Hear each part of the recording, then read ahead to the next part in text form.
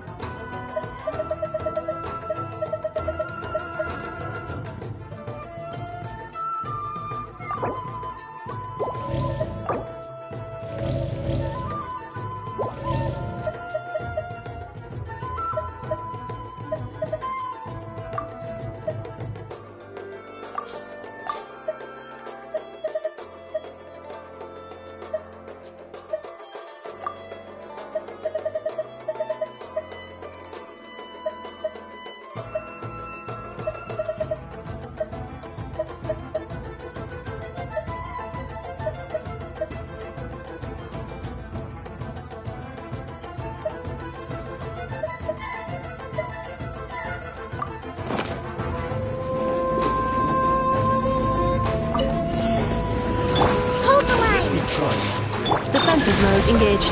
Preparing for dust-up.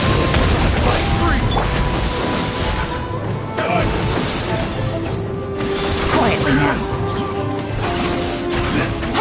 Observe. Beware the creatures of the night. Here comes the challenge. Allow me! Covenant of the Deep!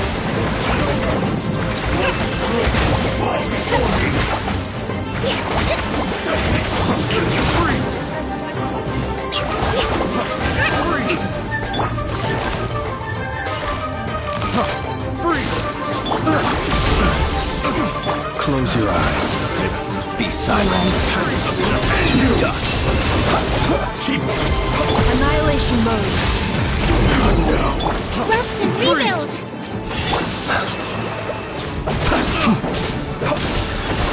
Things are about to get dicey. Observe.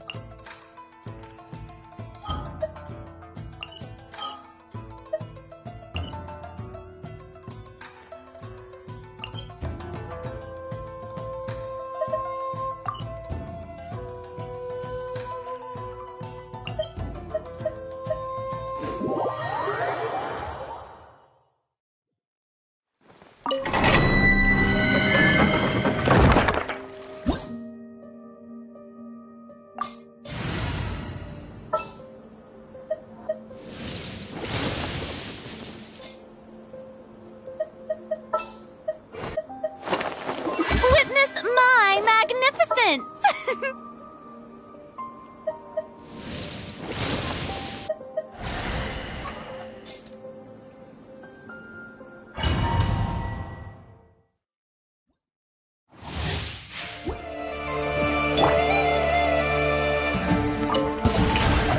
Who's that? Gotcha. Cleanup sequence initiated.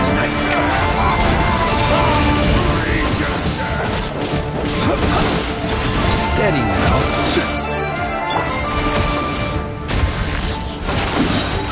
Here comes the catch. The show begins!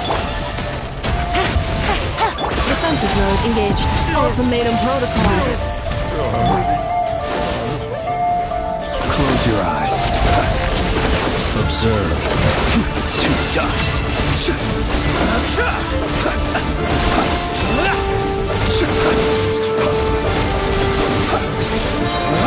The long sleep beckons. Be silent. Cleanup sequence initiated. Time to shine!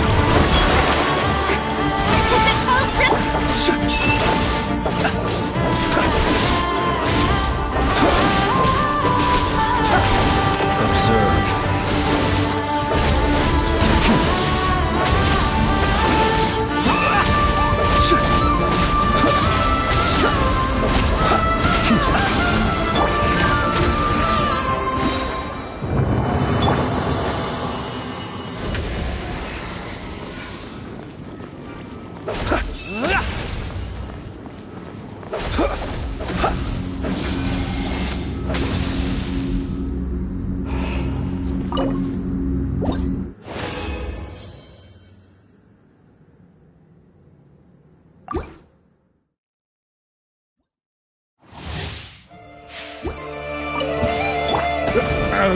Who's that? Preparing for dust up. Game's up. Time's over.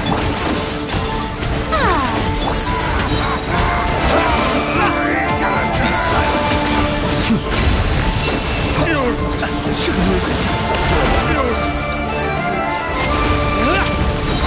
Beware the creatures of the night.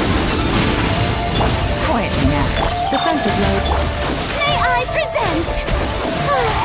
Observe. Close your eyes.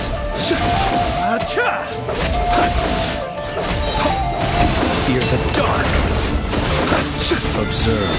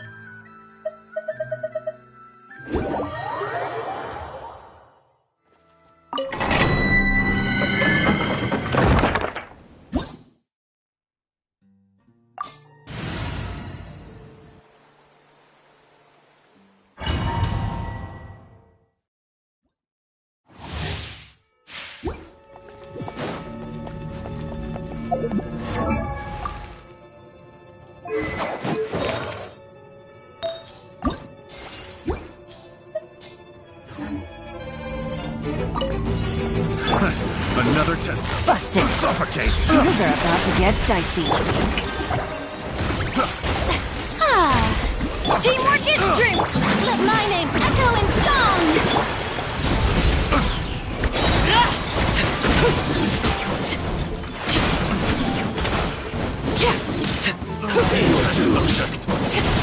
This is where you fall.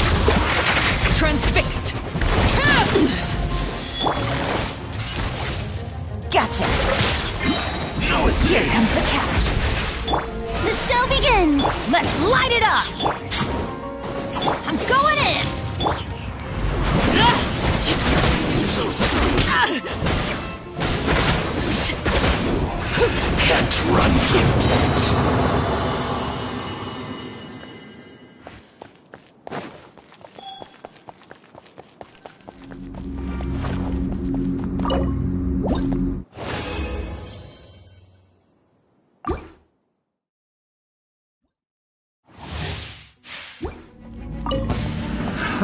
Another test subject.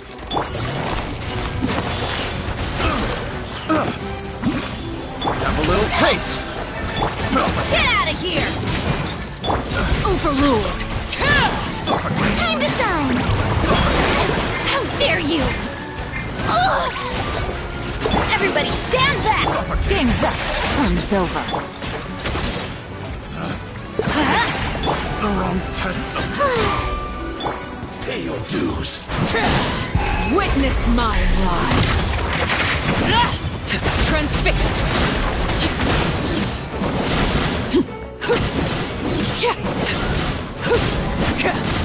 Prepare yourself.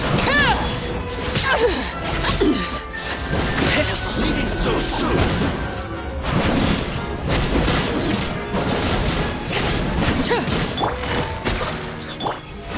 How brilliant! No escape. Laid bare. Everlasting as the moon. I'm going in! Transfixed. Let my name echo in song! Things are about to get dicey. You can't run from death.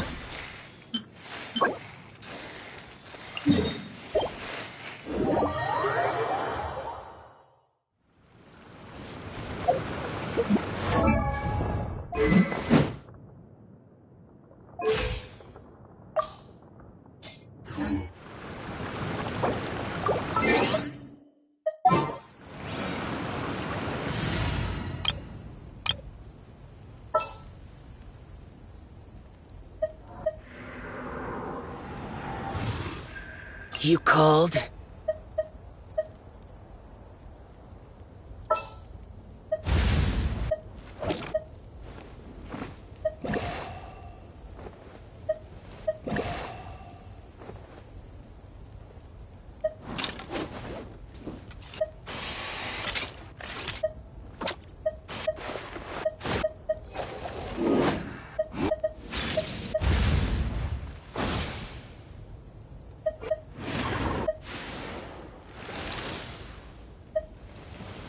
Time to get down to business.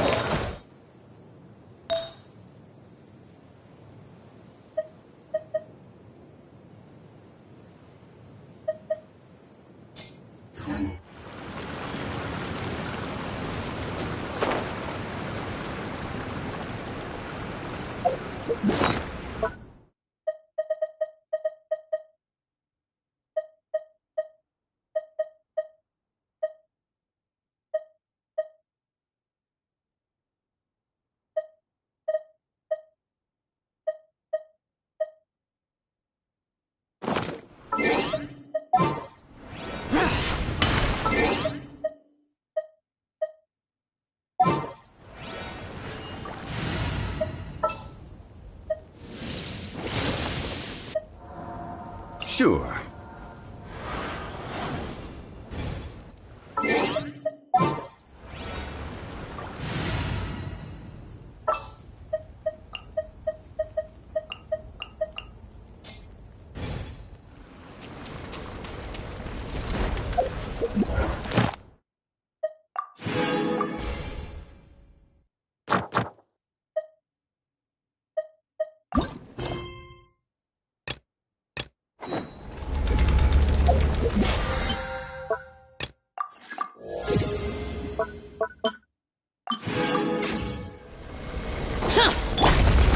Stabilize! This is order!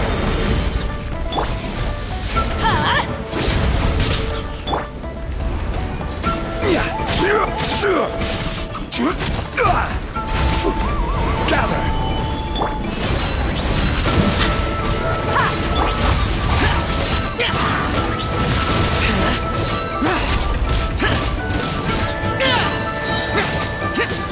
Order guide you! Stabilize!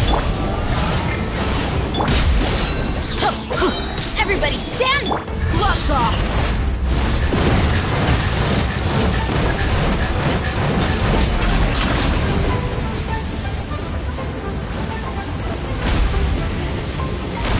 Lament!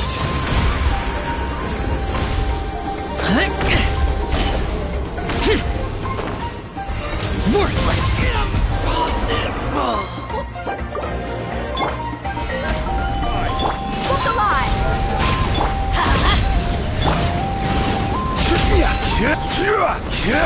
Let's light it up! Stabilize!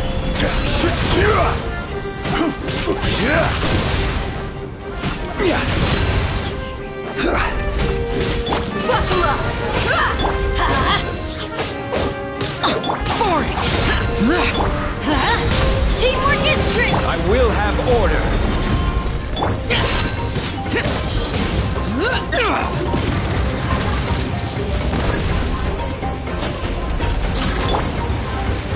Gather!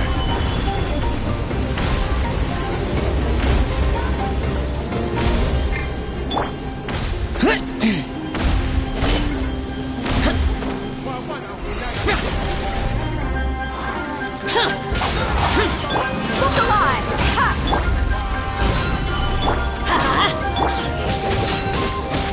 You asked for it!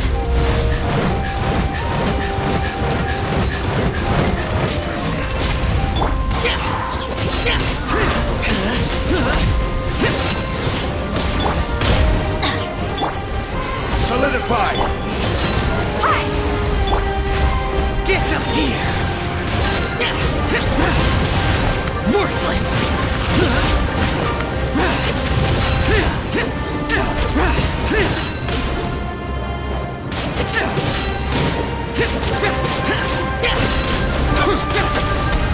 Everybody stand back! Gather! Let's get it on!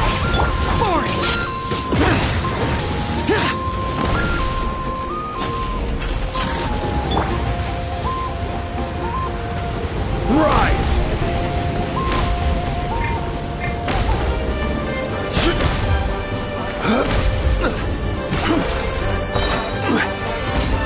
Order guide you! Buckle up! Ha! Useless!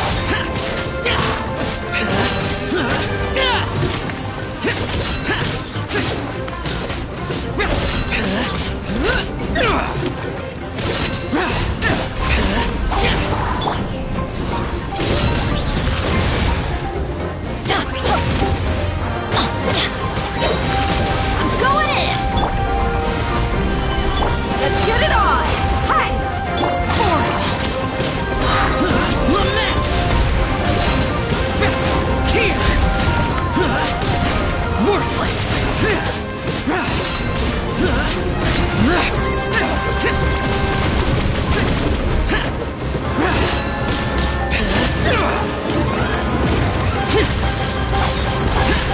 Look alive! Solidify!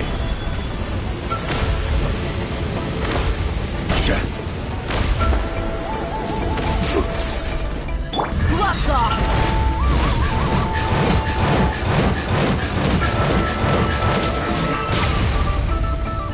Buckle up!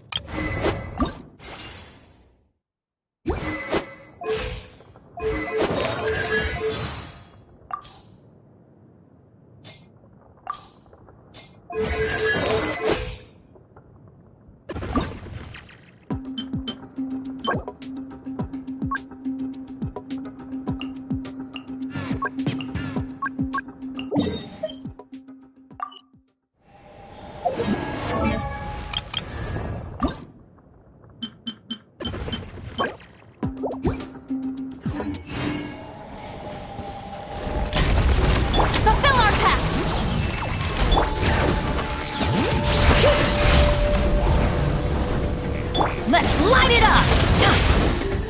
Yeah.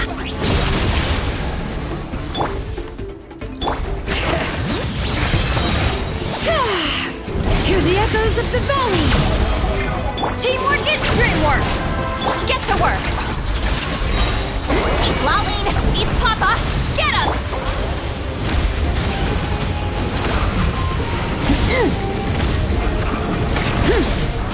Pyroclastic surge!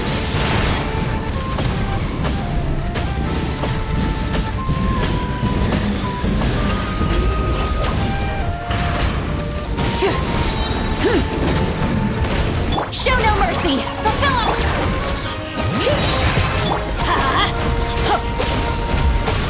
Adventure's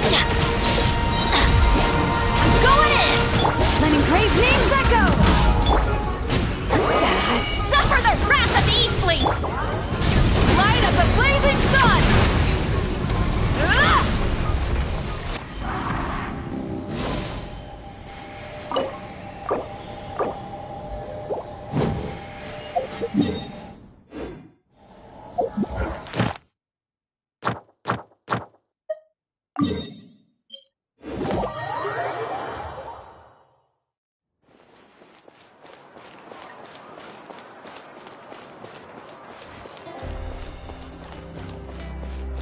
Ad Astra. Thank you for completing today.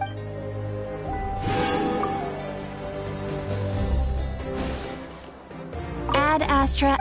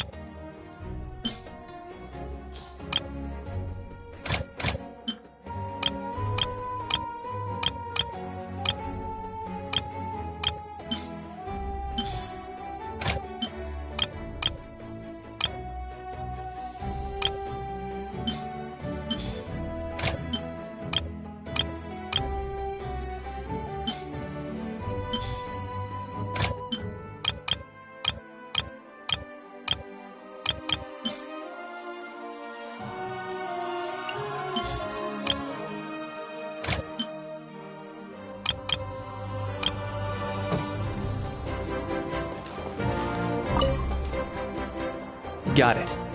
I won't let a house scare anyone. Scare people? Know that the almighty Dragon Lord's mere presence is an awe-inspiring thing!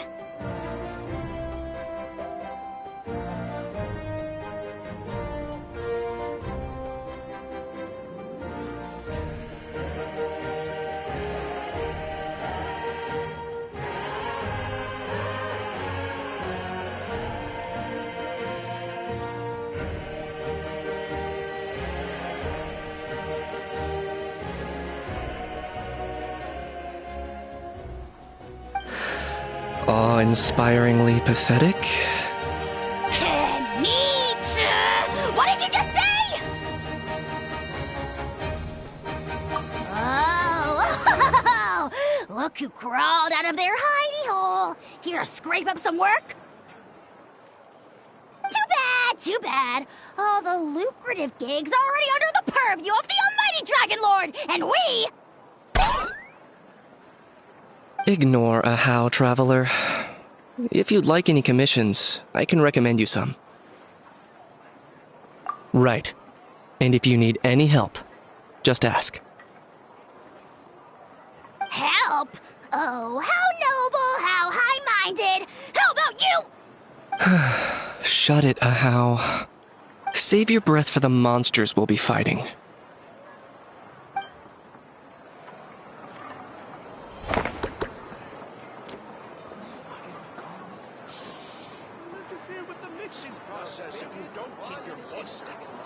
You might want to get a guide if you're not familiar with the areas.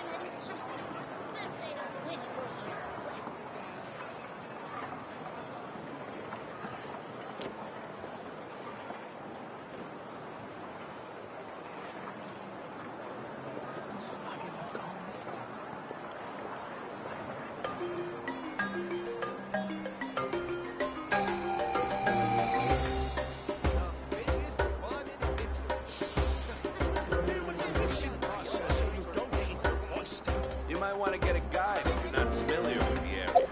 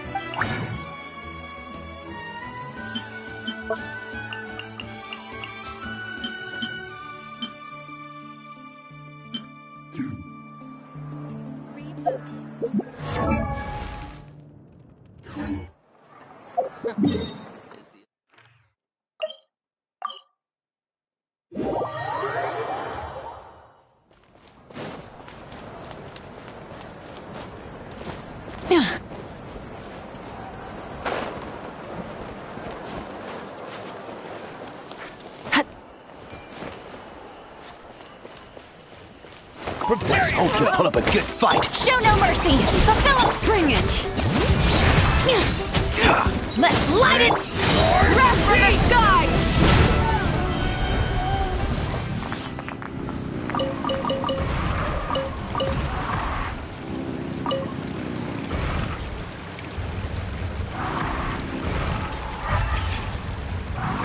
Full throttle!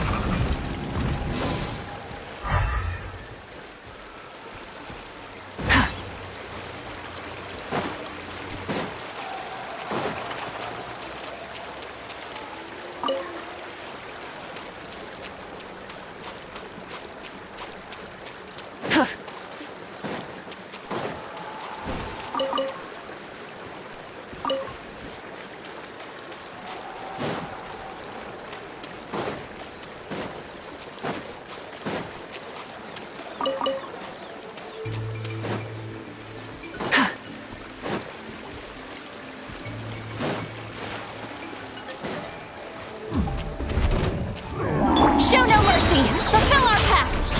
Teamwork is dreamwork! Let's ride! Try and stop me!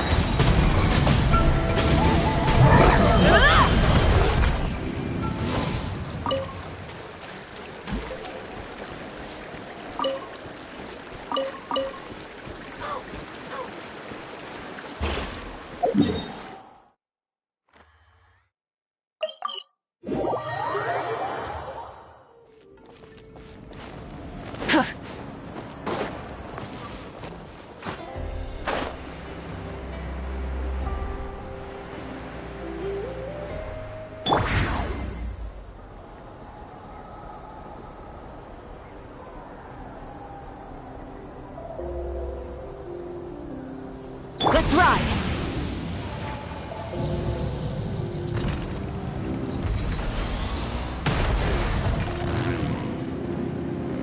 Full throttle!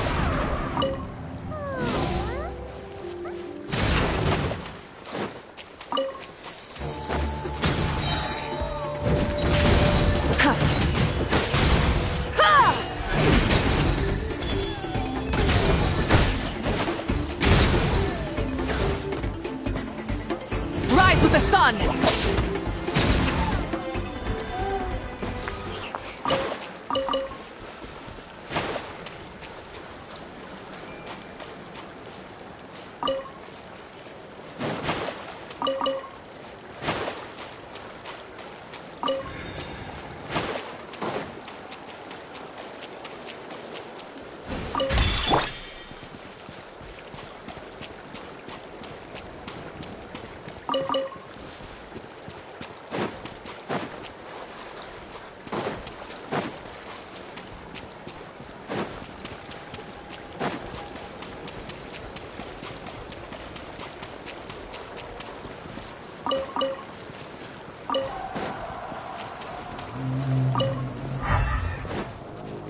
Adventure time!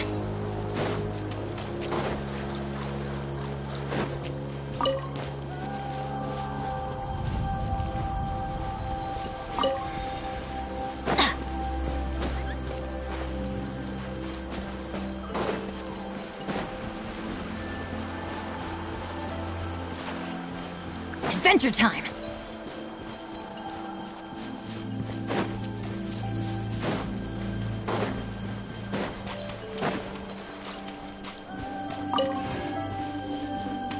Off we go! Adventure time!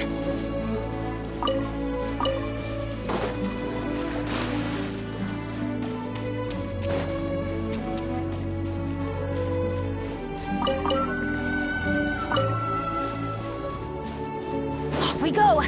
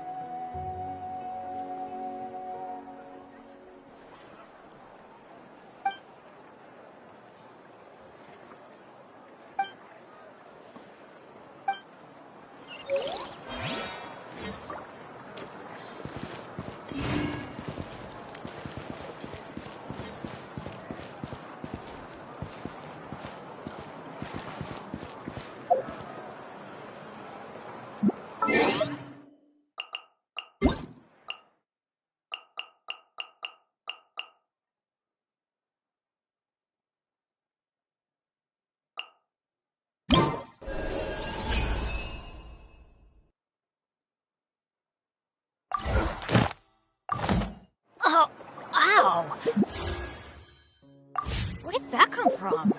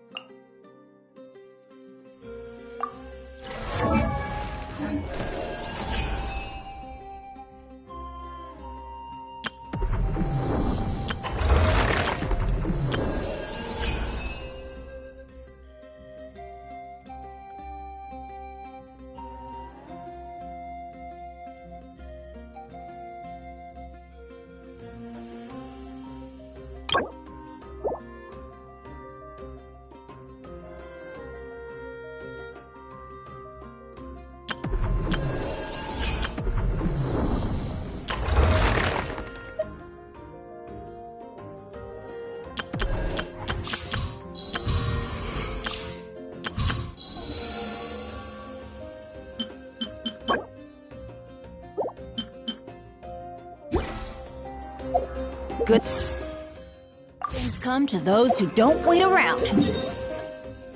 That's what they say, anyway.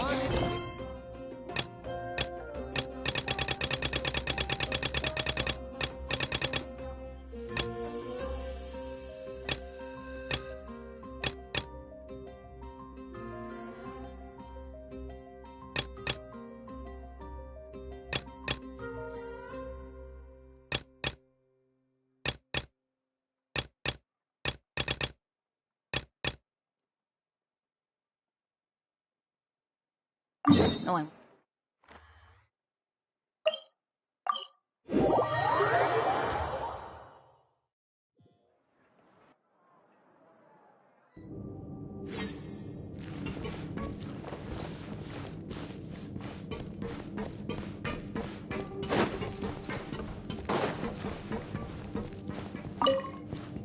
Adventure time! Off we go!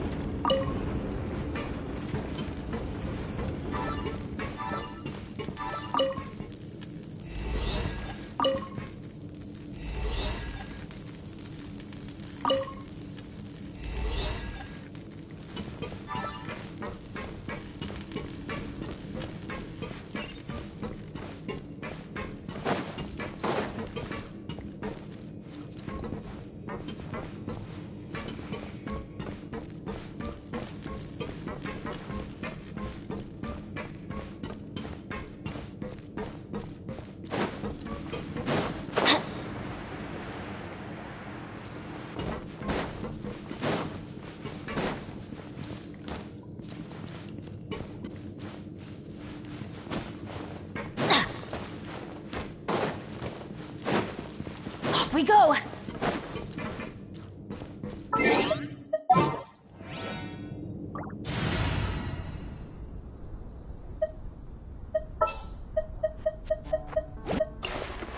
chamber full and ready.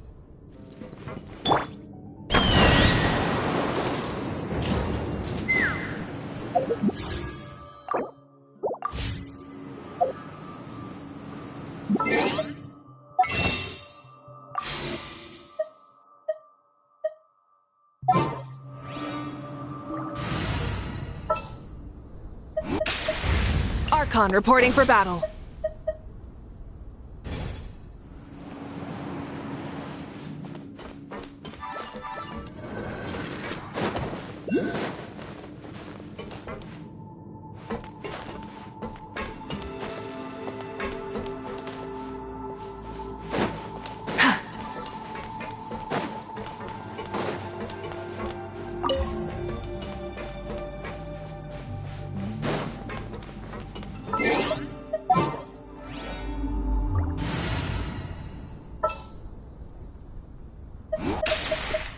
Evil shall be dispersed.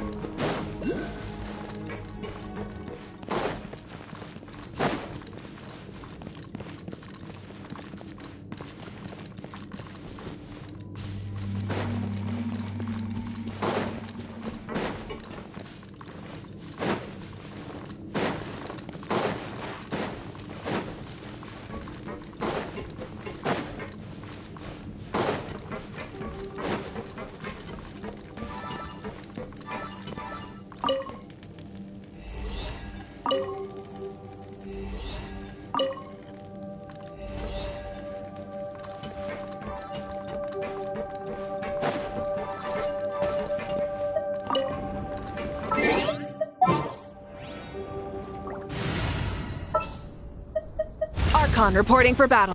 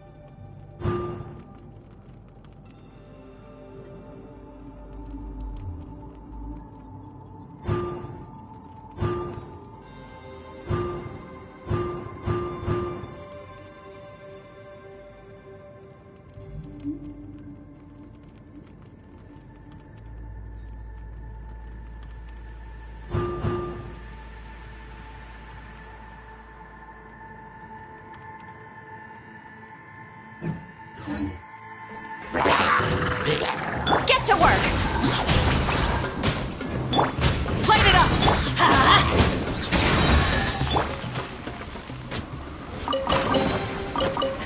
Hey, not a bad haul. Adventure time!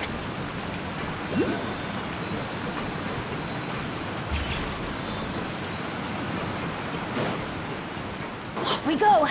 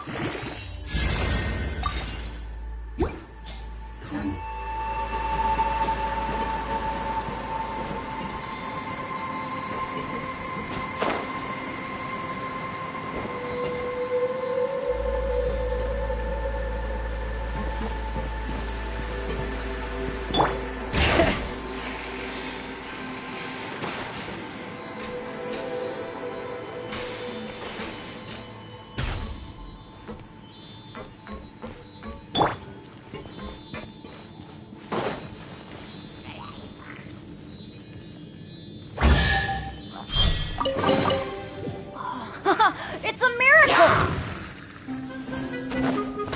Let's light it up! Everybody stand back! Hear the echoes of the valley! Fulfill our pact! Show no mercy! Team Laline, East Papa! Pyroclastic surge!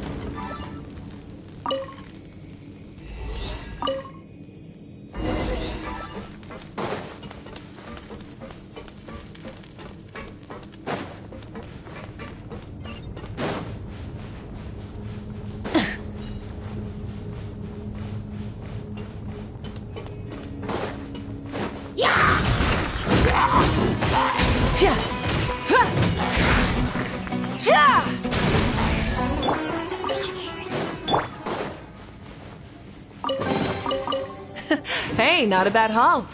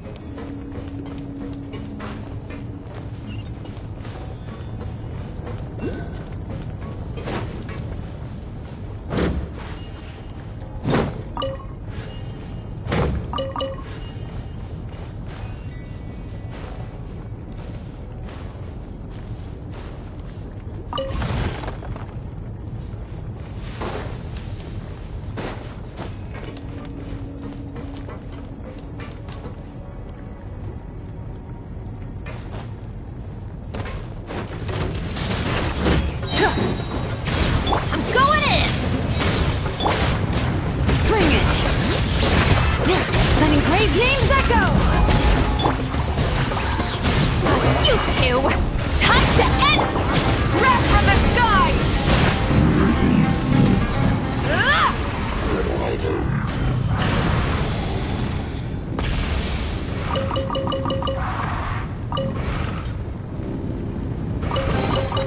The rewards of an adventure worth remembering.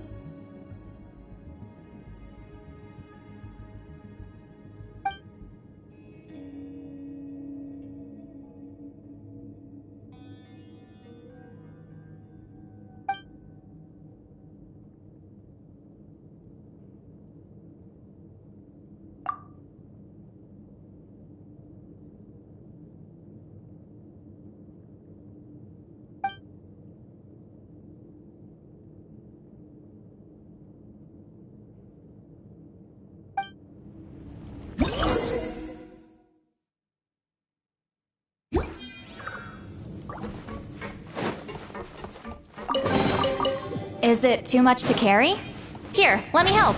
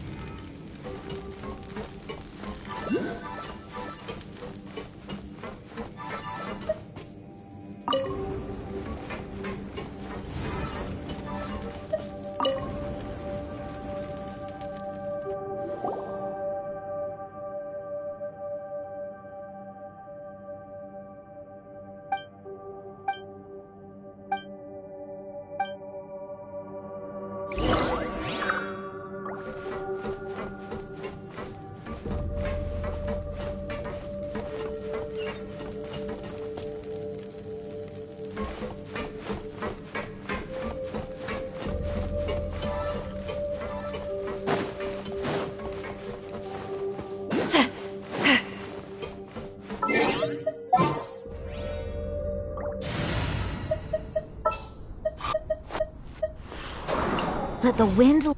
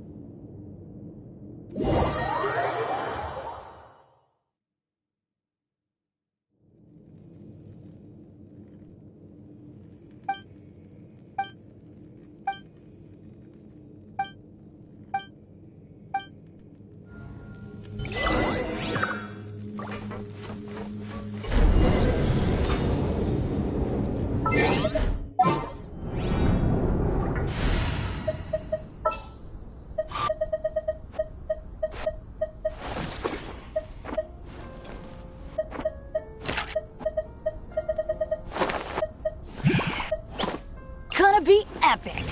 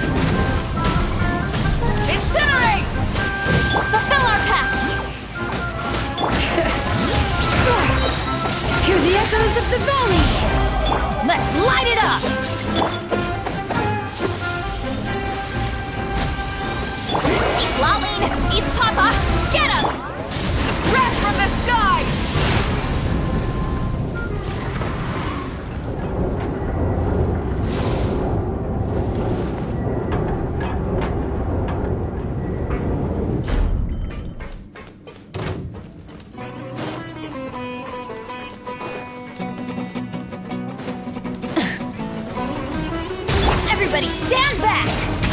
Why do they never miss? Bring it! Fulfill our path! Burn it down! Pyroclastic surge!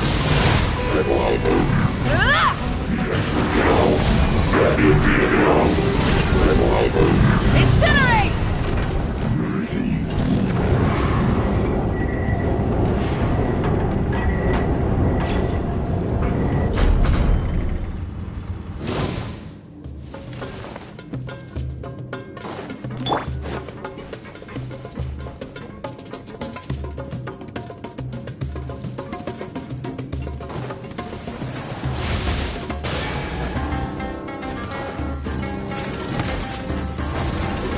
We go! Adventure teamwork is dreamwork! Letting brave names echo! Get to work! Fulfill our path! Suffer the wrath of... Light it up! Light of the blazing sun!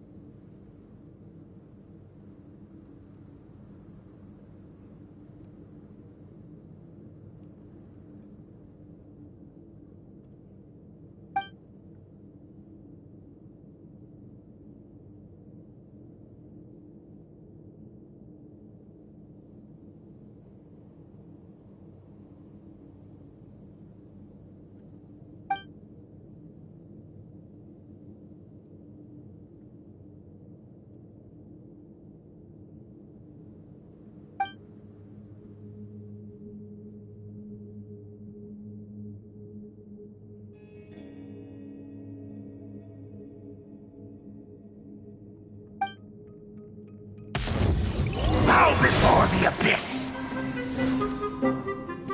Show no mercy! Everybody stand back! You two! Time to end this! Let the mountain's veins boil! Pyroclastic surge!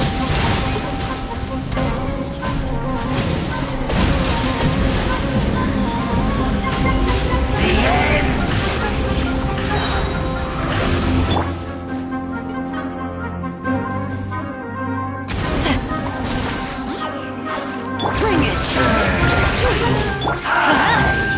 Burn it down! Wrath from the sky! Will come!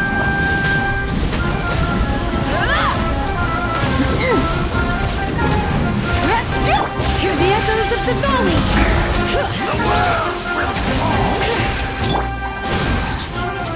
Rise with the sun! Teamwork is dreamwork!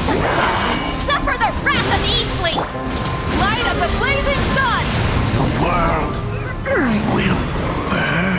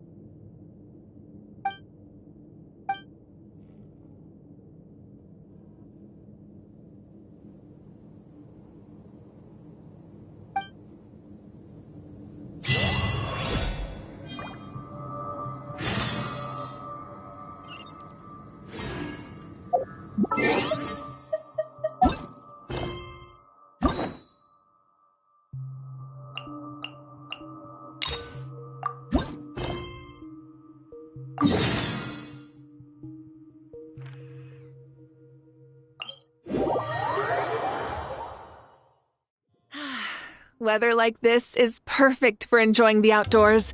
Want to go for a spin? Here, hop on. Try and stop me!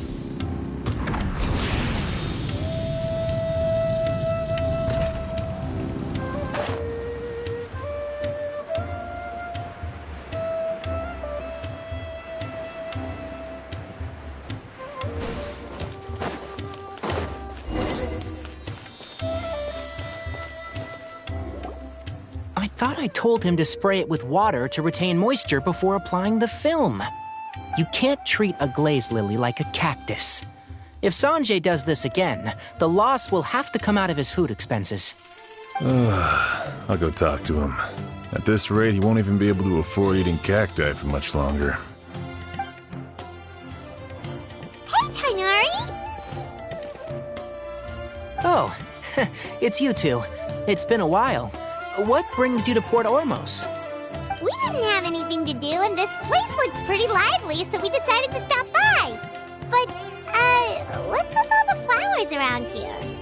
Well, Port Ormos is currently organizing a flower exhibition featuring flowers and plants from all over Teyvat, so I came to help out. The exhibition includes flowers from every corner of the world, each with their own unique properties and needs. With that in mind, the curator commissioned a flower pot from Kasharawar capable of retaining heat and moisture. Even so, an expert is still required to develop tailored transportation and care plans for each type of flower. Oh, and that expert is you, right? Not this time, no. I'm just here to help out. The expert in charge is someone else. Mr. Tainari! Sanjay! He confused the poisonous bulbs with garlic shoots, and he ate them! Never mind. Forget about what I said about the food expenses. Apologies, Traveler, Paimon. Looks like I've got something to take care of. I'll be back in just a moment. Tainari's busy no matter where he is, huh?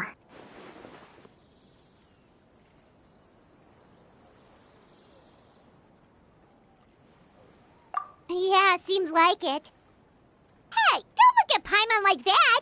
Paimon is super careful about what she eats. Well, looks like Tainari might be busy for a while. Let's take a look around the port in the meantime.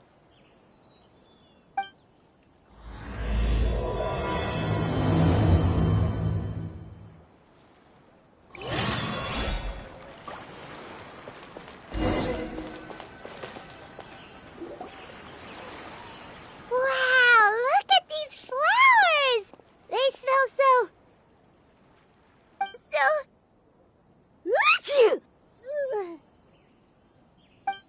Huh?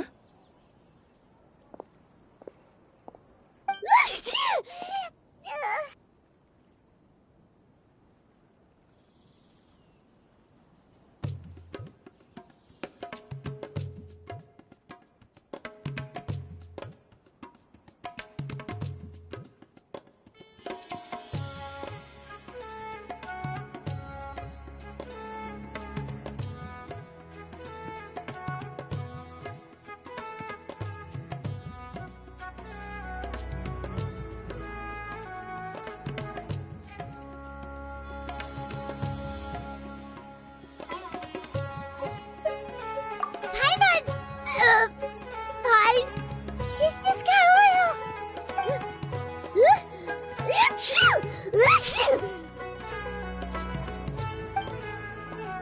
Rainbow roses, glaze lilies, and Cecilia's? No wonder.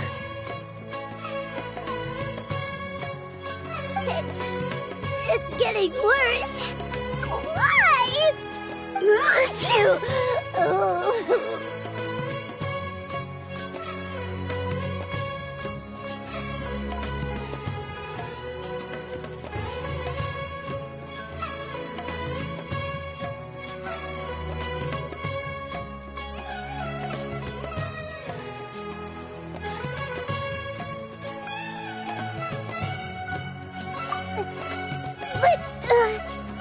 I was just a moment ago.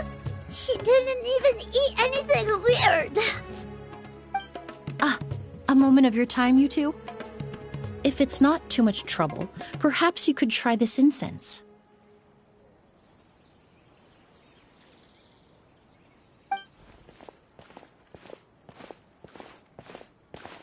Incense? Oh, the scent is so nice! Wait!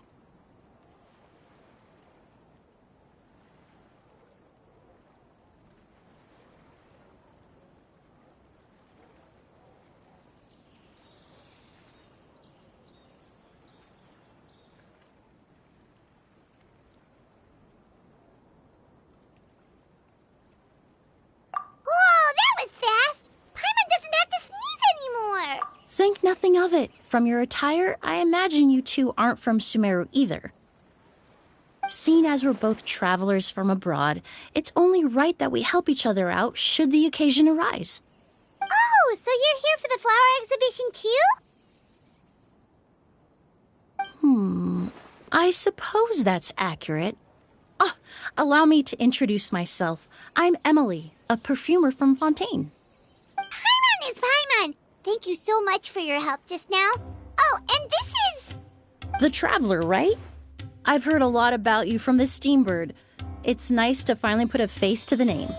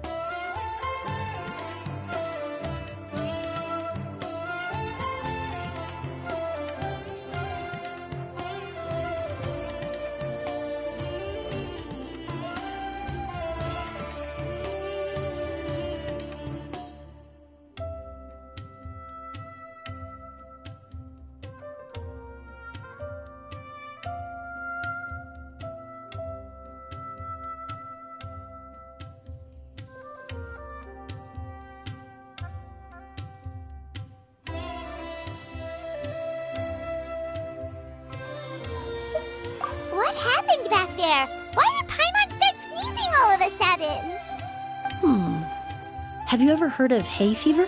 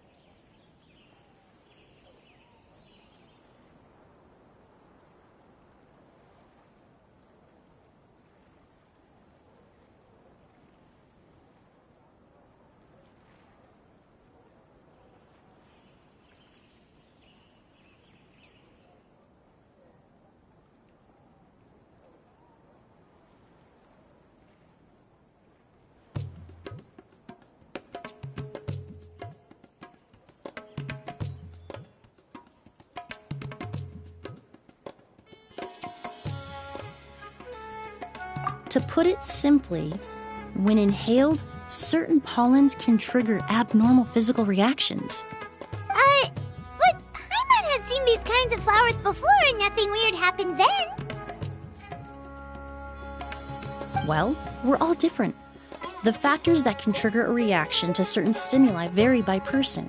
In isolation, the effects of certain pollens may seem minimal, but inhaling various types at once can trigger a more overt reaction. But there's no need to worry. Pollen allergies can be effectively mitigated with the use of medication. Oh, well, that's good. Traveler! Paimon! There you are. Is everything all right? I left in such a hurry, I forgot to warn you about all the pollen in the air.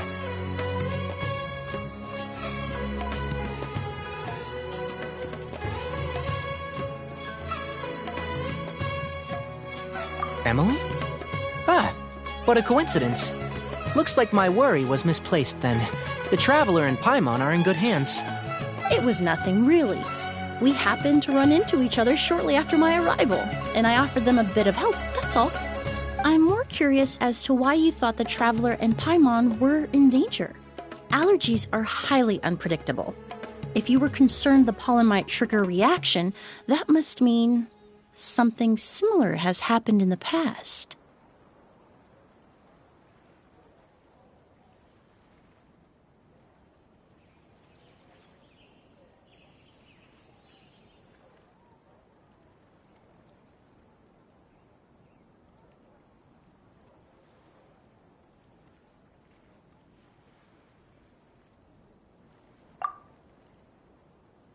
Remember the first time we met? You fainted after inhaling Spirit Borneal. The Spirit Borneal didn't affect Paimon at all, and now she's the one suffering! It makes no sense! It's not really something you can make sense out of, Paimon. There are all kinds of allergies out there, caused by a variety of different factors. Some people are even allergic to almonds. It's not something you can generalize. Exactly. I even encountered a case in Fontaine where someone had an allergic reaction to soba noodles their family brought back from Inazuma. Whoa. Good thing Paimon isn't allergic to anything delicious.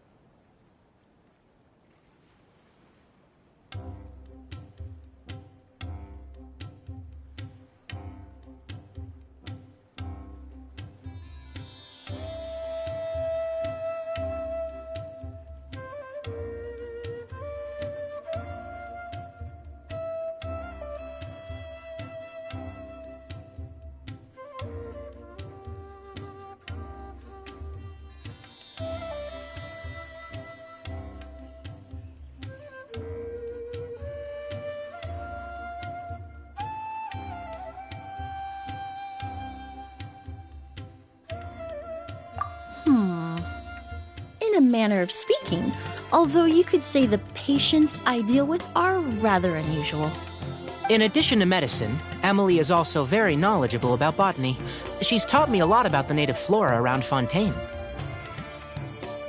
And that's where my expertise ends, I'm afraid.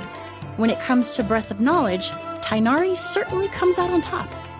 A flower expert? Oh, Paimon's got it! You must be the expert Tighnari mentioned, the one in charge of the exhibition! Wrong again, I'm afraid. Well, I did come for the exhibition, but only to inquire about the Auguste variety. I'm not involved in any official capacity. Oh, Paimon was sure she got it right this time!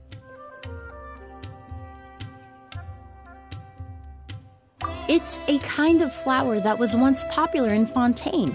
The perfume made from it also bears the same name, Auguste. Auguste, huh?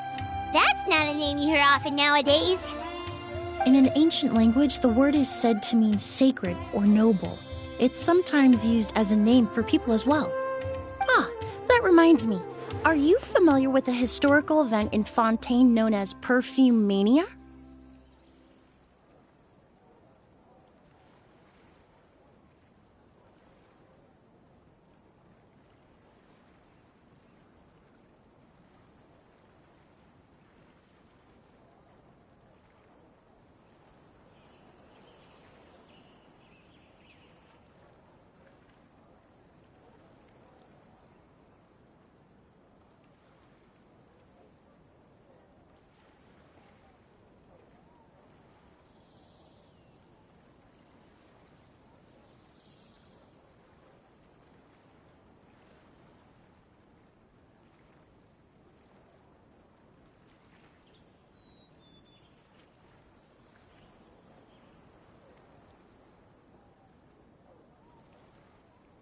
Perfume Mania was an event that occurred in Fontaine nearly 20 years ago. It all started when several merchants released their own lines of high-end, expensive perfumes, marketing them as must-have luxury products, the very symbol of elegance itself. No one anticipated the absolute frenzy this would create on the market, causing the price of perfumes to skyrocket. The demand was twofold. What some saw as a status symbol, most saw as a money-making opportunity. You could take advantage of the soaring price by hoarding them and reselling at even higher margins. The value of these products became so inflated, regular bottles of perfume were even going for hundreds of thousands of mora. This resulted in countless disputes and scams. But at the end of the day, perfume is just perfume. The market value greatly exceeded the intrinsic worth of the product, creating an economic bubble that was never going to last. Luckily, the Palais Mermonia recognized the danger and intervened before the craze could truly spread. Many profiteers and scammers were thrown in jail as a result. In the end, only a few wealthy families were affected. What does all this have to do with that Auguste you mentioned earlier? Well, during the craze, the most popular perfume was none other than Auguste. The demand far exceeded the supply, to the point where it once sold for 10 million mora a bottle. 10 million? Then what about now? After the mania ended, most perfumes returned to a normal price. Auguste was the only exception.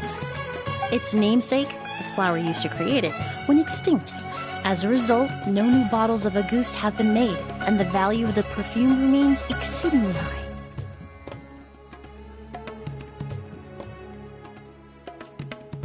Indeed, the Auguste flower was not a natural variety, you see. It was specially cultivated for use in perfume making. When the bubble popped, all the flower beds used for its cultivation were destroyed in a fire. The variety has never been seen since. But didn't you say you came to the exhibition to look for it? Ah, yes. I came to investigate a certain rumor that the Auguste flower has reappeared in Sumeru. It's causing quite the stir in the Fontaine perfume market. Traveler, we should help Emily look for it.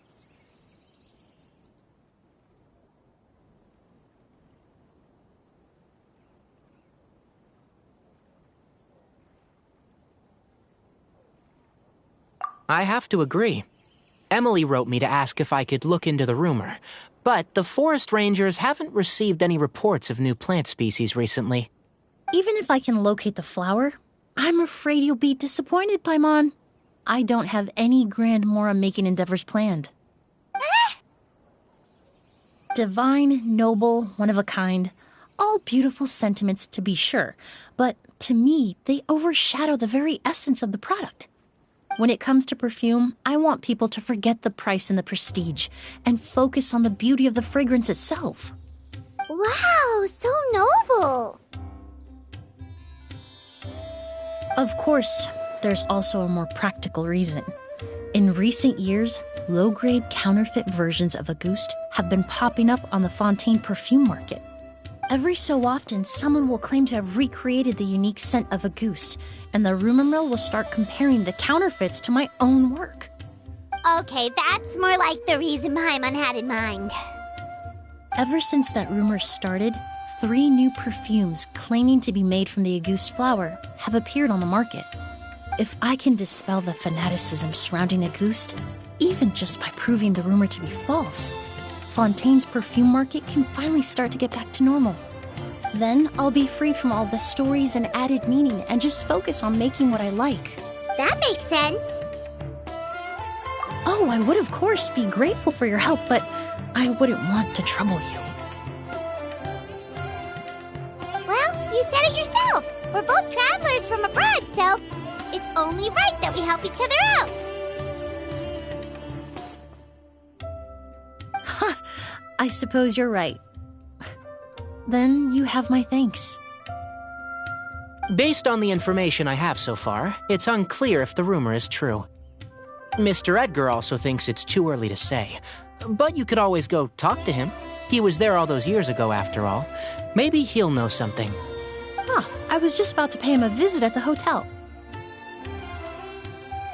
Edgar? Who's that?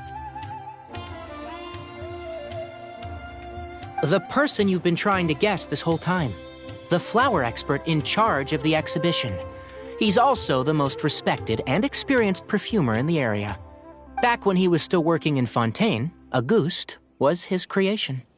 I should also mention, he was my teacher, the one who taught me the basics of perfumery when I apprenticed in Sumeru. famous perfumer in Fontaine, but then he came to Sumeru to teach people from Fontaine? It sounds confusing. It's a long story. If you're interested, we can talk more about it when we see him. He should be staying near the hotel.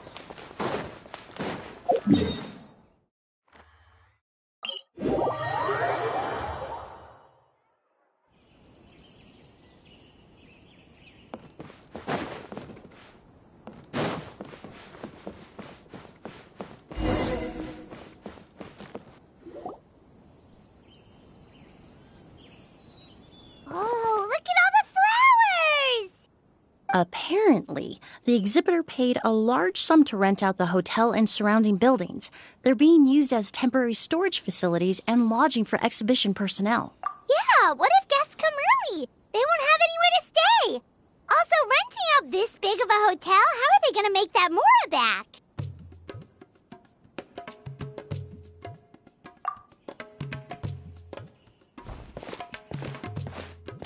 It's been so long, I almost didn't recognize you, Edgar. Well, you and your brother haven't changed a bit. Oh, yeah, all this catching up is nice and all, but let's... Hold on, we have guests. It's nice to see you again, Master. Emily? Is that you? Oh, it's been years. Look at you. You're all grown up. I've heard you've become quite the famous perfumer in Fontaine. It would seem the student has surpassed the master. Oh, well, it's all thanks to your mentorship. Ah, hardly. I taught you the basics. Hearing you call me master, well, I'm not sure I'm deserving of that title. I've taught many students here in Sumeru over the years, but I've yet to see one turn out quite as accomplished as you. You're the only one who can take credit for that success. And who are these two? I don't recall you mentioning them in your letter. Ah, they're my new friends, the Traveler and Paimon. Emily's friends. Well then, the pleasure is all mine.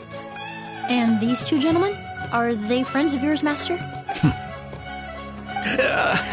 Of course! We're perfume merchants from Fontaine. I'm Oud, and this here is my younger brother, Blaze. Edgar and the two of us are old friends. Isn't that right, gentlemen?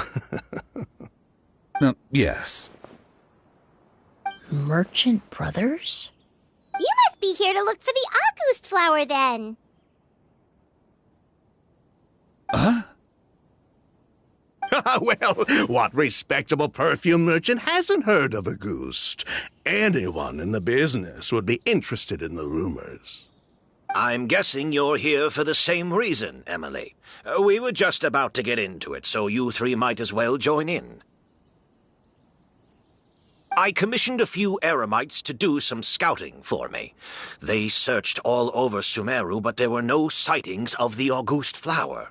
That being said, there are people in Port Ormos who claim to have smelled a unique fragrance on the streets. Definitely floral, but still distinct.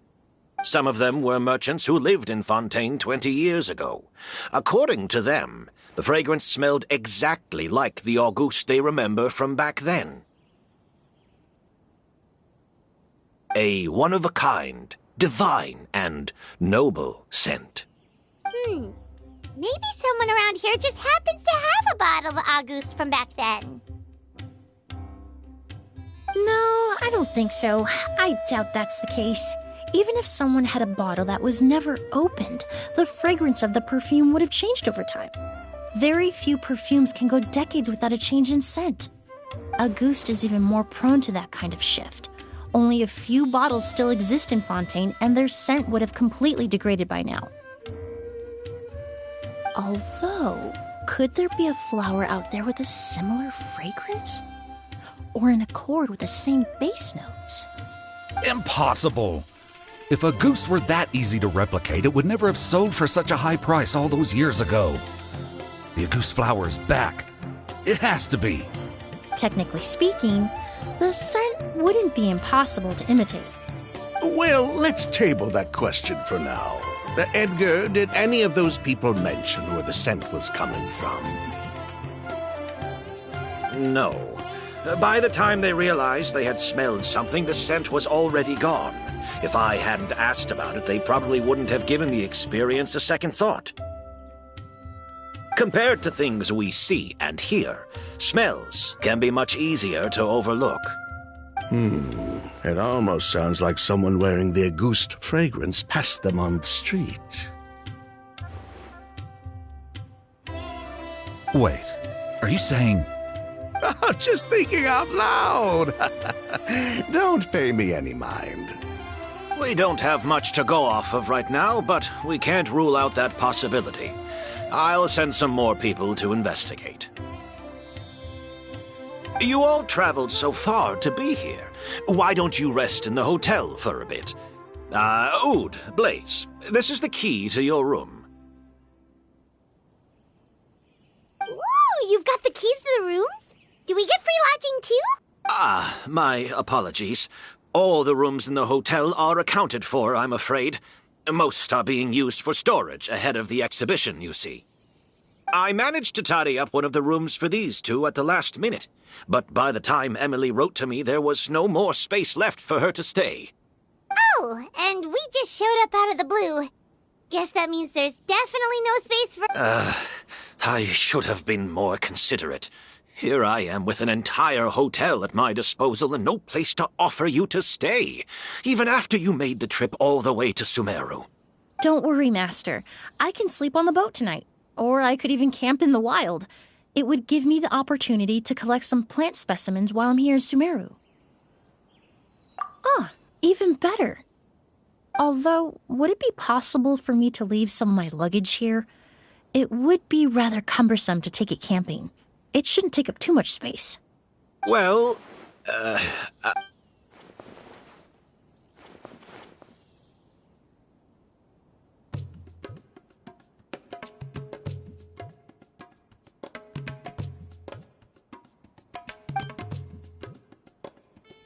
Of course, no trouble at all. My brother and I will keep an eye on them for you, as long as you don't mind, mademoiselle.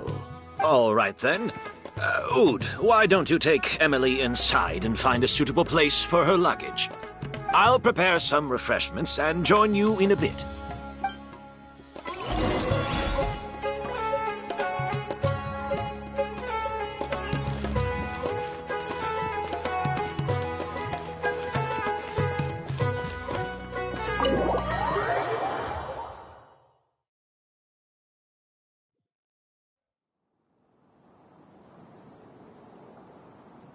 Whoa, the smell of flowers is so strong. Didn't Edgar say he tidied up around here? Paimon took a peek through the window earlier and his house was packed with flowers. No, that's a florist thing.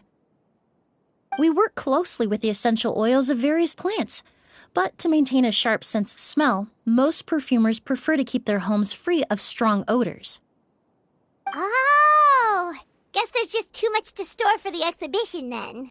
Oh, this room seems to be a connected suite, and my brother will be staying on the other side of the... Blaze, while you're out, why don't you bring our luggage over as well? Blaze! Yes, of course. All right, then. Where can we find your luggage, mademoiselle? Blaze will go fetch it for you. It's still at the port. In addition to some daily necessities, there's also a case of amber wine that I brought back from Fontaine. Could I trouble you to bring that back as well? It would be the perfect way to repay you for your hospitality. How generous. I should thank you on my brother's behalf. You've stumbled upon his weakness. He's aloof about most things, but alcohol is his one true love. Is that so?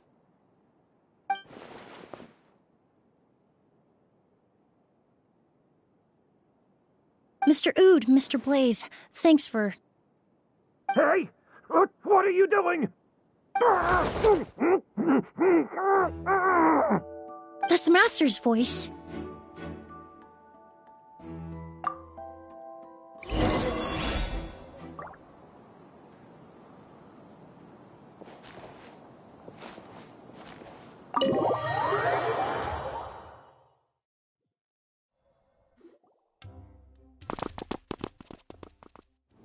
Edgar!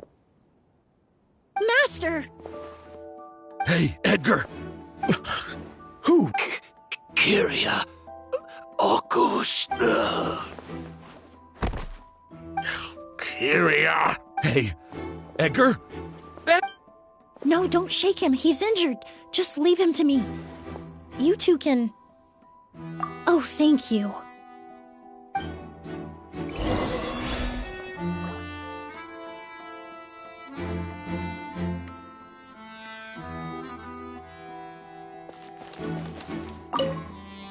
That strange smell around here. Is it coming from this bottle?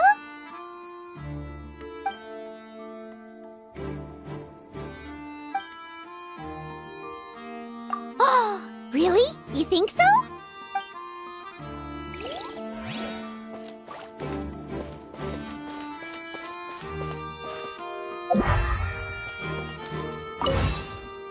I checked. It doesn't look like anyone passed through here. Oh, but that's impossible. It's not like that kid can just grow some wings and fly away. Oh, the culprit, I mean. It's not like the culprit could have just disappeared.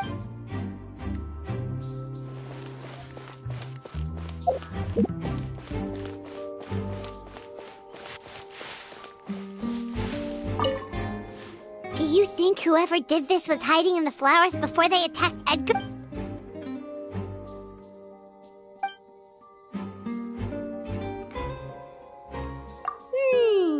True.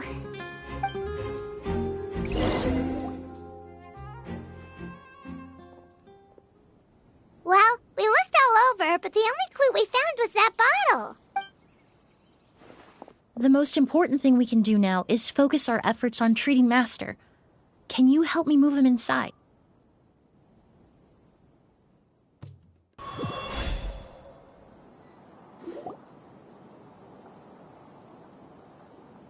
So, how's he doing? When I administered emergency treatment, I discovered a residue in his nose and mouth.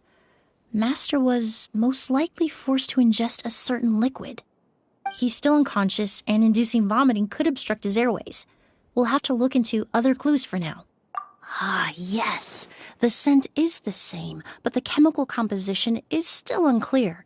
We'll have to do further tests to determine if it's the same liquid and how toxic it is to the human body.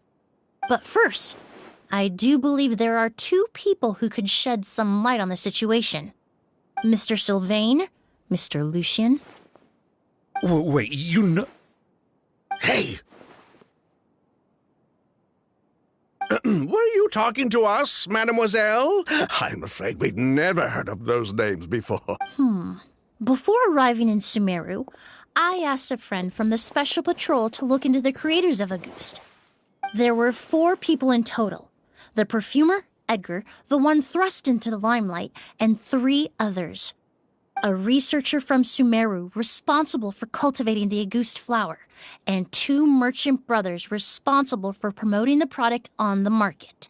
The 2 brothers capitalized on the mythos surrounding August. Their actions lured in numerous speculators and profiteers, inflating the price of August even further. In the end, they were sent to the Fortress of Meripede for falsifying their accounts and destabilizing the market. If you do the math, they should be out of prison by now. And what does that have to do with us? There are countless merchant families in Fontaine. You gonna accuse them of being criminals too? Every time your brother called you Blaze, it took you several seconds to respond. But when I called you Lucien just now, the name registered immediately. Ah, Miss Emily, out of respect for your position as a famous perfumer, you have a bright future ahead of you. You wouldn't want to develop a reputation as someone who throws around false accusations. You claim to be regular perfume merchants, and yet, when I brought up amber wine, you took it to be alcohol. What? Amber wine is a perfume I created several years ago. It wasn't particularly renowned, but I'm certain any respectable perfume merchant in Fontaine would know of it. Unless, until recently, they were living somewhere completely cut off from the perfume world. Somewhere like the Fortress of Meripede, perhaps? Emily, you little...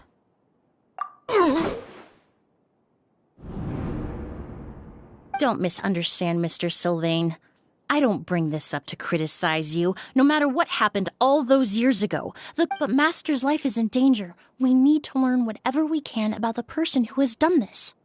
If Master's attack had something to do with Auguste, I would imagine the two of you might also be in danger. So I'd like to trouble you for some information, if I may. Tell me about Kyria. Fine, as you wish. Sylvain! Lucian, if this will help us find Kyria, then it will be all worth it. Besides, we've already told most of the stuff to the Maison Orderly anyway. You were right, Miss Emily. There were 4 of us at the beginning. Myself, Lucian, Edgar, and the researcher from Sumeru in charge of flower cultivation, Vijava. Sometime down the road, the Marechaussee Phantom came knocking, saddled us with a list of accusations, and started looking into our books. Oh, they did their meddling, and my brother Edgar and I were forced to serve time in the fortress as a result. Sounds like he's still upset about that. Wait, then how did Edgar end up in Sumeru? Master was convicted as an accomplice, so he only had to serve a few years. He decided to move to Sumeru so that he could put those events behind him. Still, Master was depressed for a long time after that. He stopped making new perfumes and focused on introducing students to the craft instead. That's how I met him. My parents had to relocate to Sumeru for work when I was a child, so I had the chance to study under him for a little while. But we can talk about that some other time. I want to hear more about this researcher, Vijava. Like us, Vijava was also staring down an investigation from the Marechaussee Phantom. But before the Phantom showed up at her door, she set all the flower beds on fire, along with much of the mora we managed to earn. All the Auguste flowers, everything we worked to create, was reduced to nothing but a pile of ash. But destroying all that evidence, wouldn't that make things worse for her? It didn't matter at that point, because she died in the fire as well. What? Sounds like you did an investigation of your own. Why even ask us if you knew all of this already? The name wasn't mentioned in any of the files I reviewed either, but you two seem quite familiar with him.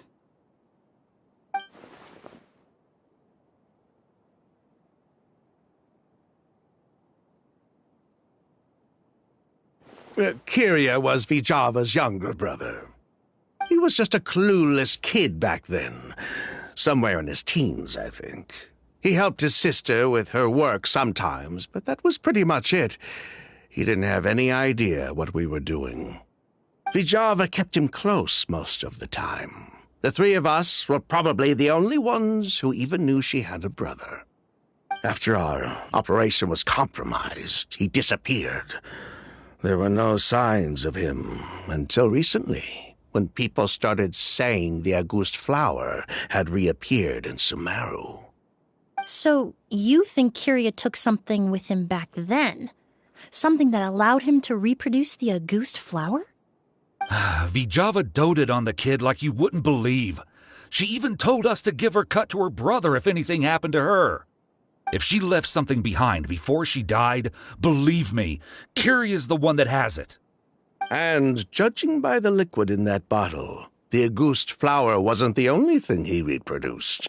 He managed to replicate the perfume itself. So the liquid Edgar was forced to ingest really was Auguste. Wait, does that mean Auguste is poison? Poison? No. Of course not. No perfume is meant to be ingested. Even small amounts can be dangerous, let alone ingesting a whole bottle at once.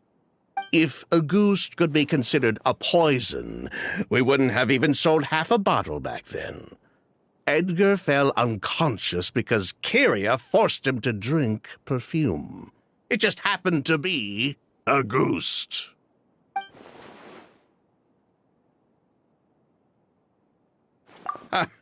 He probably thought we had something to do with his sister's death. But to tell you the truth, I have no idea why she did all that. We're not looking for Kyria because we have it out for him. We just wanted to see how he was doing. And, if possible, work together to bring back a ghost. We only went to prison for a bit of fraud and market manipulation. It had nothing to do with the product itself. As long as we keep things honest this time around, bringing the product back to market would almost be like honoring his sister's memory. So that's why you never mentioned Kyria during your interrogation? Yes, exactly. We were just looking out for the kid. Anyway, that's all we know. If you're looking for information on what's in a ghost, or what to do if you ingest it, there are only two people to ask. Edgar or Kyria himself. Well, at least we're able to say for certain that the substance Edgar ingested was in fact a ghost. That gives us a direction for further testing. Well then, I'd say that was a very enlightening discussion. Well, glad to hear it. Lucian, let's head back to the room and rest a bit. With everything that's happened, there are things that need reconsidering. Yes, of course.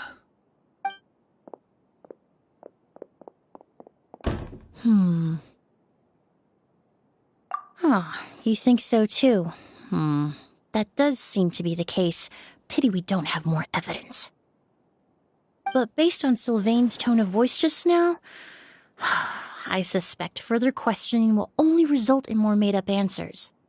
The way you exposed them like that, just based on a hunch, that was genius! Oh, right! Earlier you said you were only sort of a doctor, and that your patients were unusual. Oh yes, that's because most of the patients I encounter are already dead. So you're a forensic doctor? Close. I'm actually a forensic cleaner.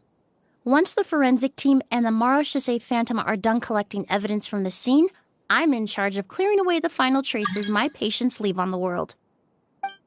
In fact, with just a small alteration to the formula, the same tincture used as the base of perfume can also be made into a cleaning agent. Basically, there are two sides to forensics. Those who collect evidence to expose the truth, and those who clean up the smells, bloodstains, and other substances left behind at the scene. I've learned a lot in my line of work, and I've witnessed a lot of death. But this time, we may still save the patient. Actually, Traveler, could I trouble you to report back to Tighnari and the officers at Port Ormos? We should update them on the situation. I'll stay here and continue to look after Master. Now that we have a sample of Auguste, I'm hoping further analysis won't be too difficult.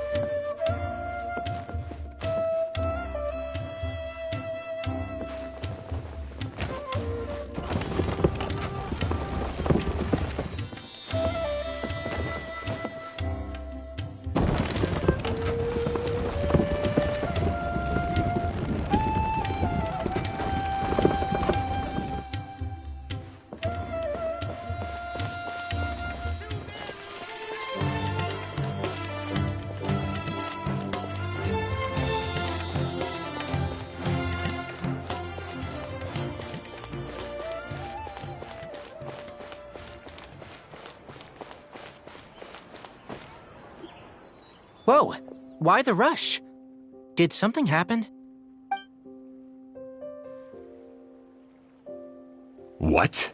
Edgar was attacked? He's the most famous perfumer in the region.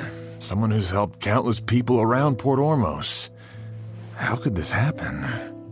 Sheriff, have you received any reports of a suspicious individual fleeing through the bazaar? No, but we've got eyes all over the area. I'm sure someone's seen Kyria. I'll start gathering my forces. We won't let him get away. What about you, Tainari? Do you have a plan? I'm sure the sheriff can handle things over at the scene, and I doubt Emily needs my help looking after Mr. Edgar. But she said she's not a real doctor. Then she was far too modest. She may not be a doctor by trade, but she has a deeper understanding of human anatomy and pharmacology than most scholars from the Amurta Darshan.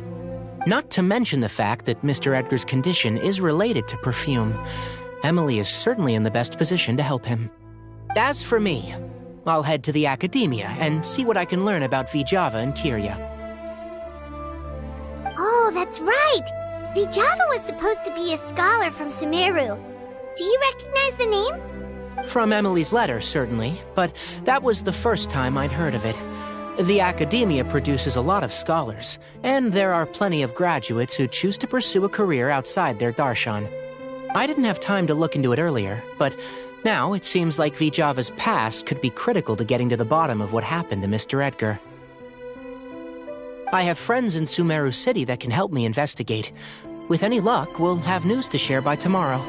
I'll leave you and Emily to watch over things here in Port Ormos.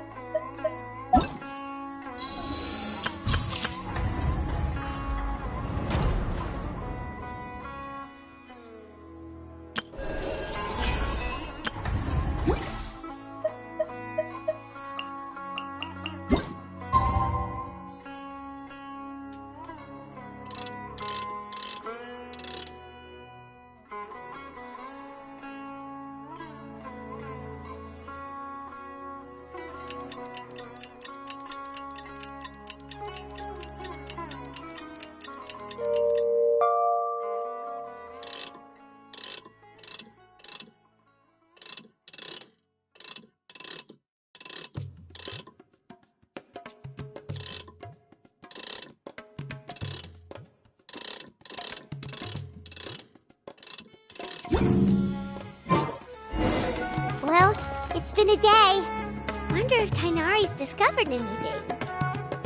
But things weren't looking good with Emily's master yesterday. We should check on things at the hotel first.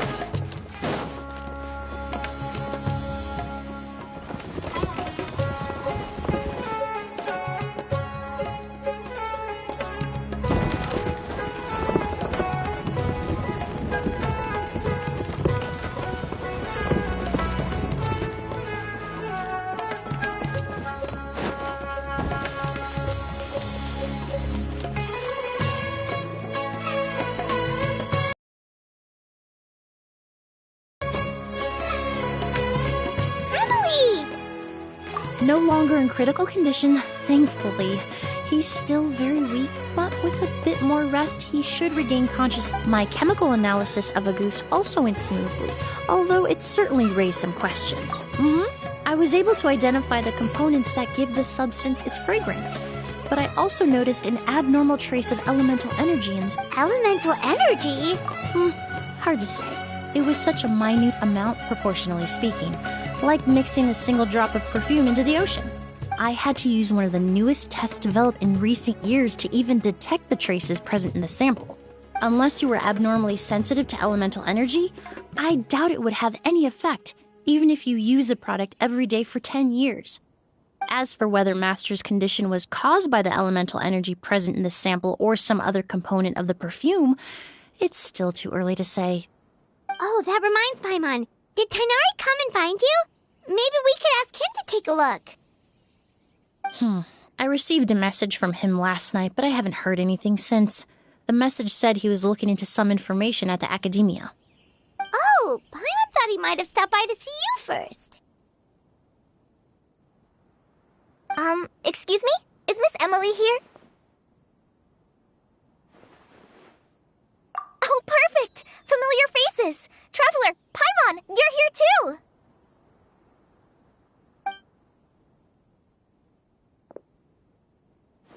Kale. Ah, of course. Tainari's apprentice. He's mentioned you many times. It's a pleasure to finally meet you. And please, no need for formalities. Emily is just fine. Oh, okay.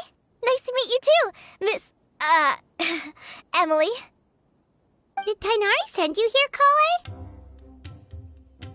Yep. Master and the others went through decades worth of records last night, and still haven't had a chance to rest. I'm fast on my feet, so it only made sense for me to come and give you an update. Anyway, based on what they've reviewed so far, they believe there's no indication that a researcher by the name of Vijava ever passed through the academia. Master considered that possibility as well, but the name wasn't the only dead end. Master tried to track down people with a similar research direction or background, but also couldn't find a match. How is that possible? It's starting to seem very likely. If we want to figure out her true identity, I'm afraid another conversation with those two merchants might be our only... Hey! Lucian! It's Sylvain! Wait, you don't think Kirio came back, do you? That seems impossible. If someone came in or out of the hotel just now, we...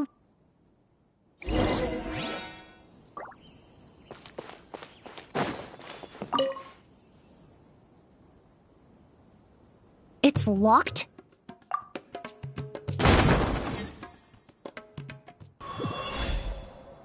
There's no one here. Lucian! Lucian! That's Sylvain's voice!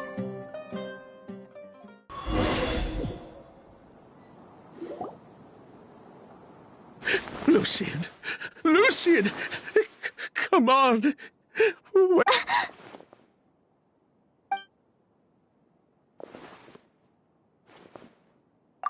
Emily! Emily! My brother, he's gonna be okay, right? He's just unconscious. Like what happened to Edgar. I'm sorry, Mr. Sylvain, but we were too late this time. No, that's not...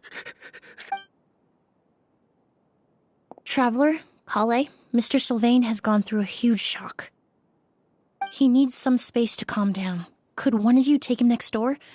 It's not good for him to look at his brother's body like this. Of course. Leave it to me. Thank you both.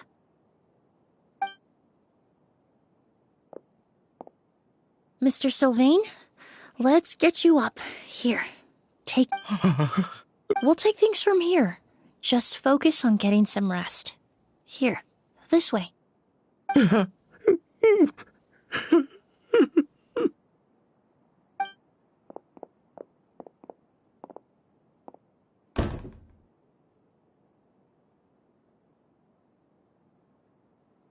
Poor guy.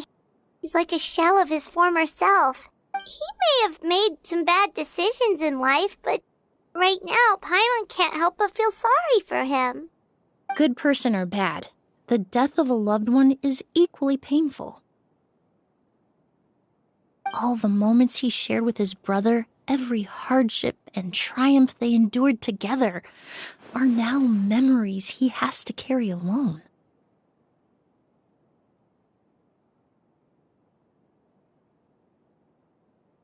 If Kiria really was behind this, then what exactly did he do to Lucien? Lucien can no longer speak, but the traces left behind by his death most certainly can. Traveler, I've got things covered here at the scene. I'll leave you to contact the sheriff.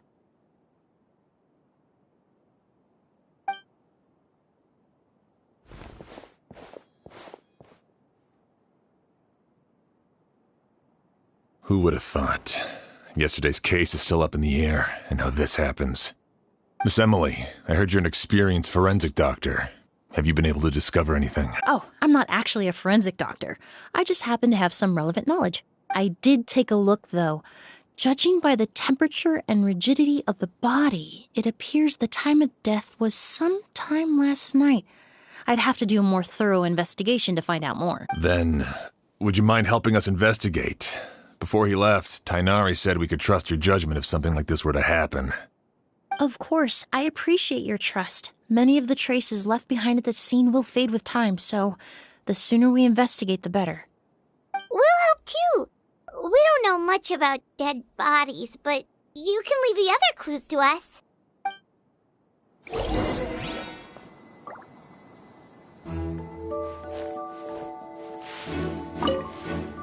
To tell you the truth, the exhibition has left us quite short-handed. We're lucky to have your help.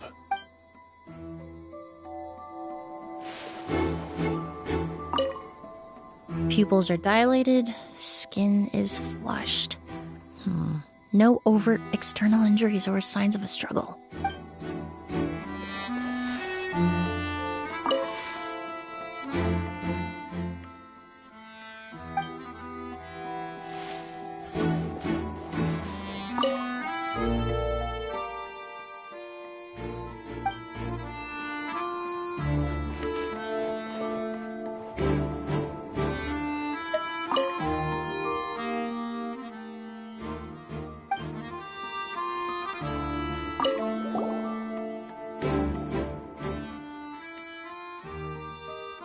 And the windows are shut tight too. Seems like the only way to get in would have been through Sylvain's room.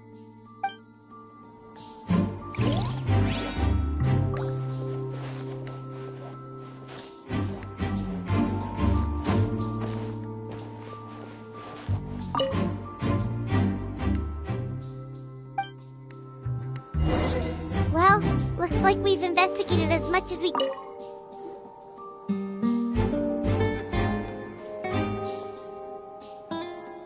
So, did you find anything?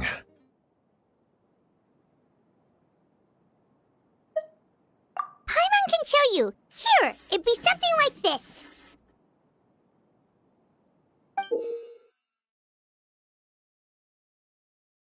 But entering through the room next door without alerting Sylvain... Wait, you don't think Sylvain could have been the one who... No, his reaction to the loss of his brother seemed genuine. And he doesn't have a motive. Then what could have happened last night? I know Sylvain is still in shock, but he's our only available witness. I agree. Also, I've made some new discoveries, so we might as well head next door and go through everything together.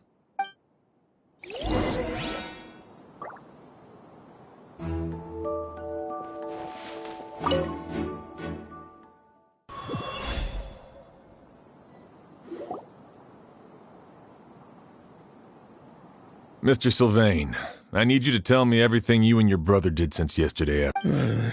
After Kiria attacked Edgar, my brother and I were incredibly careful. We returned to our rooms and decided to lock all the doors leading to the hallway. The only door we kept unlocked was the one connecting our rooms.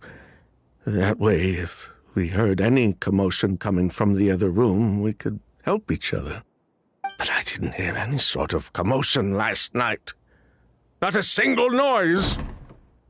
I woke up this morning, opened the door, and Lucien...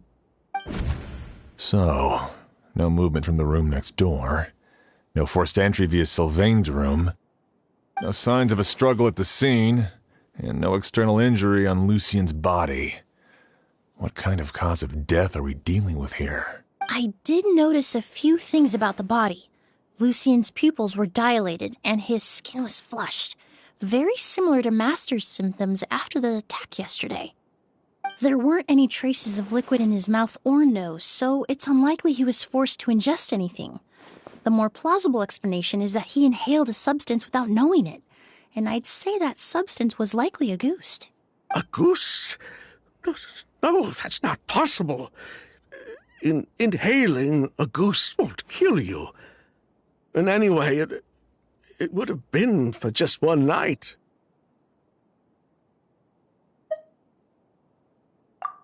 No, that's not what I meant. Emily, you ran your tests, didn't you? Go on, tell everyone whether you found any poison. No, I didn't find any common toxins.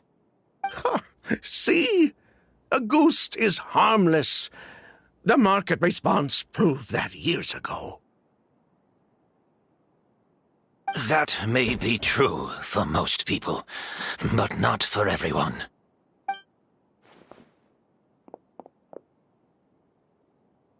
Master! Edgar? You're up and about already? Thanks to Emily, I'm out of the woods for now. Sylvain, no matter how hard you may try to hide it, the truth will always come to light. Edgar! Even if we could keep it a secret for another 10 or 20 years, do you think Kyria would just let us be? No, he would never give up. Not if he's doing all of this for Yelena.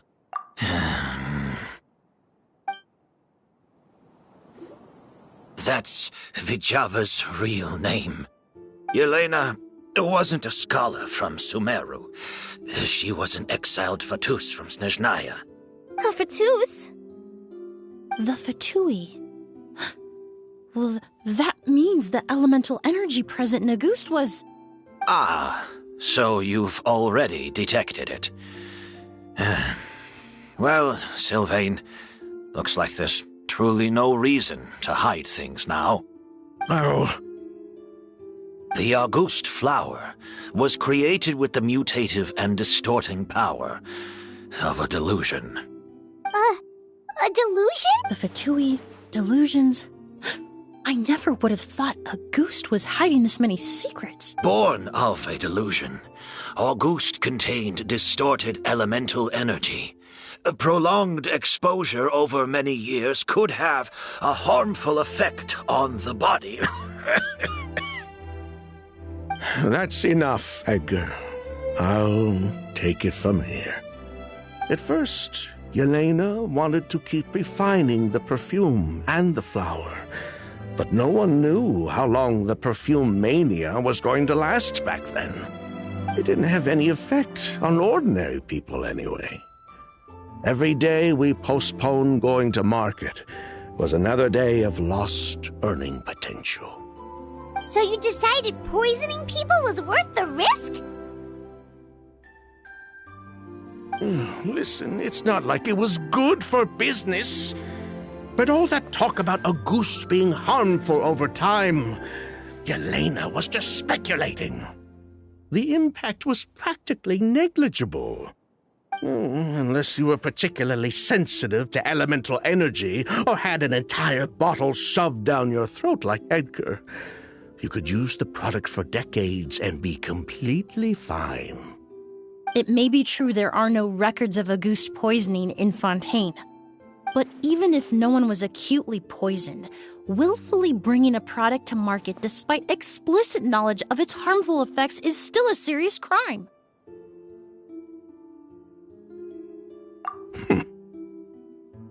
That explains why you were so intent on keeping Yelena and Kyria's involvement a secret all this time, despite readily confessing to all your financial crimes. The Fatui, delusions, Auguste... If the Marechaussee Phantom discovered the connection between the three, there would have been enough evidence to send you to the Fortress of Meripede for life. Ha! If I'd known coming to Sumeru would put a target on my back, I would have been more than happy to stay there. At least that way, Lucian would still be alive. All these years without any sign of Kyria, and he pops up out of nowhere the minute my brother and I get out of prison? It couldn't be any clearer who the kid's after.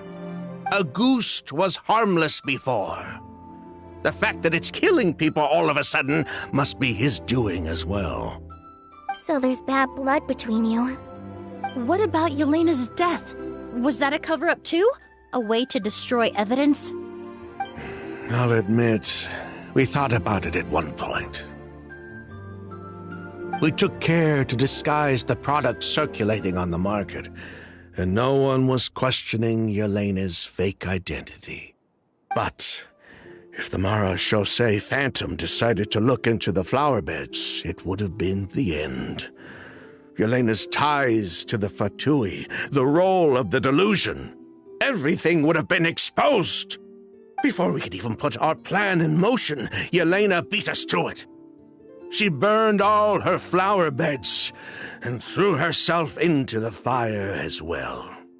But if her goal was to destroy evidence, there would have been no reason to do that to herself. Yeah, she could have just burned the flower beds and fled with her brother. I thought about it for a long time, but it wasn't until just now that I finally understood her reasoning. Everything she did, it was for her brother, Kyria. One of the reasons they defected from the Fatui was the deterioration of Yelena's body due to her excessive use of a delusion. She didn't want her brother to follow in her footsteps after her death.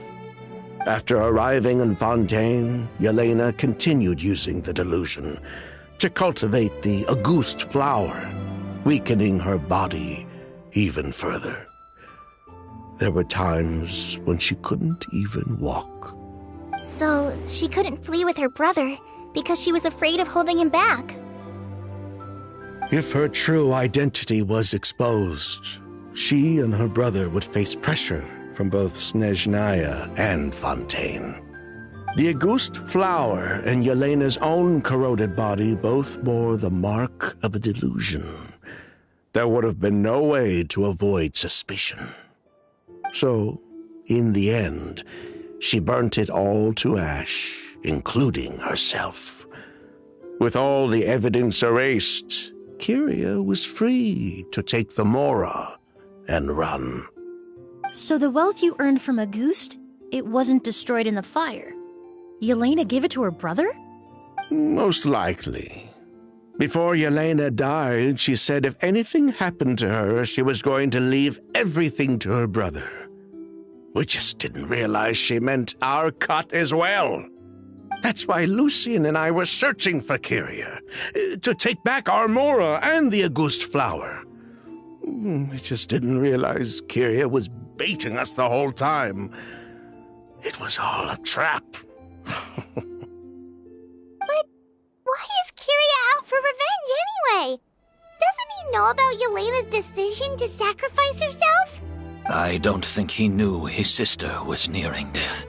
Yelena always wore heavy makeup around him to conceal her deteriorating appearance. She kept herself busy with work to keep out of sight. That way her brother wouldn't notice how she could barely walk. Then all we'll need to do is tell Kyria what really happened, and then he'll give up on his revenge. I'm not so sure. Even if he knew the truth, he'd still find someone to blame. He might think Yelena was forced into using a delusion to cultivate a Auguste, or something like that. It's hard to pull yourself out of that kind of hatred, especially when you've been living in that headspace for so many years. Very true. Even if Yelena's death was her own choice, I wouldn't call myself innocent either. Edgar, what are you talking about? Think about it, Sylvain. If we hadn't been in such a hurry to capitalize on the perfume mania all those years ago, do you think Yelena would have elected to take those risks? If we hadn't been so blinded by greed, so insistent on increasing the scale of the flower cultivation, do you think Yelena's health would have deteriorated as fast as it did? If we hadn't invited the Marechaussee Phantom to our doorstep by breaking the law at every turn, Yelena could have survived. She knew her limits. She knew her days were numbered. Maybe it was for her brother, but she was in it for the Mora just as much as us. We were just trying to earn a bit of Mora. And what, we deserve to die for that? Target me for being the mastermind, sure. But what about Lucien? He was just following my orders. Lucien's crime, was it really so extreme that he had to pay for it with his life? The only person that can answer that question is a judge.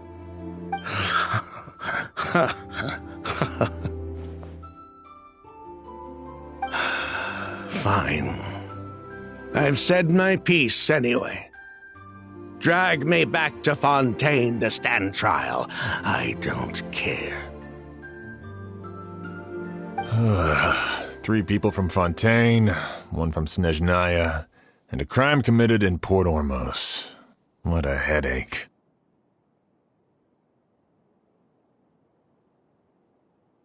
Well, we can only wait until the Academia sends someone to deal with it. I'm guessing we'll have to contact Fontaine as well. With the exhibition, we don't even have space in Port Ormos. The hotel could suffice.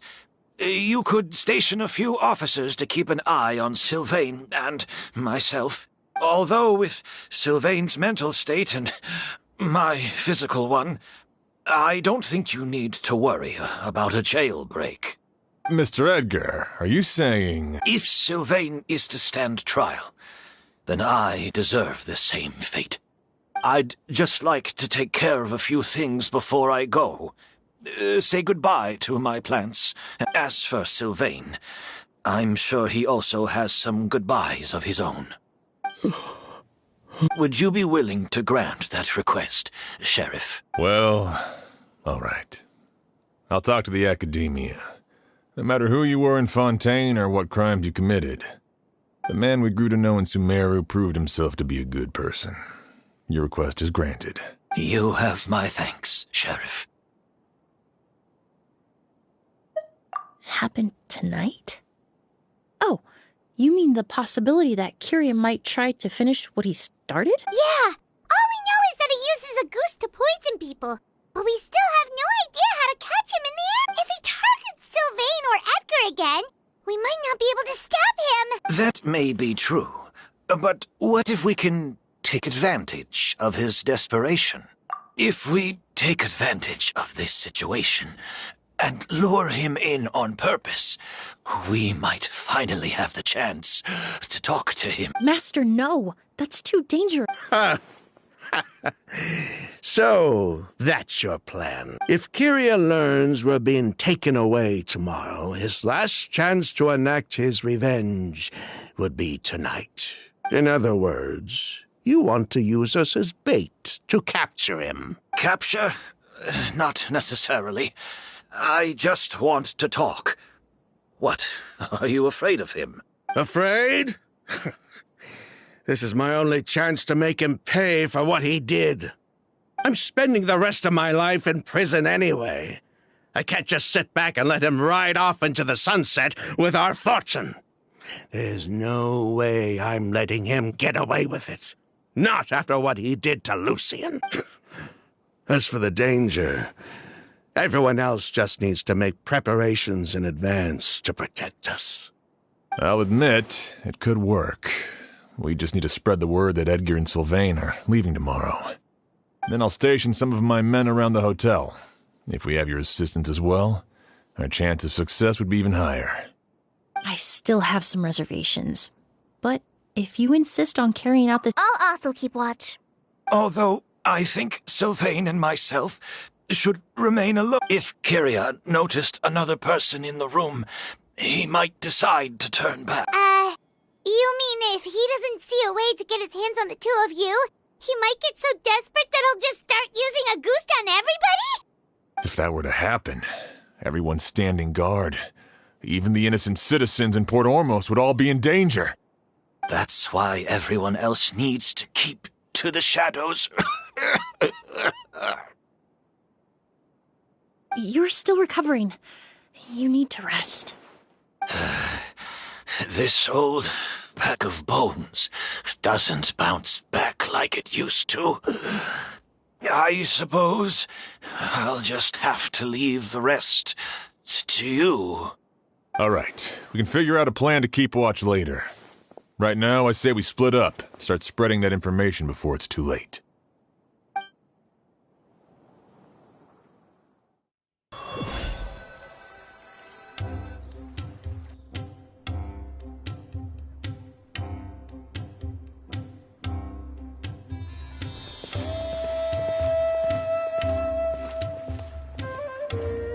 Have you heard? Mr. Edgar's been detained. He's being taken away tomorrow. What? He's the one who helped craft all the fragrances for our shop. He taught my child how to make perfume. How could this happen? He hasn't been convicted yet. Let's just wait and see what the court has to say. Oh, everyone on the street is talking about the rumors. No matter where Kiri is hiding, he must have heard them by now. Let's head back to the hotel and take a break. We can...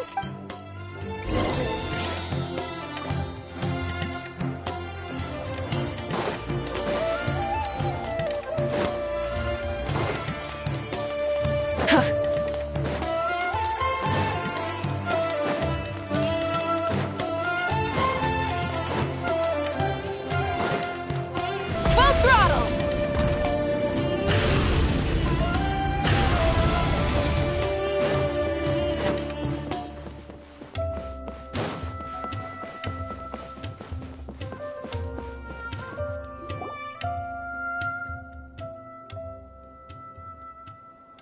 Emily, Chef Xian wants to talk to you and the Traveler about our plans for the night watch. Thank you, Kale. But first, here, I prepared a kind of herbal tea that helps calm the spirit. Why don't you have some? Oh, that's very kind of you, but I'm okay. Oh, it's not good to be so tense, especially when we've got a long night ahead of us. Was it that obvious? You seem very preoccupied with Kiria's revenge. If there's anything you want to talk about, I'm happy to listen. Oh, Hey, Emily! Kale! Oh, are we interrupting something? No, not at all. This will be easier to talk through with you here anyway. I've just been thinking. If Kiria has the capacity to commit murder while remaining completely undetected, why didn't he target Sylvain along with Lucien last night?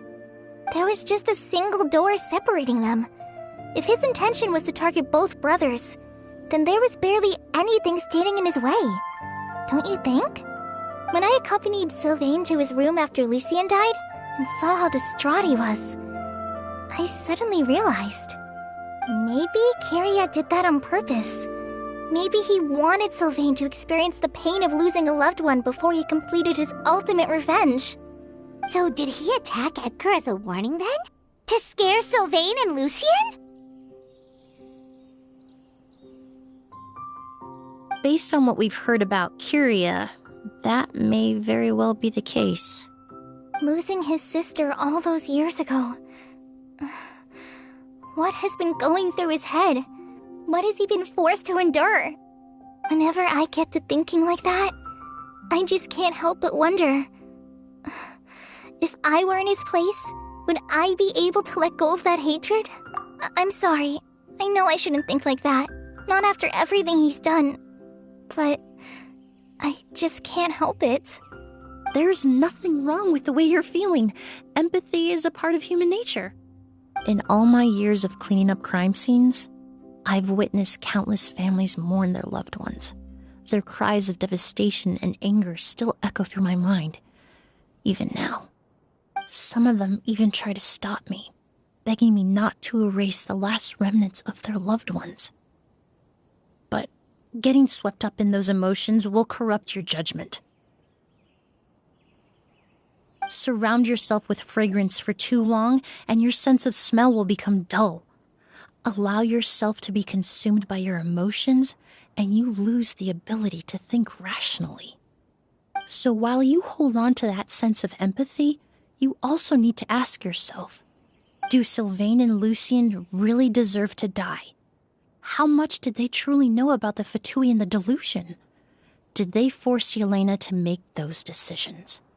Answering those questions requires a lot of time and evidence, while a single act of vengeance can put those answers forever out of our reach. I've witnessed a lot of deaths in Fontaine. When someone dies, a certain amount of information can be inferred from the traces left behind at the scene. But generally speaking, death will just leave most questions unanswered, and the whole picture ever incomplete. Once you're consumed by hatred, it will become next to impossible to think about things that way. For someone like... You're right. The fact that we can approach these questions from this perspective isn't because we're more rational than them. It's because we're fortunate enough not to have suffered that kind of loss. But that also makes us perfectly positioned to stand on the outside and try to pull them back from the brink before it's too late. I understand Kyria's decision, but I still want to stop him. Master, Sylvain, and Kyria. They all deserve to survive. The fortunate and the unfortunate.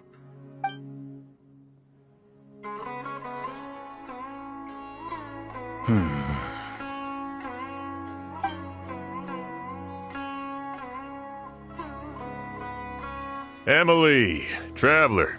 Huh? Edgar, you're here too? Oh, it's you two!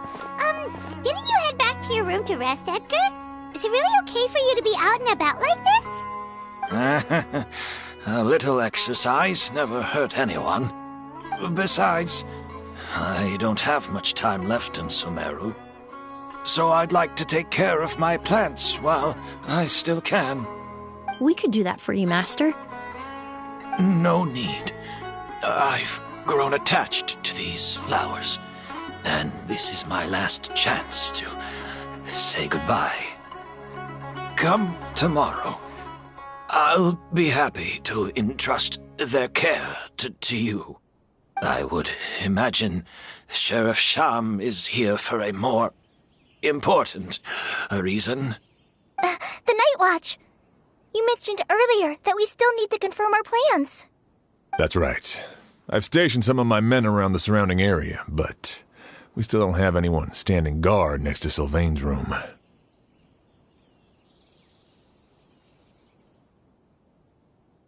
Exactly. After some discussion, we concluded that Sylvain has the highest risk of being attacked next. You're the most skilled fighter here, Traveler. And Emily's expertise is sure to come in handy in a pinch. That's why I want you two stationed next to Sylvain's room. Sounds perfectly reasonable. I'll be glad to have your help tonight, Traveler.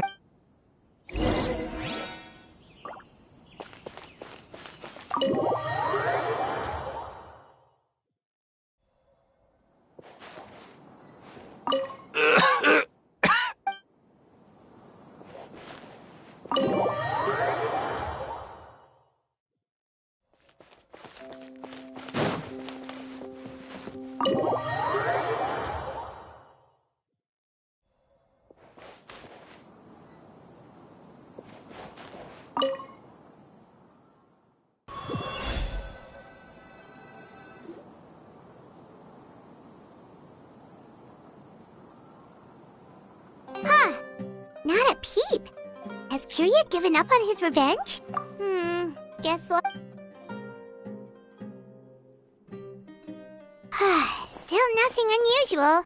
Paimon took a peek into the room next door and Sylvain's already sleeping. Perhaps Kyria's true motive was simply forcing Sylvain to confess his crimes. No, that can't be right. If all there must be something we're missing. Maybe we just need to calm down a little. How about some tea? That herbal blend from earlier was pretty tasty. You're right. maybe we can look for a different distraction then, like looking at the flowers. Oh, there's a glaze lily here. Paimon didn't notice it earlier. Flowers, glaze lilies, incense. Oh no! Sylvain's room! Quick! Wait, what?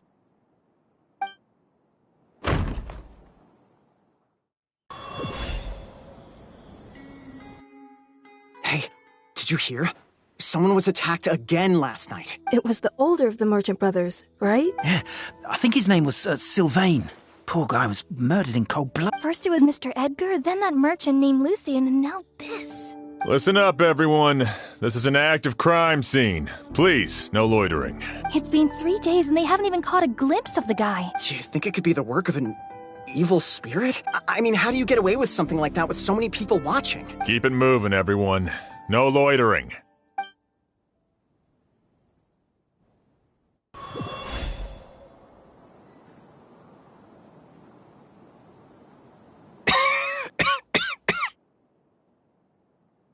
I suppose I'm next. You don't know that. Kyria already attacked you once, and you survived. Perhaps he doesn't consider your crime to be... You were the only reason I managed to survive, Emily. I never did thank you for that.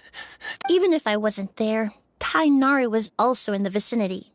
Is that so? I suppose I'm a very fortunate person then. I have exceptional students, caring friends, and the respect of my peers. If it is indeed my time to go, then I'll die without regrets. But Kyria has nothing. Yelena is gone. Now his enemies are too. It really makes you wonder if there's even a reason to keep on living. If you really want an answer, I suppose you'll have to ask Kyria himself, once we finally catch him. Well, Emily, there's something else I'd like to ask of you. But so many flowers were transported here for the show, some of them thousands of miles away from their homeland.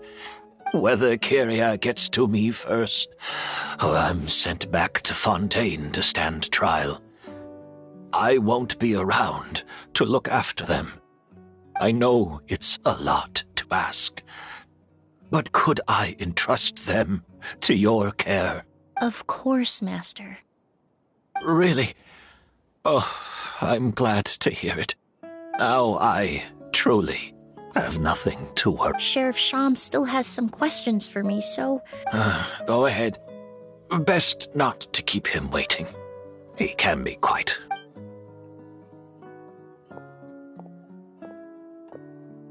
I'm sorry, Master.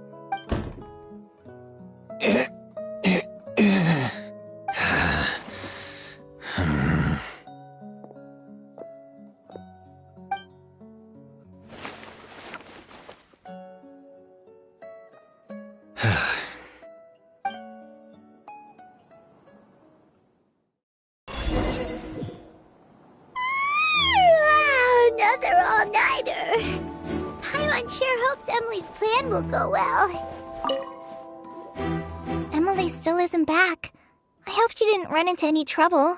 Yeah, that's true. Traveler, I had my men start spreading the information you requested.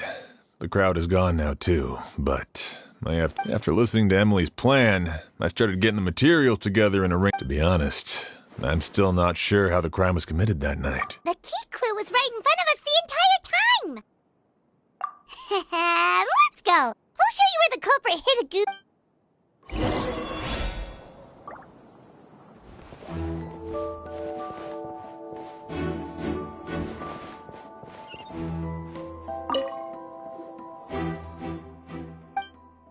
Wasn't this incense originally in Lucian's room? It must have...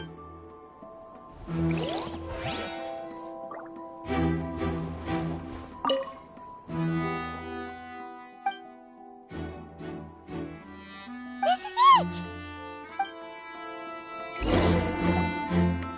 The glazed lily, huh? I think I've heard of it before. It's a flower from Liyue. Well, did you know it only blooms at night? Emily, you're back! Exactly as expected.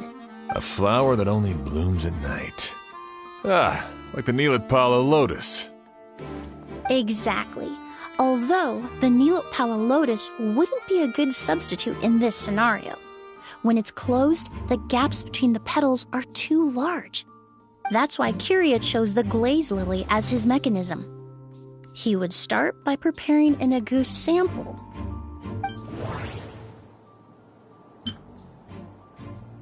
There's a sticky substance on the edge of the flower petals. It's one I recognize. If you stick the petals together with slime condensate, then, in the daytime, the glaze lily would act almost like a hidden container.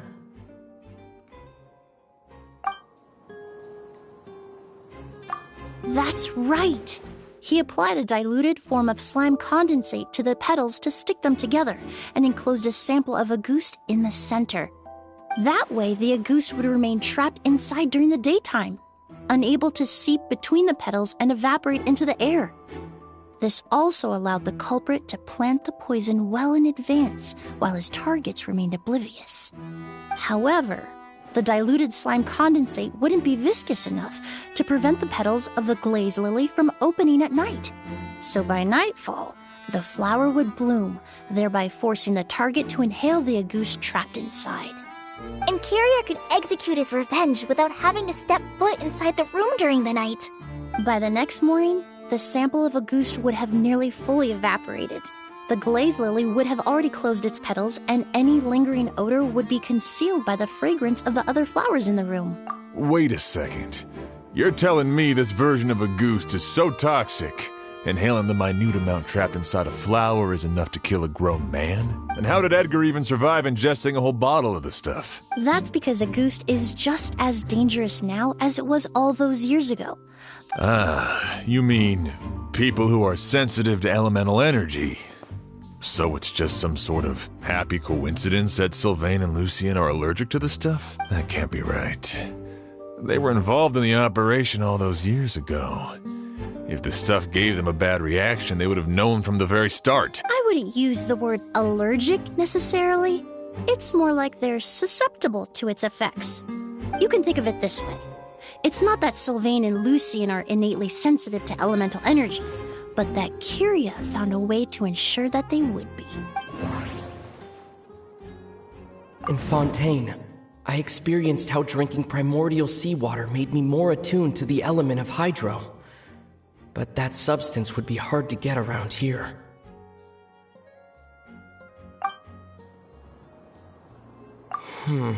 That doesn't sound right. In Fontaine,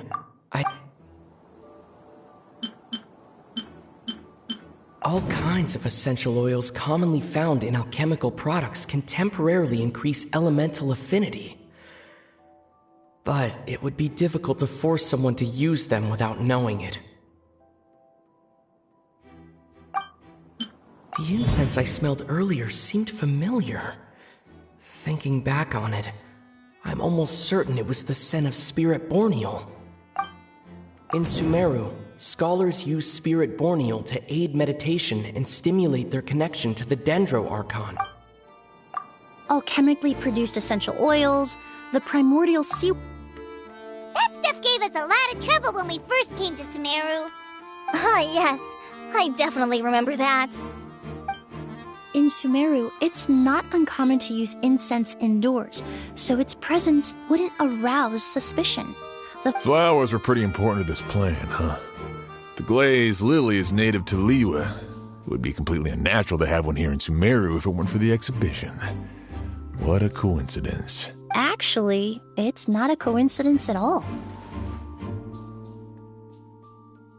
No wonder he was willing to pay a small fortune to rent out the hotel. He probably used the Mora Yelena left him, don't you think? But in the end, it was just a tool for his revenge. There's a saying among forensic doctors in Fontaine. Every step you take leaves a mark. But up until this point, we haven't been able to detect any trace of Kiria's activities. That's not because he was coming and going undetected, or because he's some kind of evil spirit, but because he's been disguised as someone else this entire time. The Mora spent to rent out the hotel, the way the Auguste flower was cultivated. It all points to one person. The boy who inherited Yelena's legacy. Her...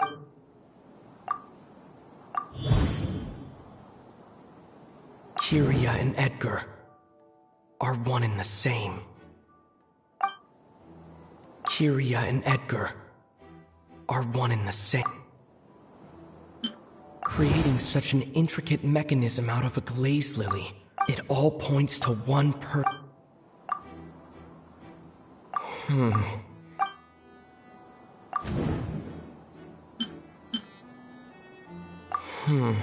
That doesn't sound... But Kiria was only in his teens back then. He wouldn't even be 40 years old by now. Edgar's lived here for so many years. Even if he changed his appearance, going that long without giving anything away... Bad news, Sheriff! Mr. Edgar was attacked! What? A dark shadow-like figure just ran out of his room.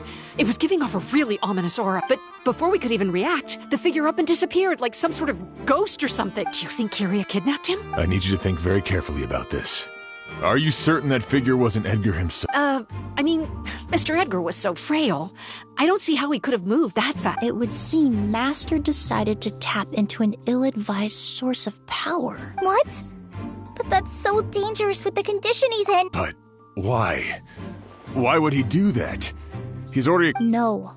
If his aim was to target everyone who had a hand in Yelena's death... If he left Sylvain alive yesterday, not out of a desire to see him suffer, but to confirm the truth about why Yelena chose to die... Then there's still one target left.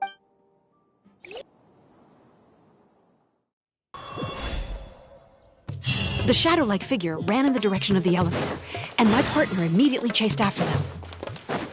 We should hurry before they're forced to confront each other. Where in the world did he go? Let's ask the... Go! It's all right. Please, calm down and take a deep breath. I saw a black shadow. How could something like that happen in broad daylight?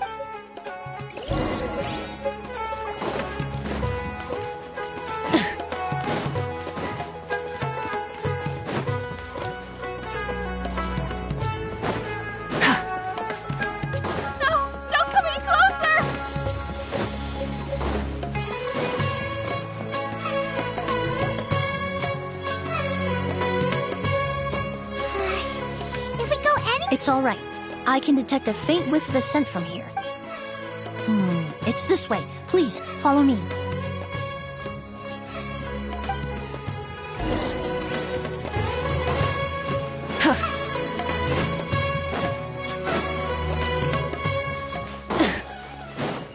Try and stop me!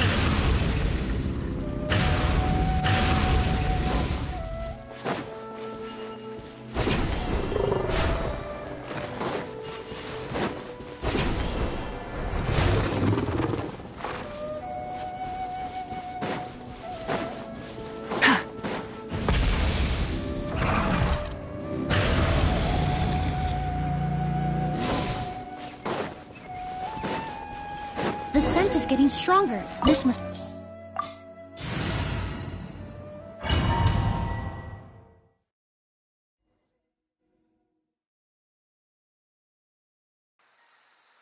Oh! Oz! Are you all right? Were you attacked?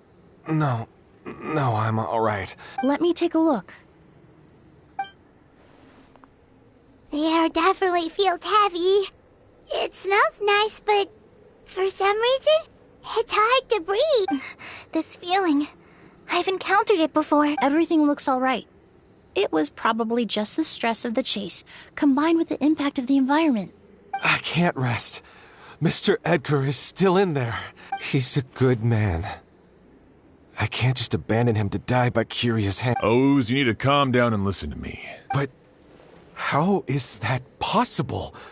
I thought you said Kiria was in his 30s. Mr. Edgar is 70-something.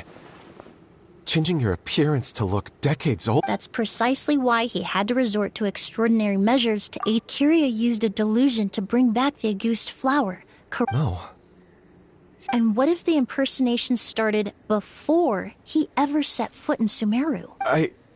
I've yet to confirm it, but I suspect Kiria killed the real Edgar in Fontaine not long after his release from prison.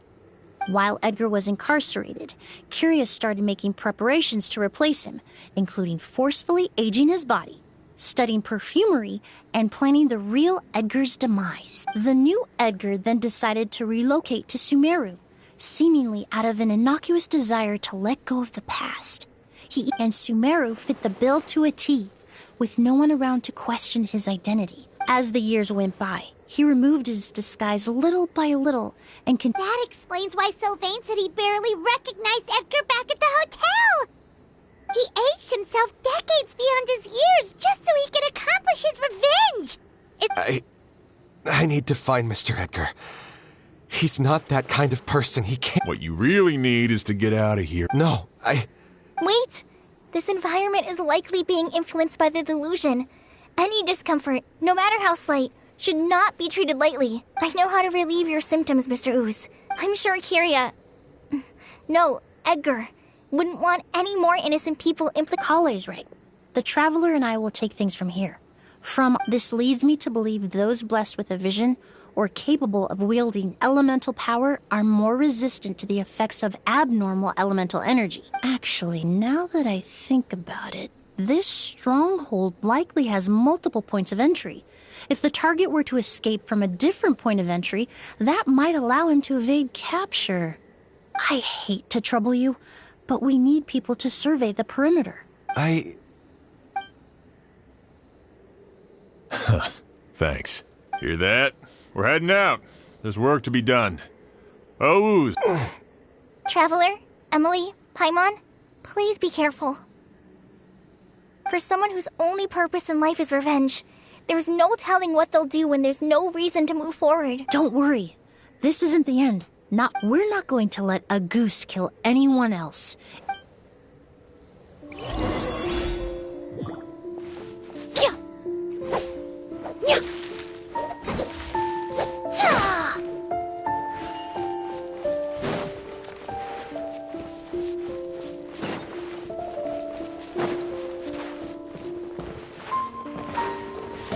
Monsters. Perhaps they were attracted here by the increased level of elemental energy. Burn it down!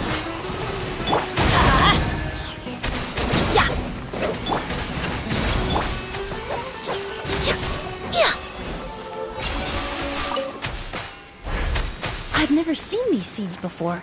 They must also have been created with the power of a delusion. It seems to be avoiding us, and there's no other way forward. Perhaps we could try luring it to the edge of the cliff.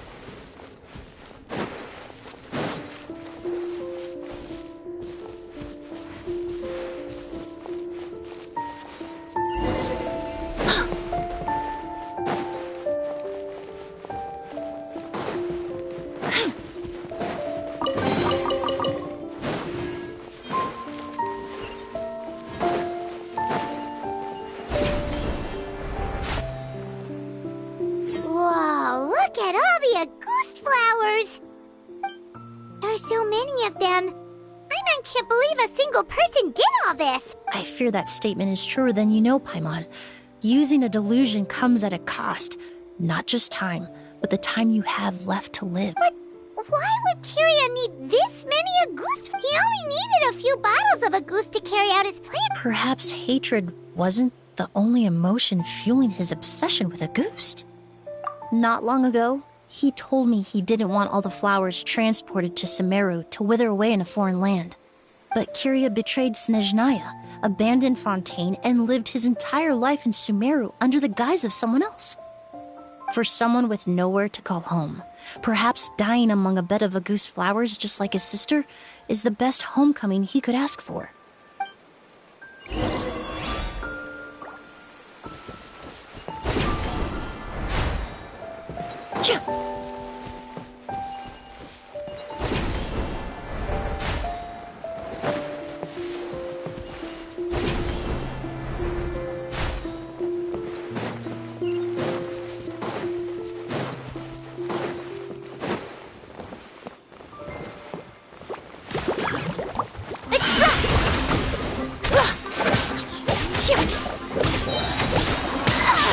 Light it up!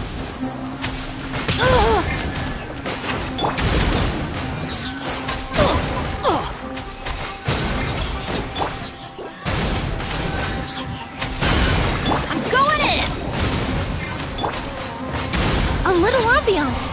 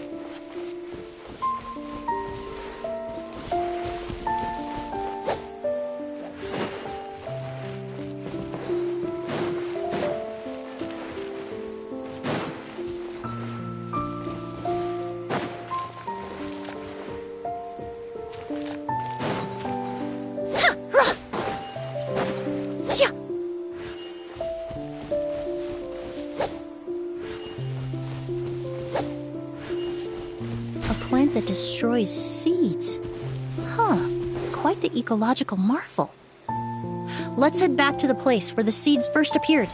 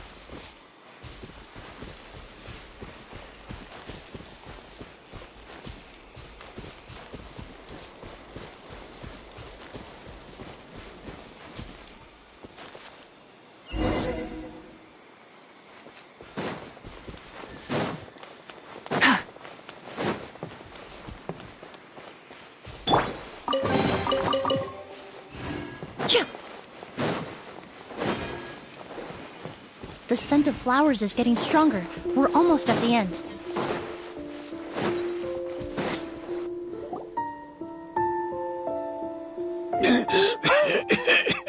The scent of flowers is getting stronger. We're almost at the end. Did they catch up that fast? No. My strength is just waning.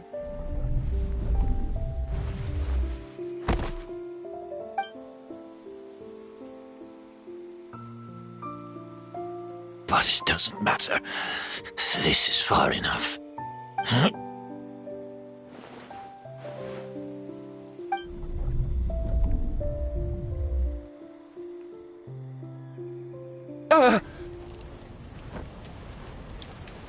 This is a garden of Auguste flowers. But it's not mine. It's the one that was set on fire all those years ago in Fontaine. Yelena? Yelena! You tried to hide it from me, but I always understood. The reason why you continued to use the delusion, the reason why you set your garden on fire, it was all because of me. I shouldn't have listened to you that day. I shouldn't have taken the Mora and ran. But by the time I realized something wasn't right, there was nothing left. The flowers were gone. And so were you. I know I'm almost 20 years too late. I should have come looking for you earlier. I should have died with you that day. Yelena? Yelena!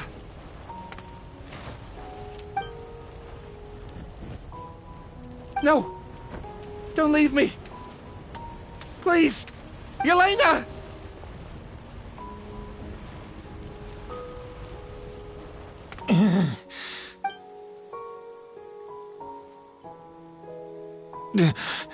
Emily,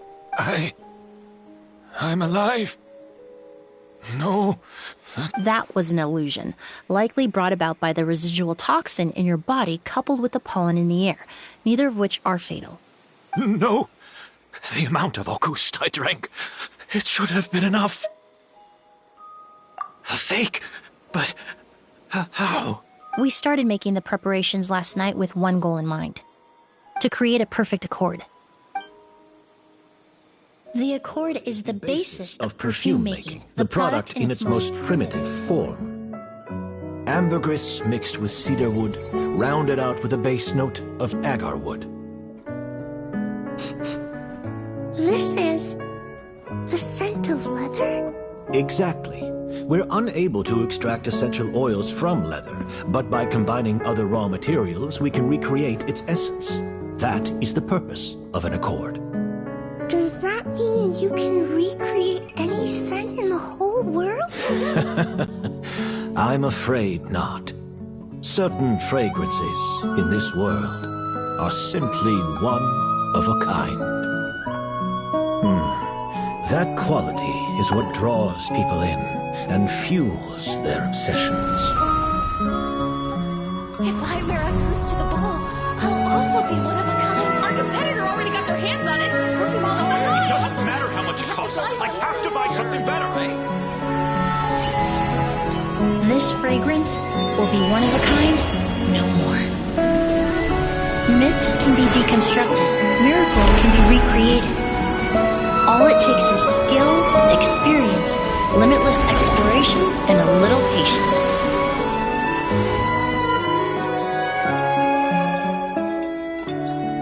The only thing left is determining where the real Auguste is hidden. Pretending to be attacked means he's not free to move around. Auguste must be hidden within reach. Paimon took a peek through the window earlier and his house was packed with flowers. The curator commissioned a flower pot from Kasharawar, capable of retaining heat and moisture. Perfumes are as beautiful as flowers, and equally as delicate. When stored, you must take care to control the temperature and keep them away from direct sunlight. Did you get all that, Emily? I got it.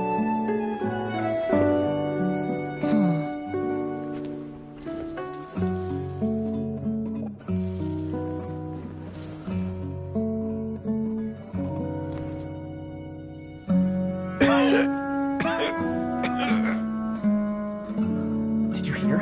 Someone was attacked again last night.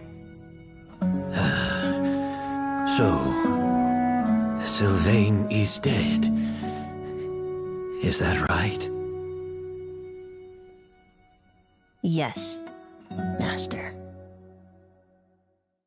So, you switched the bottles of Auguste, and then lied to me about Sylvain's death.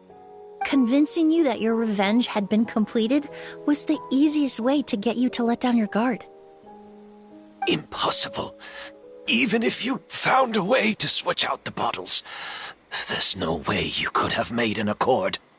If Auguste was so easy to replicate, Yelena wouldn't have. It was a combination of rainbow roses, glaze lilies, and Cecilias. Those ingredients would have conflicted with each other if you tried to combine them in the past. But recently, we found a way for them to work together. Rainbow roses, glaze lilies, and Cecilias. Auguste was created over 10 years ago. All this time, people never stopped analyzing it, never stopped trying to recreate it. Perfumery techniques are advancing day by day. We've found better ways to extract essential oils, separate oils and fats. We even discovered new ways to combine fragrances together. The mythos surrounding Auguste may have been untouchable almost 20 years ago, but now it's time for it to become a thing of the past. The past? You've been working as a perfumer for all these years. You should have always known that it is possible to make an accord, even if only in theory. But the meaning you assigned to Auguste became so inflated, you allowed yourself to get lost in it, just like the perfume mania that captivated the public all those years ago. You believed in its divinity and grandeur. You believed it was entirely one of a kind.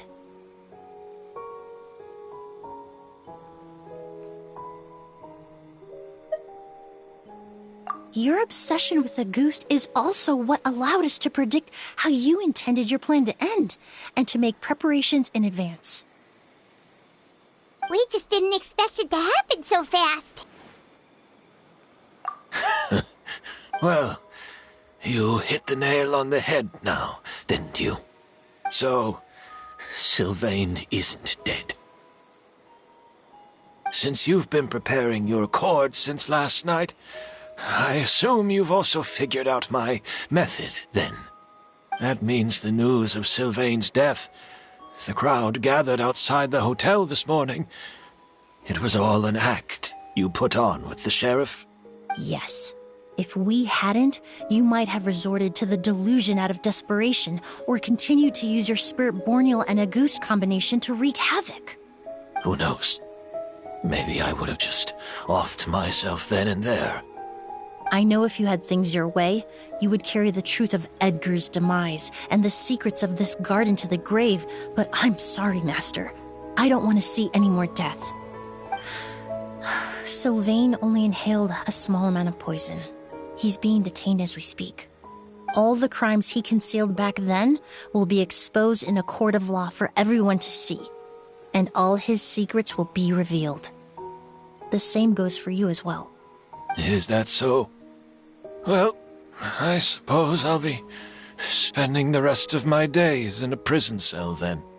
Whoa, he accepted that kind of fast.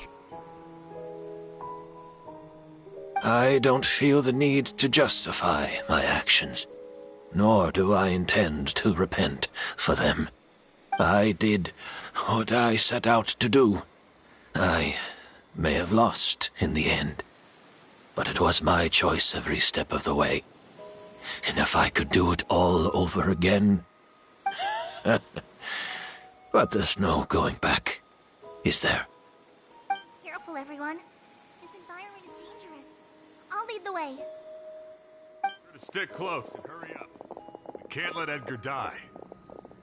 Looks like I'm almost out of time. Although, I do have one final question, Emily. Of course, Master. The combination you used to make your accord.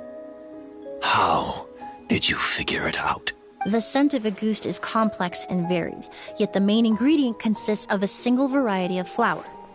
So, as I was analyzing the sample yesterday, I got to thinking, what if the scent of the Auguste flower was already imbued with that complexity during its cultivation? You're saying Yelena designed Auguste to have the scent of multiple flowers? Rainbow roses, glaze lilies, Cecilias.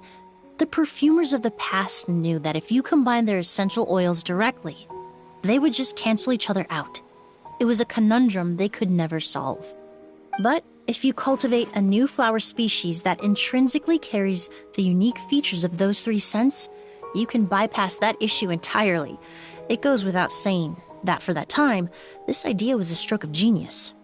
Rainbow roses, glaze lilies, and Cecilias. Those really do seem like flowers you would choose, Yelena.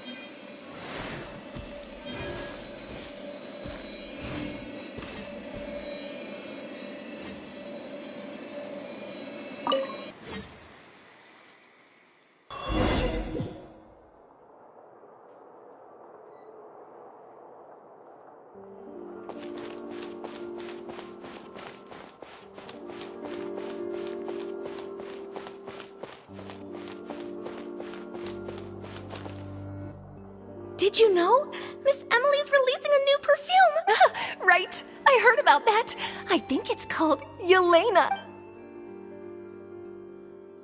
Seems like everyone in Fontaine is talking about the new perfume you're releasing. I was hoping to release it without such a fuss, but the news spread way faster than I expected. I just hope it won't become the source of some new myth, especially after all the work we did to demystify Auguste.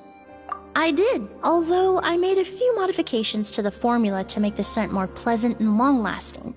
I actually brought a few samples with me today. I hope they're to your liking. Also, I was hoping you could try out the fragrance before I officially release it and tell me your thoughts. Of course! A good sense of taste and sense of smell go hand.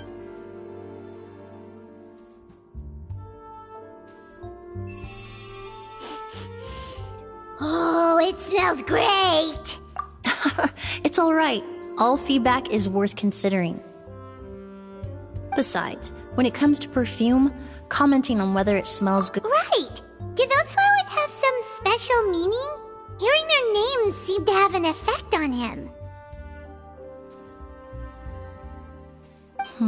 If I had to guess, I'd say it probably has something to do with the language of flowers. The language of flowers? Oh, we've heard of that before! Paimon remembers hearing something like, the Cecilia represents the true feelings of the prodigal son? What each flower is said to represent varies by person and across different moments in history. The same is true for the flowers that make up the scent of Auguste.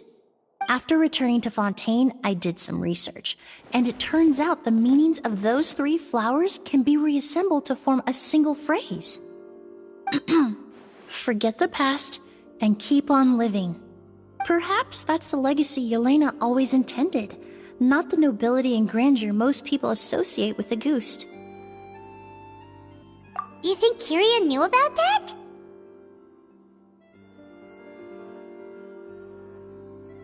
I paid him a visit before his trial and explained what I found, but he didn't seem to care. Who knows?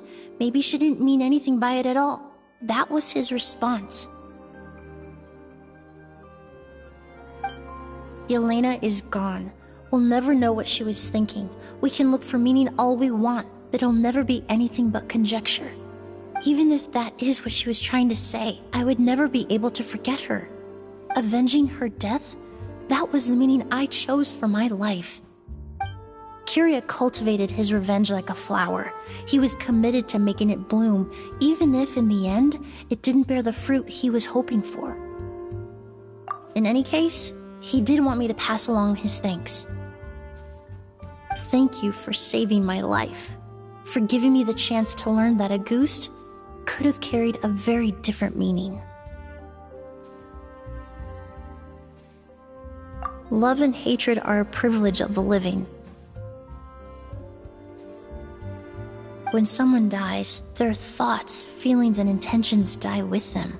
In that sense, what a goose truly represents in the language of flowers will forever remain a mystery. But even if it's only a conjecture, I would like to believe my own interpretation. The meaning we give to flowers, the symbolism we assign to our perfumes, they're constantly twisted and exploited in our imperfect world. And yet, at the very outset, they're born from the simplest and most beautiful desires we hold in our heart.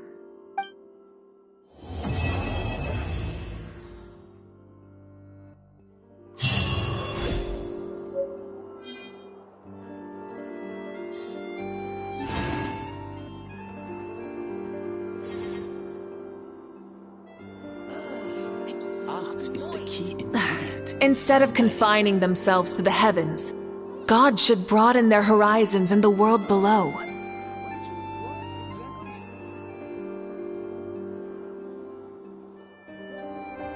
Many insects have a compulsion to follow the light.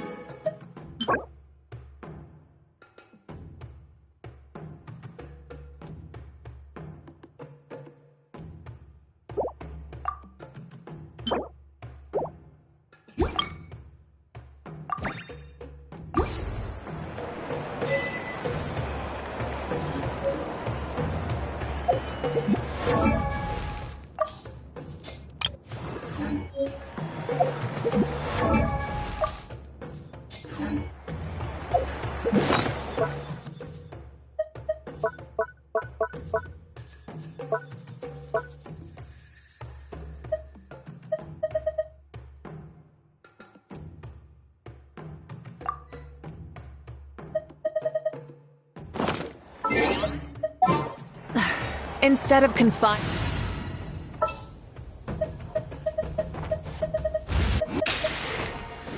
There's still a long road.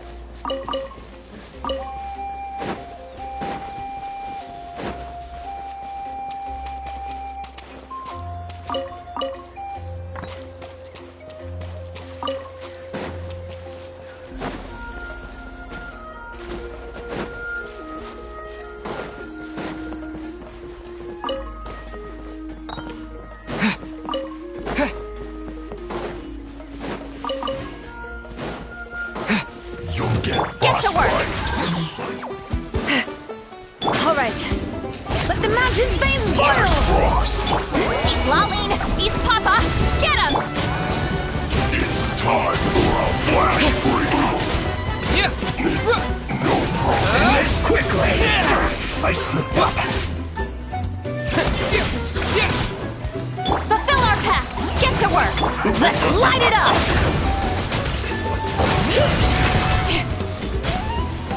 Don't get in the way.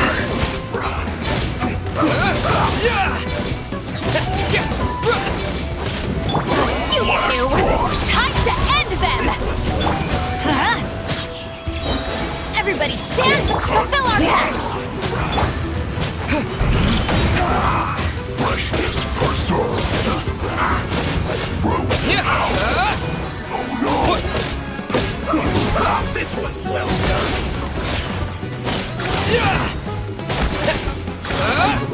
Letting praise names echo!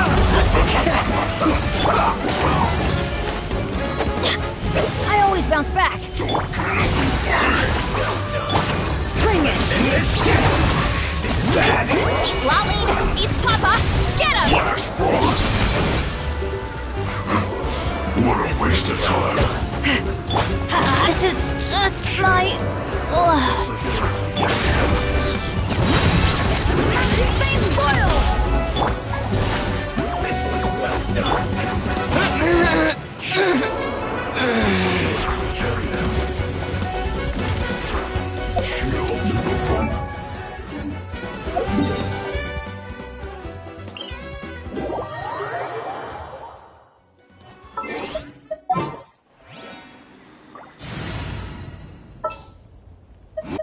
Archon reporting for battle.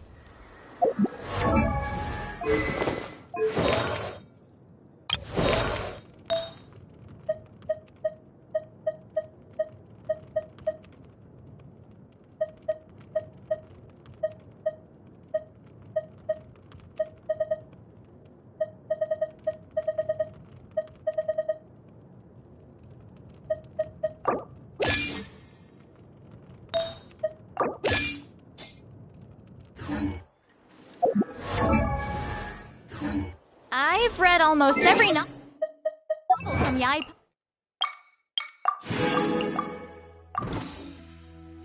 Publishing house. Pretty.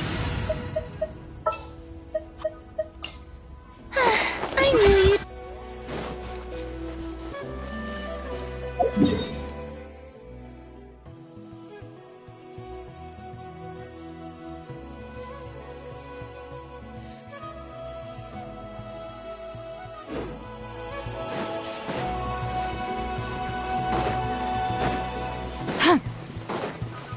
Strike a pose!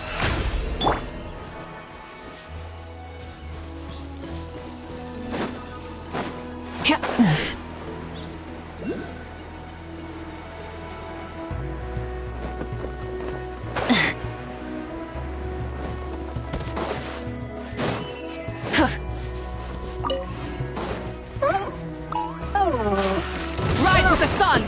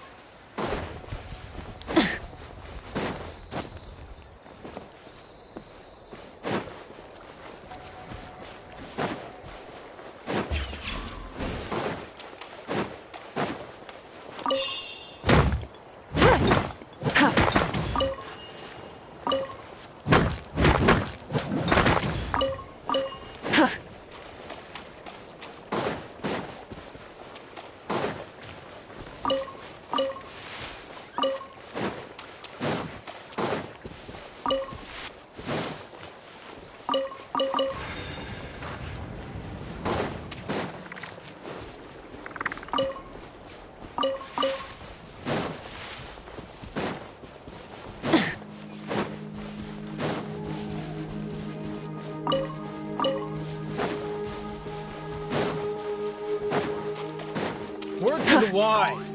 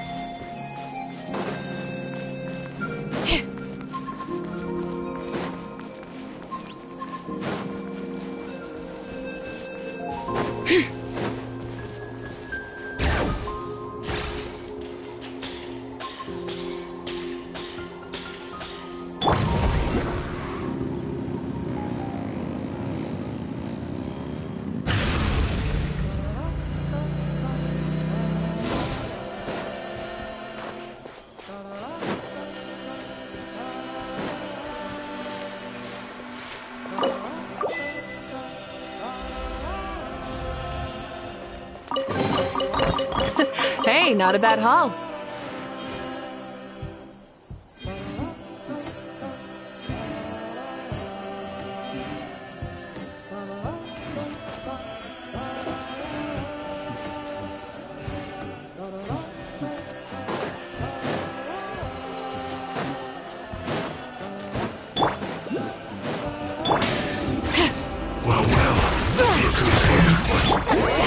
Suffer the wrath of Eastleaf! Shower me with praise! Full throttle! Pyroclastic surge! Frozen food. Let's end this quickly. Bring it! Hear the echoes of the valley! Get to work! This was well done. Eat Lolly! Eat Papa! Get him! Let's ride! Rev the engines! Light up the blazing sun! This was well done. Incinerate! Show no mercy! You're gone. Let the world collide! Let the mountains rain spoil! Wrath from the sky!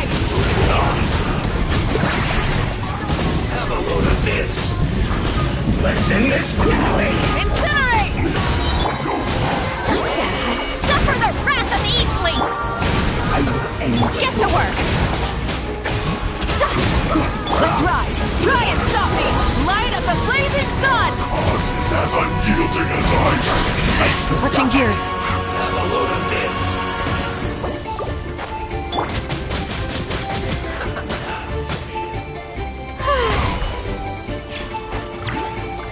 Don't look at me like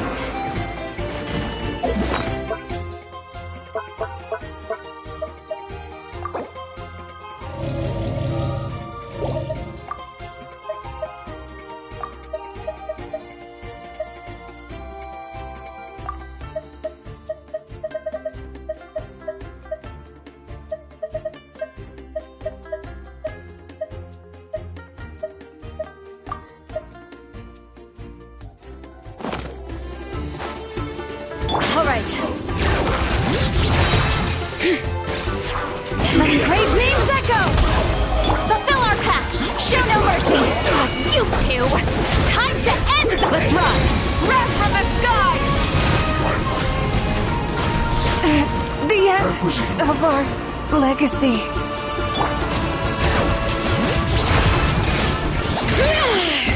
This was well done. You need a hurry. Suffer the wrath of Eastleaf! This was well done. Hear the echoes You of the need a valley! hurry up. Roasted fry. This was well done. You need to hurry up. Bring it!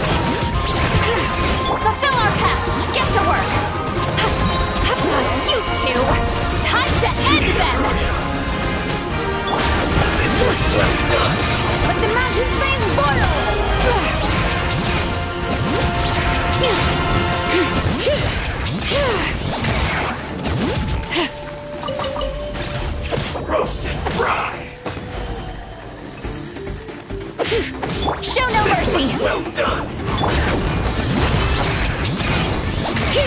hurry up!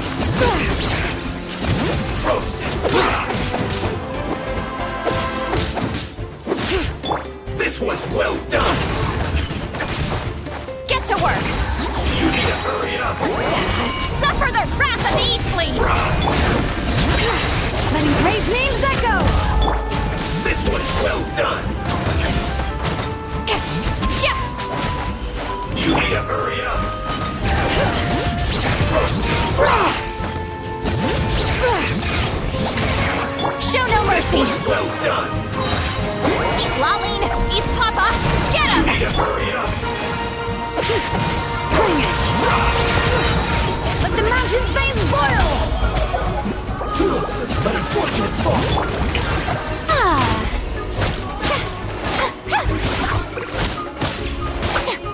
Fulfill our pact!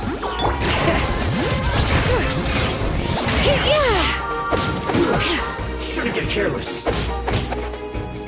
Have a load of this!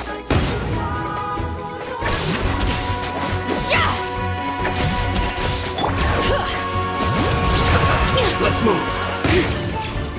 Get to work! You two! Time to end them! Hear the echoes of the valley! Shouldn't get careless. May I present? Have a load of this!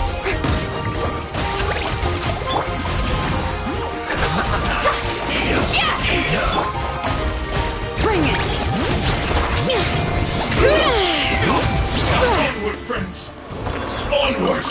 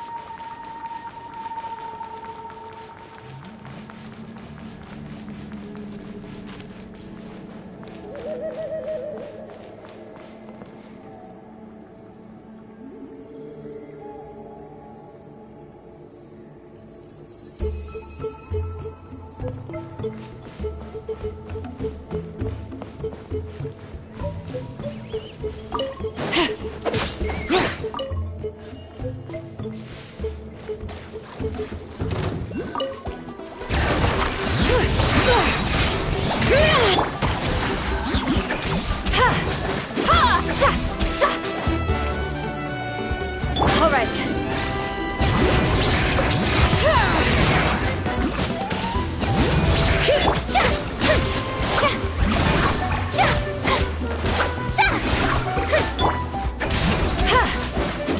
Show no mercy. Get to work.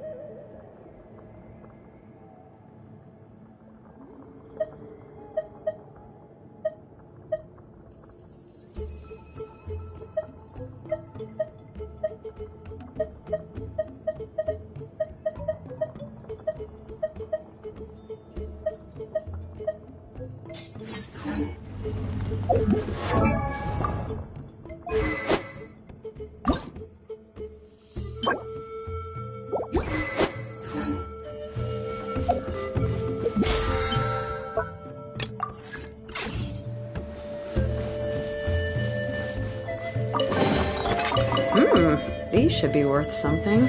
Go on, take it.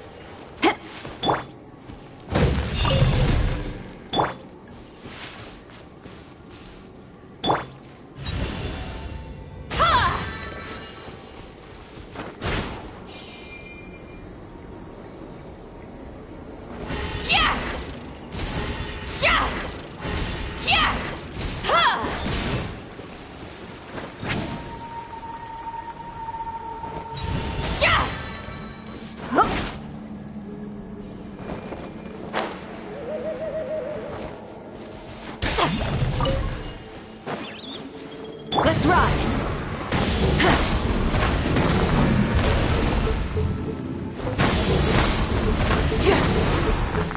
Full throttle!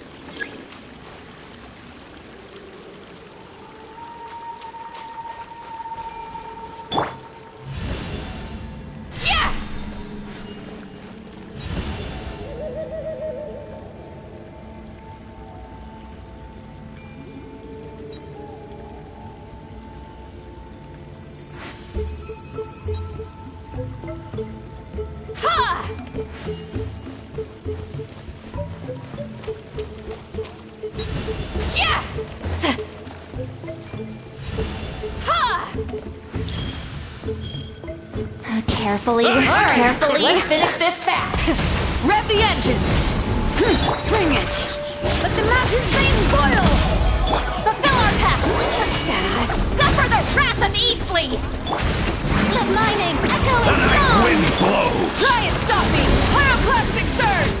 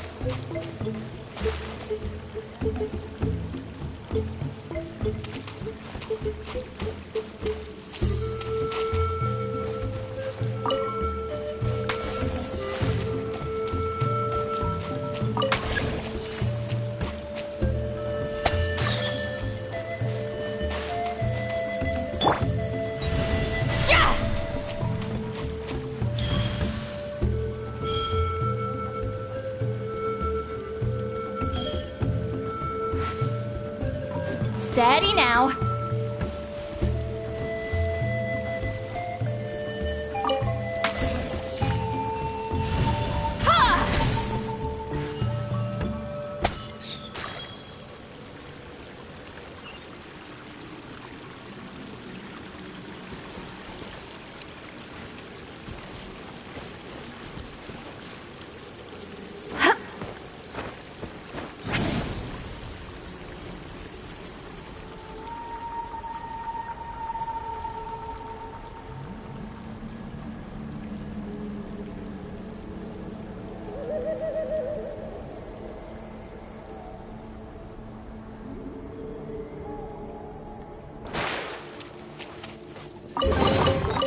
Go on, take...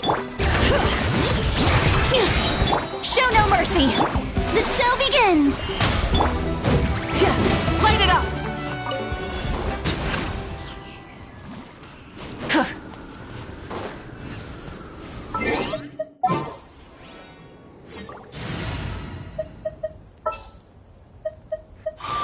One is fast on one's feet.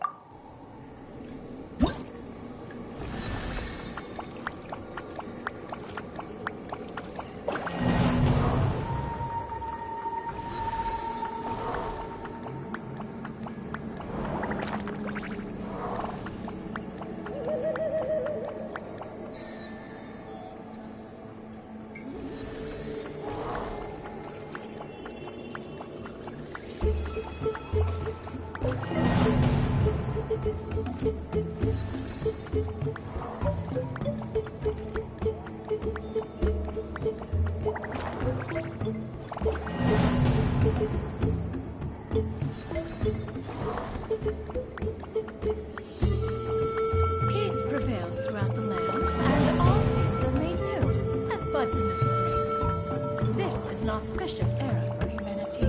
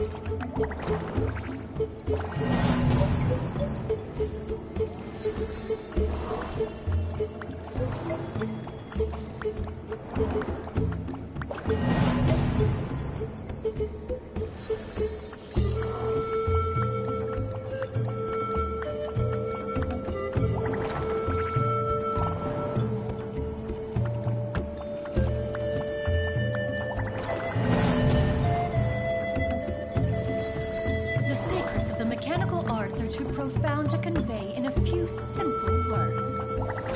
Oh, but why must the listener grow weary whenever I begin to divulge them?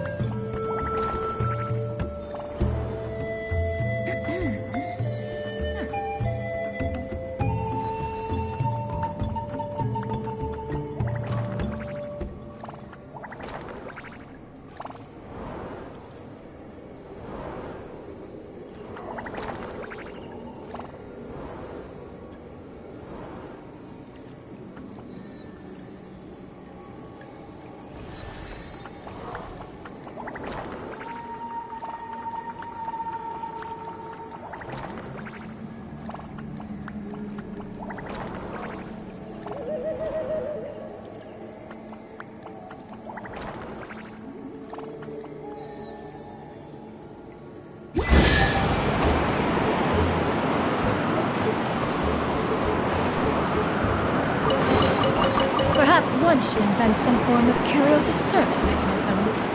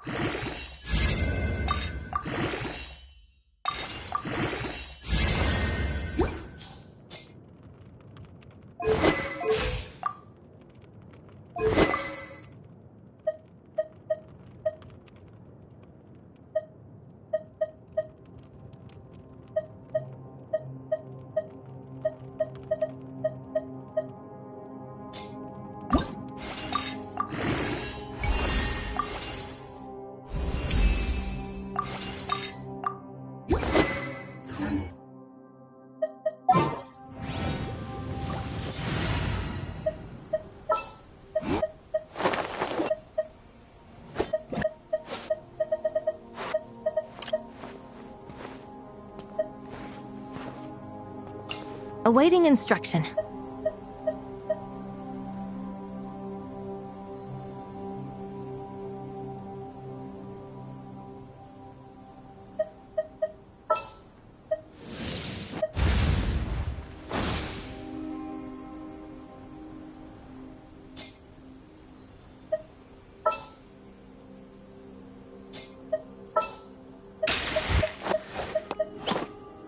Gonna be epic.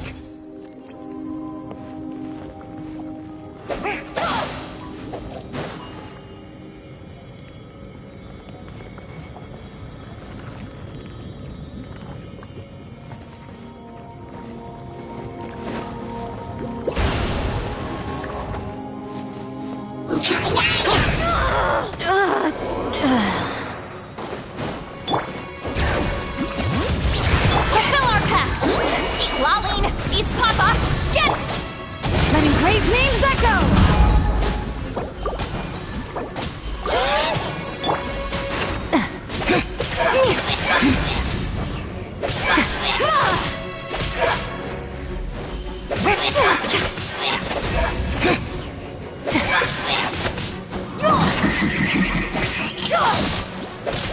Show no mercy!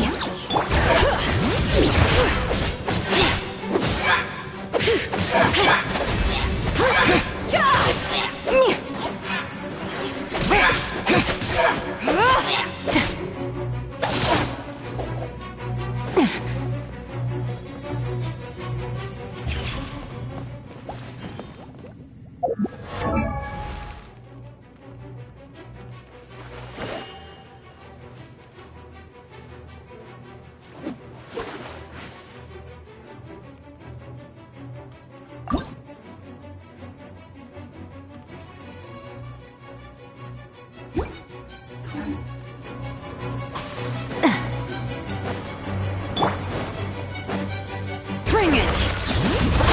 Fulfill our pact! Suffer the wrath of evil! Hear the echoes of the valley!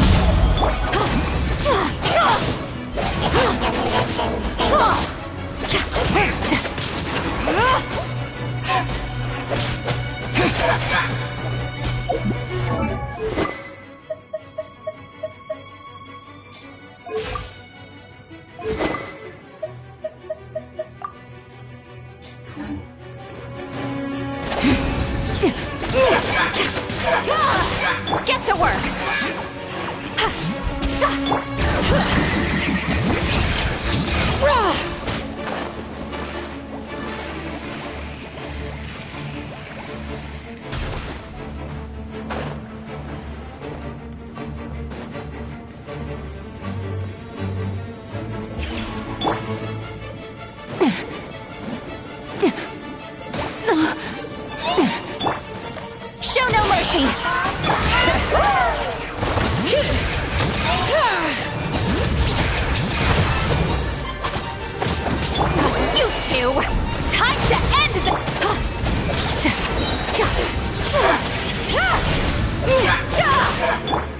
Great names echo!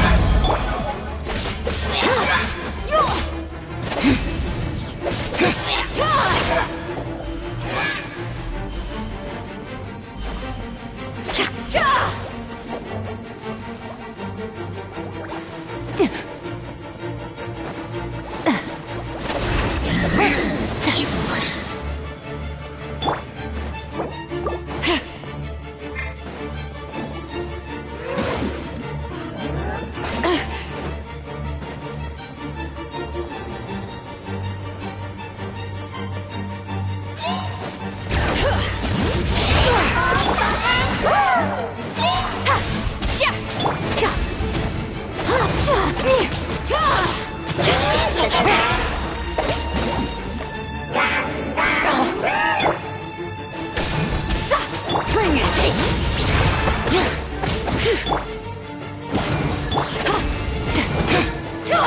Get to work! Hear the echoes of the valley! Let's light it up!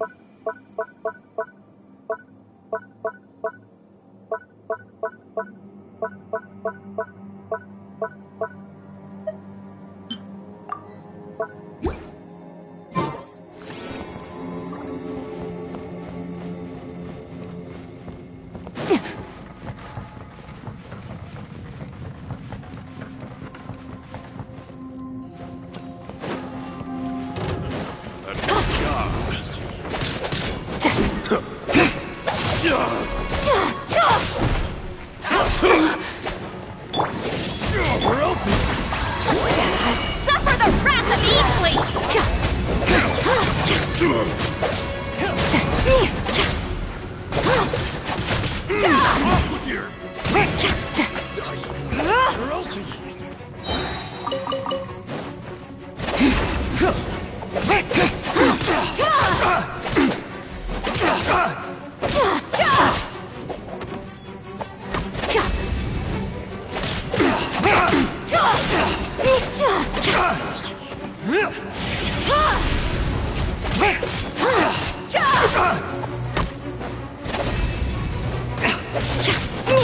Let the mountain's veins boil!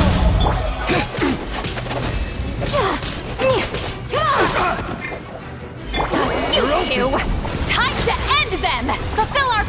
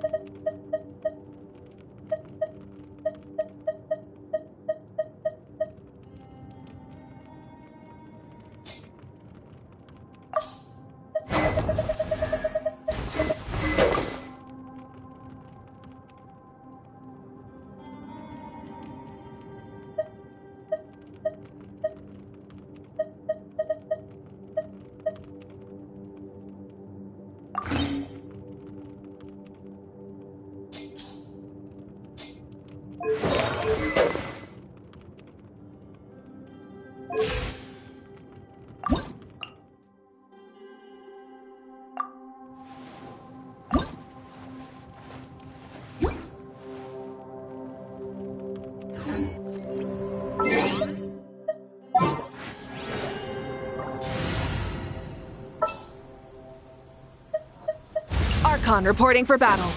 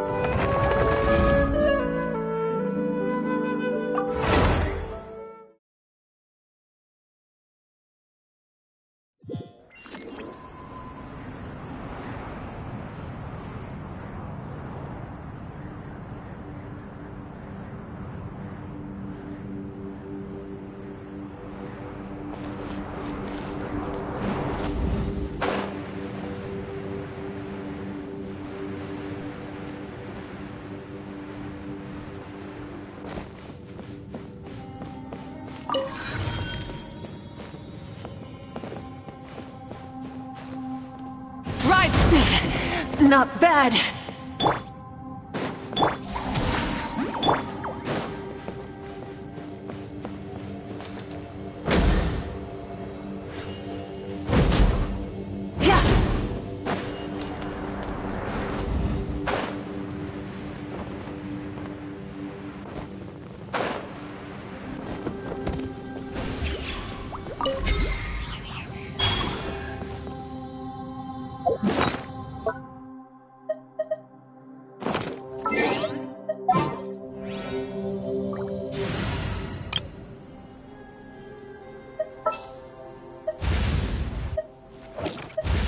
Ready to ride.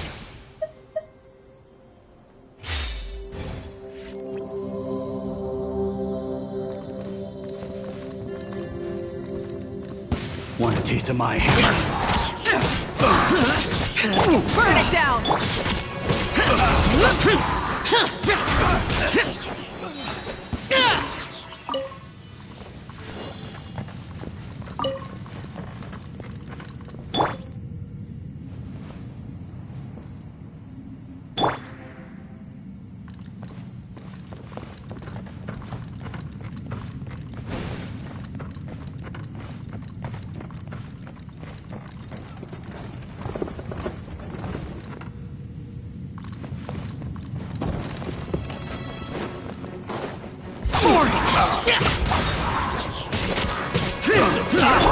Everybody stand back!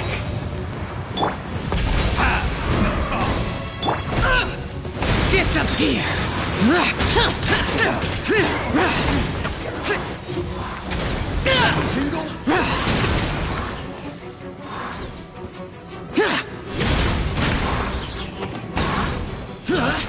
Picked the wrong test subject.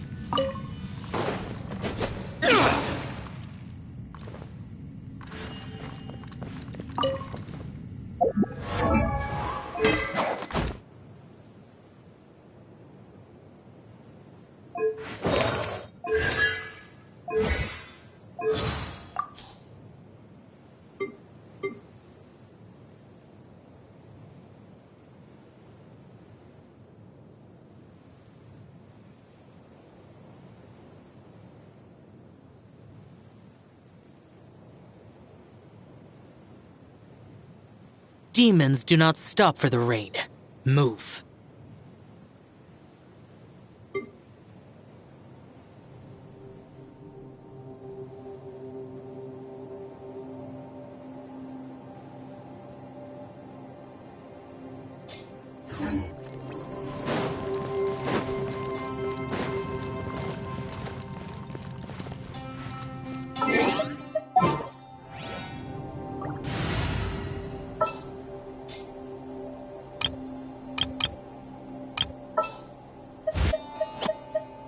This will be a productive partnership, I hope. Let's go get ourselves some answers.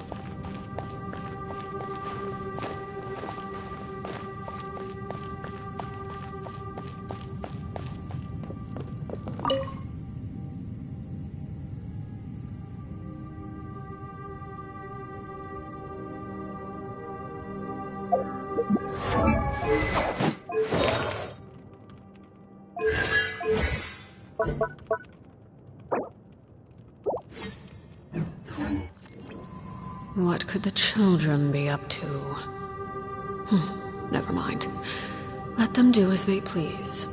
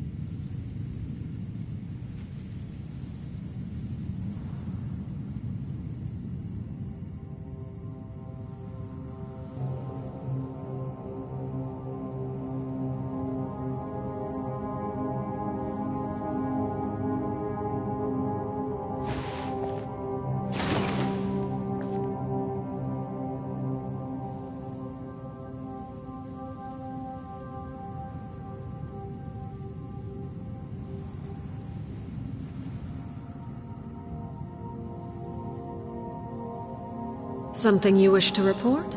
Go on. You have my undivided attention.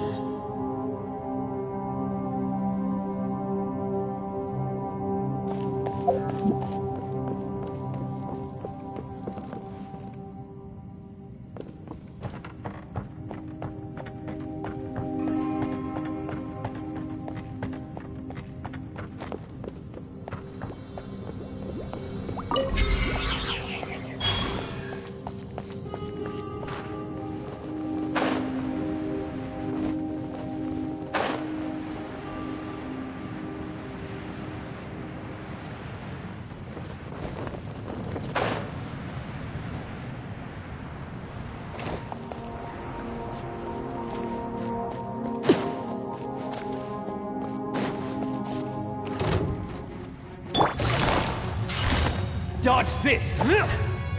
Quietly now.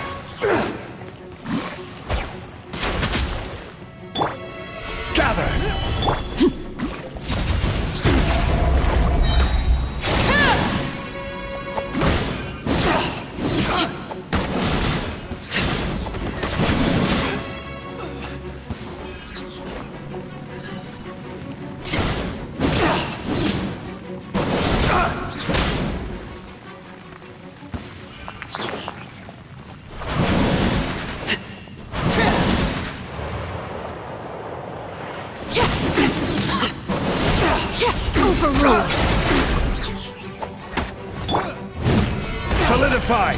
Busted. Here comes the catch.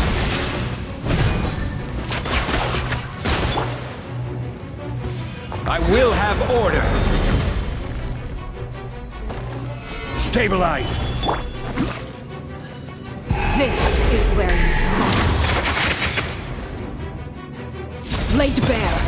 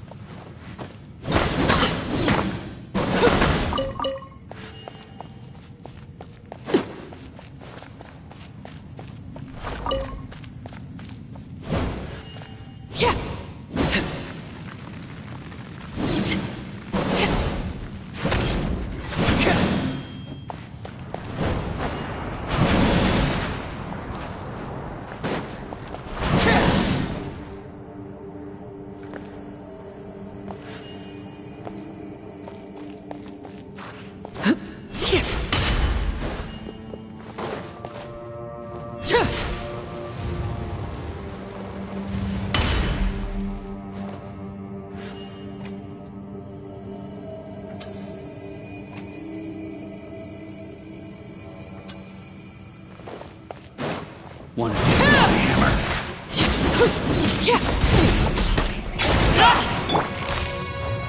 You're open!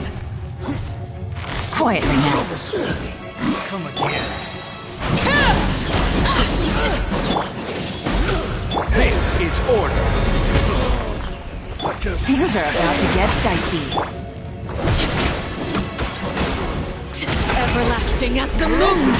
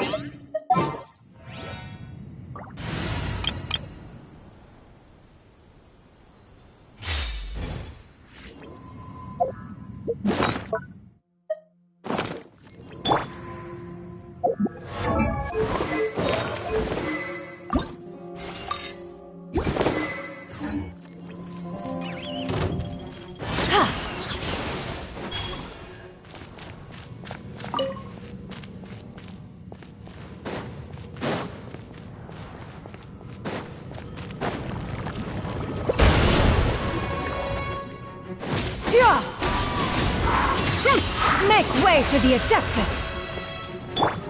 Feeling lucky?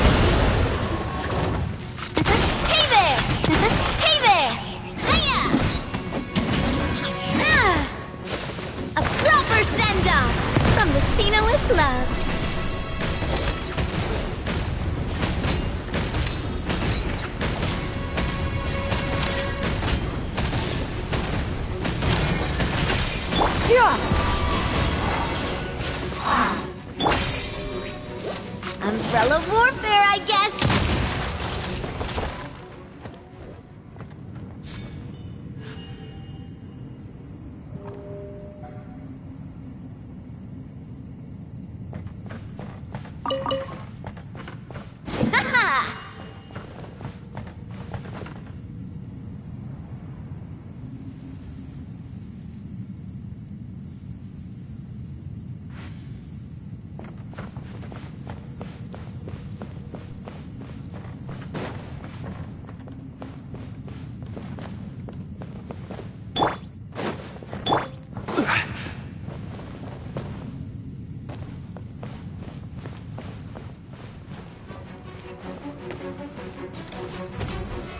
Solidify!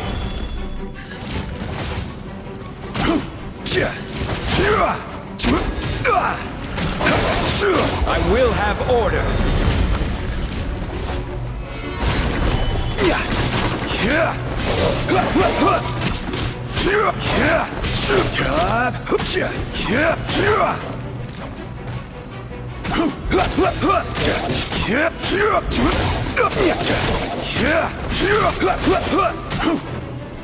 Stabilize!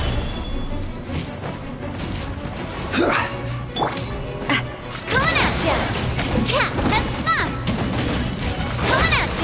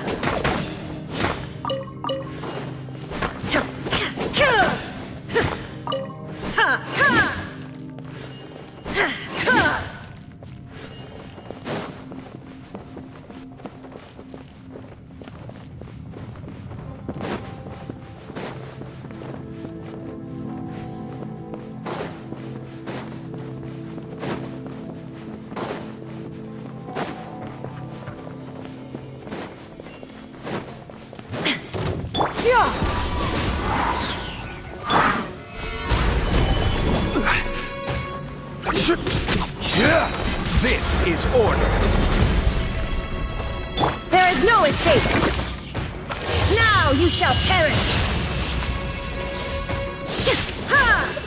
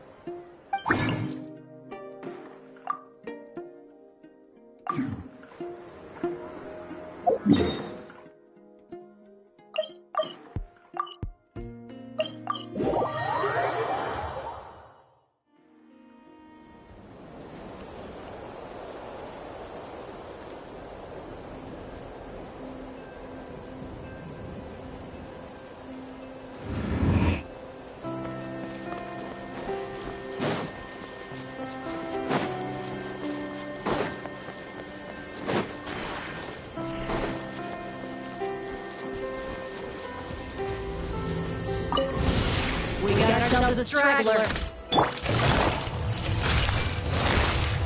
Gotcha! Ultimatum protocol. Strike a pose! Be silent.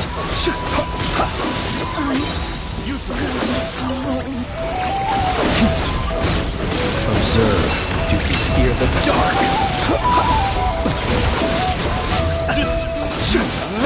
Save yourself. Busted. Game's up. Time's over. Let the world come alive! Stop that pose! The long sleep beckons.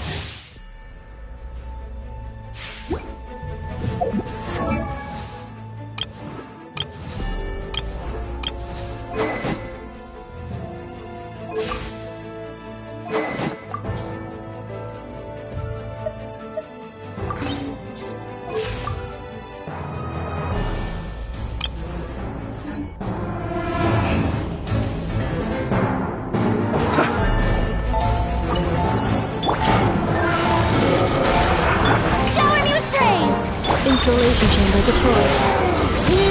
Preparing for dust up. What a drag.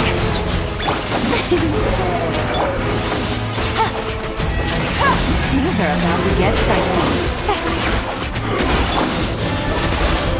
Close your eyes. Night falls.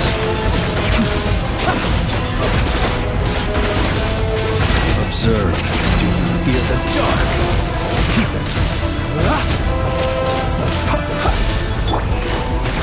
Cleanup sequence initiated. Time to shine!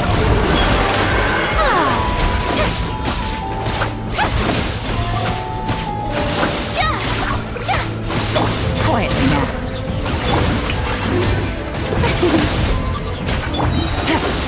Ultimatum protocol. Game's up. It's over. Gotcha. Be silent. The night cometh.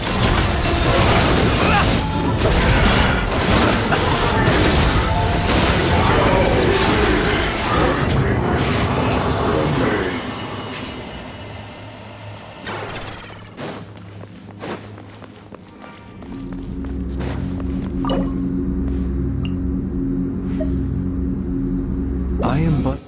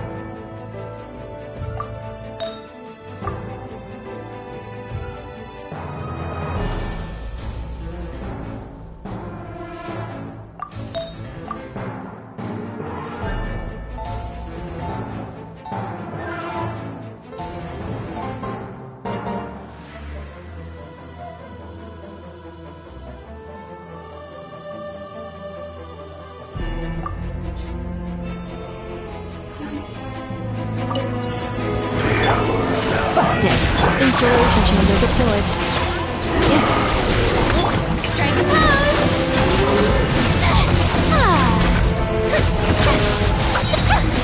Let my name echo in song! Here comes the catch. Observe. Beware the creatures of the night. Be silent. Preparing for dust up. May I present? Gotcha.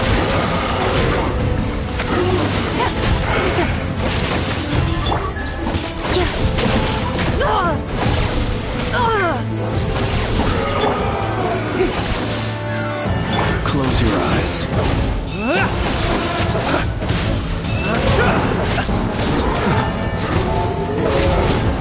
Observe to dust. Quietly now. Defensive mode engaged. The show begins! Game's up. One's over. Be silent. The long sleep beckons. Annihilation mode.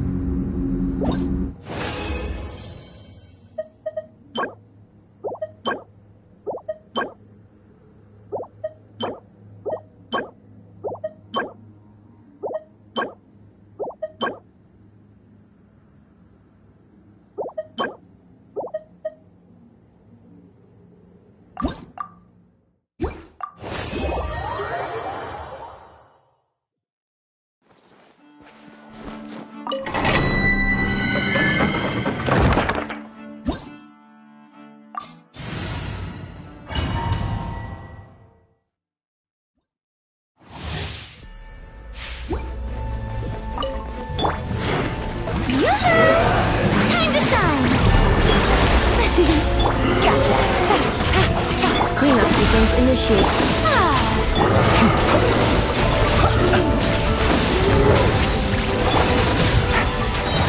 Here comes the catch. Beware the creatures of the night. Quiet now. Insulation chamber. Close your eyes. Do you fear the dark? Ultimatum protocol. Gotcha. Game's up. Time's over. Be silent. It's a grave situation. You're lightning, echoing song!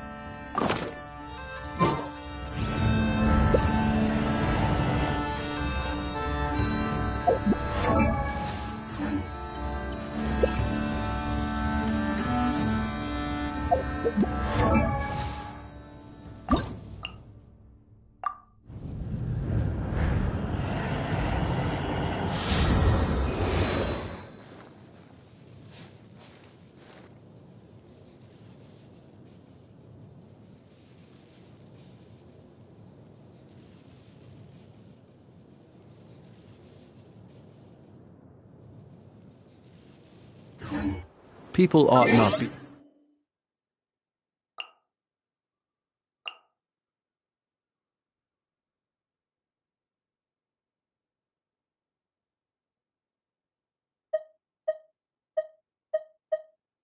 so frightened. Ghosts, close your eyes.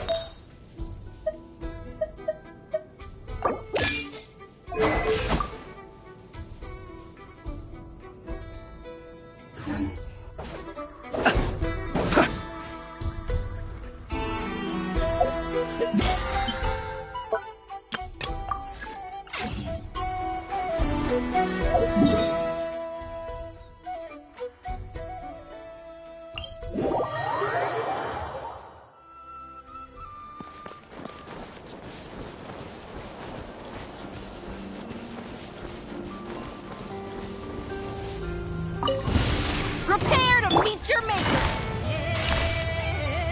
Busted. Shower me with praise!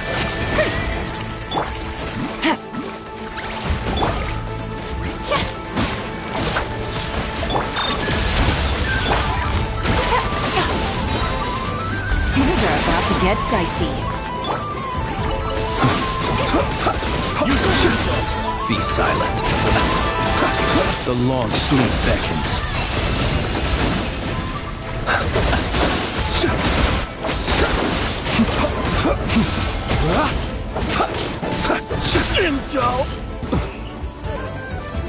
Observe.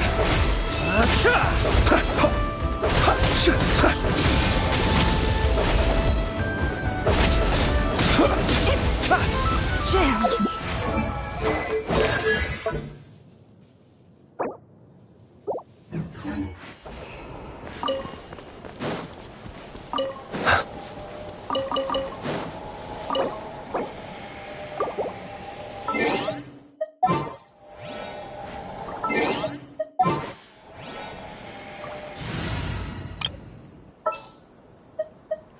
Good eye.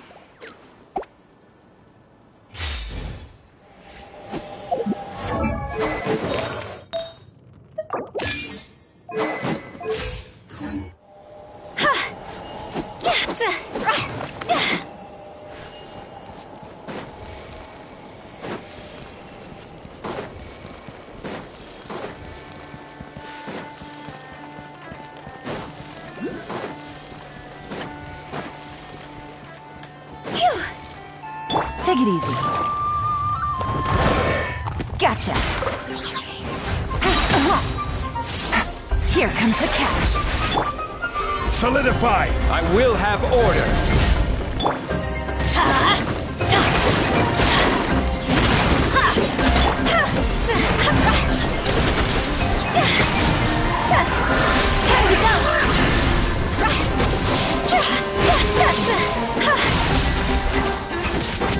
Quietly now. Stabilize! Adventure time. Everybody stand back!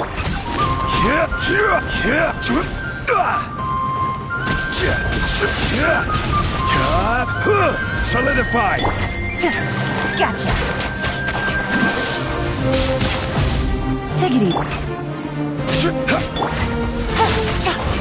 Let's light it up!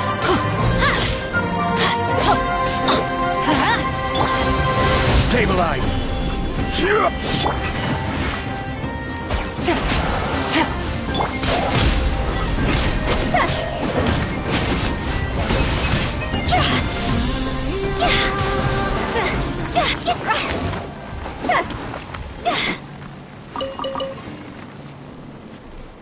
Go!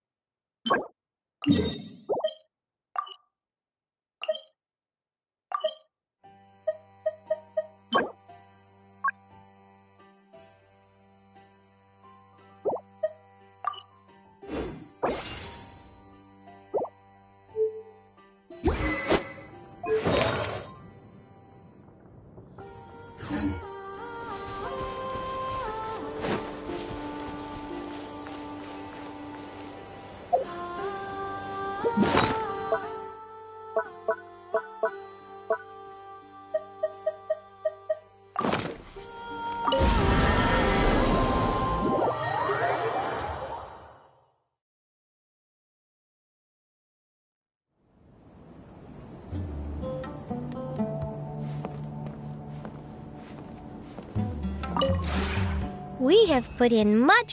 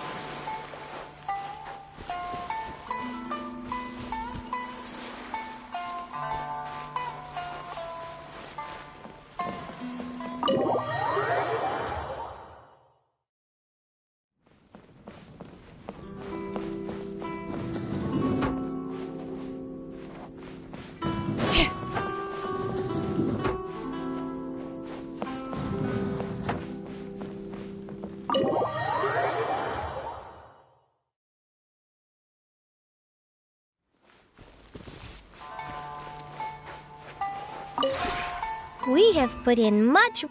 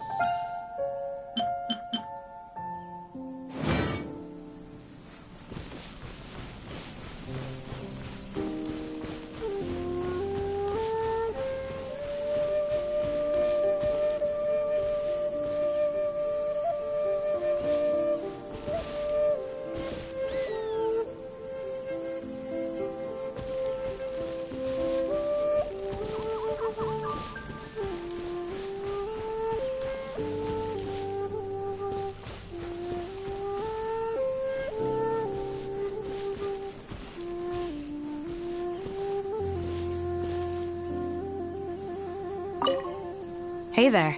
I sure get to see a whole lot of new things traveling with you. I gotta say, I'd love to watch Silence try and wrap his head around this, teapot of yours.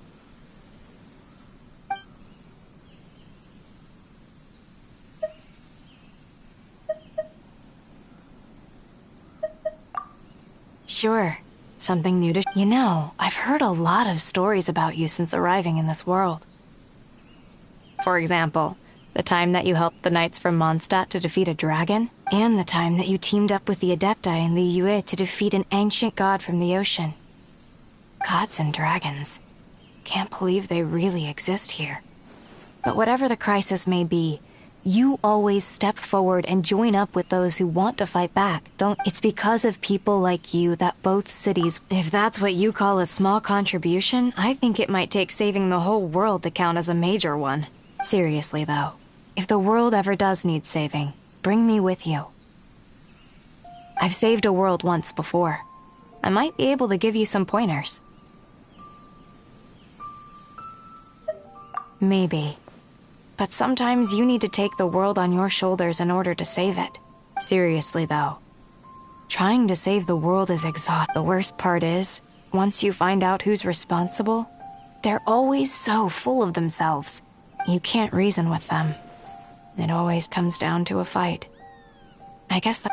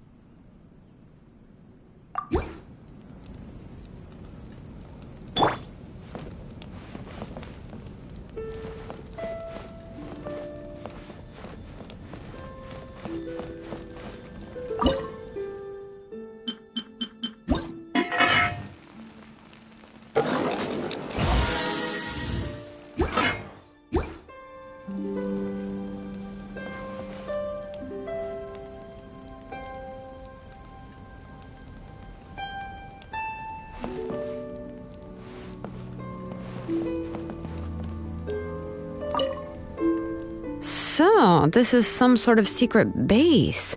Wish I had a teapot like this. Then nobody would be able to find me when I'm trying to slack off.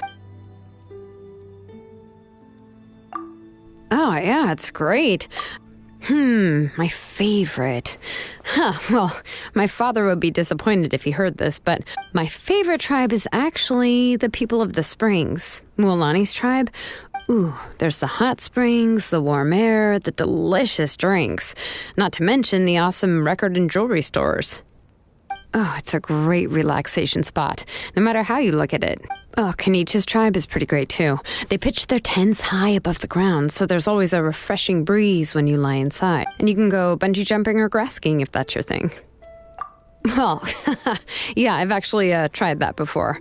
Mualani invited me to a party at her place not too long ago, and I stayed with her. It was great at first, soaking in the hot springs every day, enjoying the drinks, going out to have fun with Mualani. It's just, how should I put this? The longer I stayed, the more unsettled I felt. It's not that I was tired of the place or anything. I just felt compelled to go back to the Children of Echoes and check on things. In the end, all I could think about was the unfinished business in my workshop. So I said a quick goodbye to Mualani and returned to my tribe.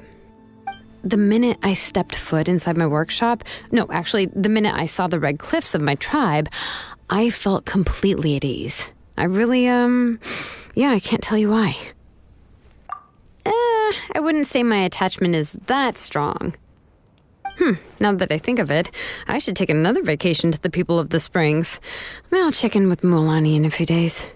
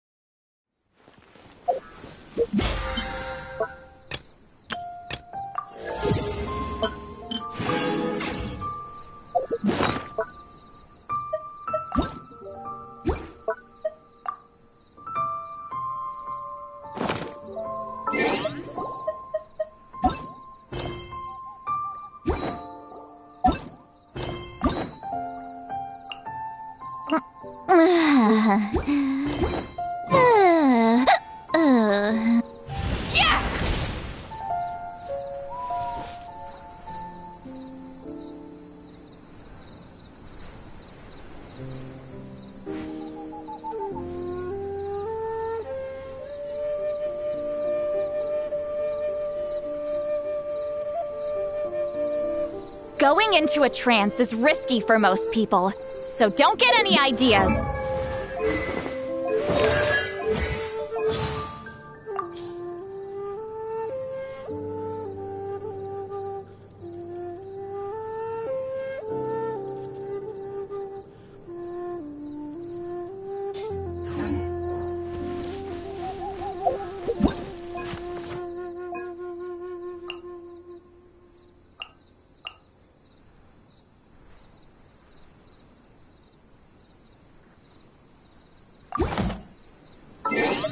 I've read almost every novel from Yai Publishing House. Pretty normal, right?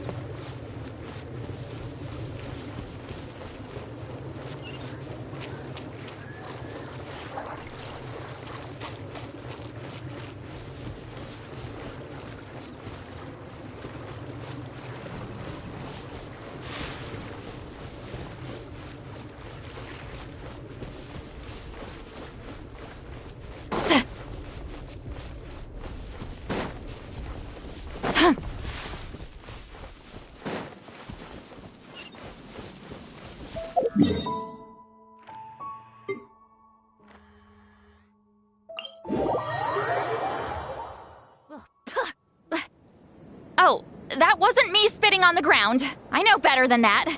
I just had some sand in my mouth, I swear.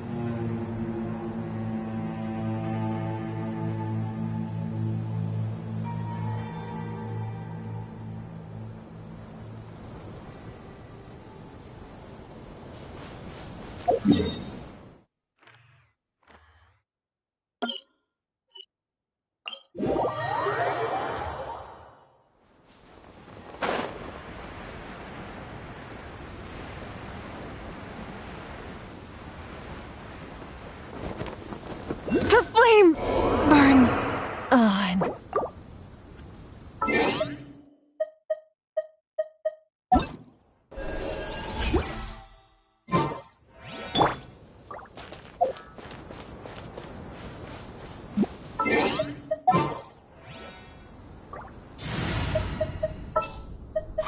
Witness my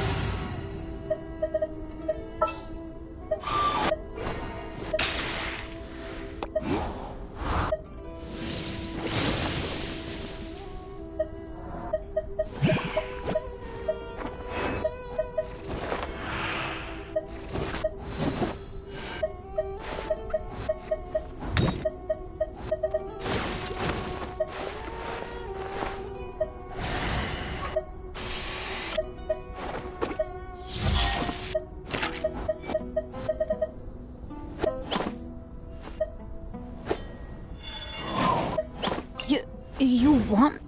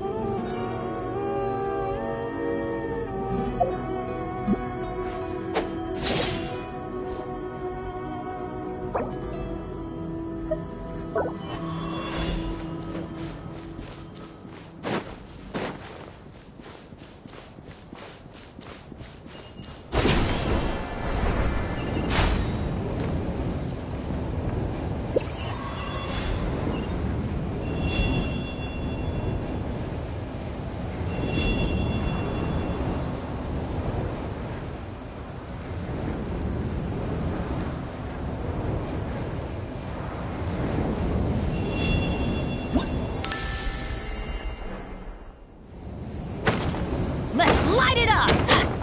Burn it down!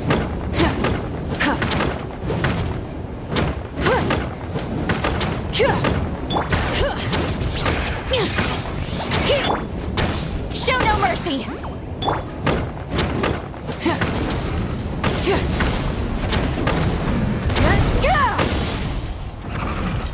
Rise with the sun!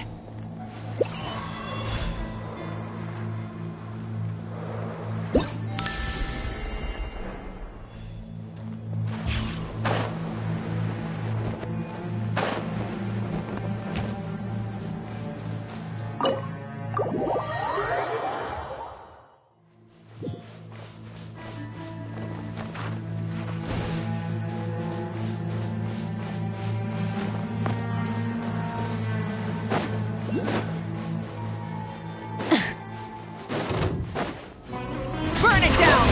Fulfill our pact! Show no mercy! Suffer the wrath of evil! Hear the echoes of the valley!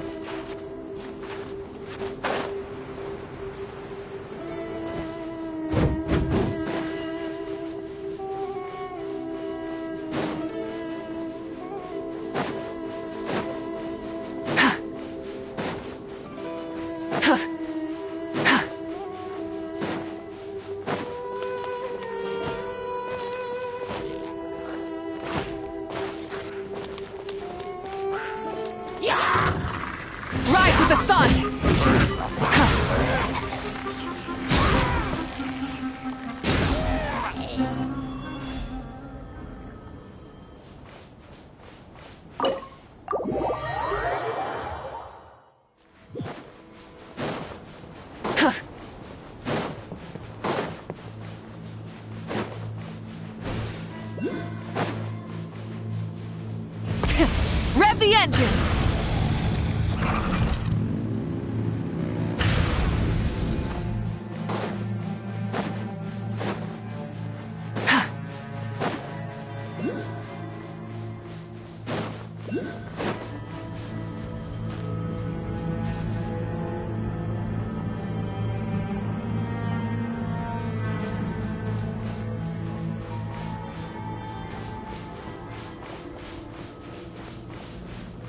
Try and stop me!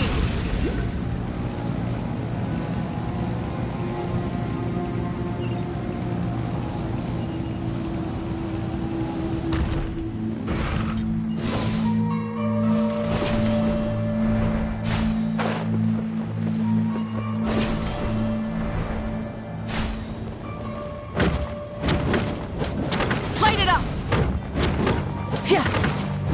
Ha! Teamwork is true!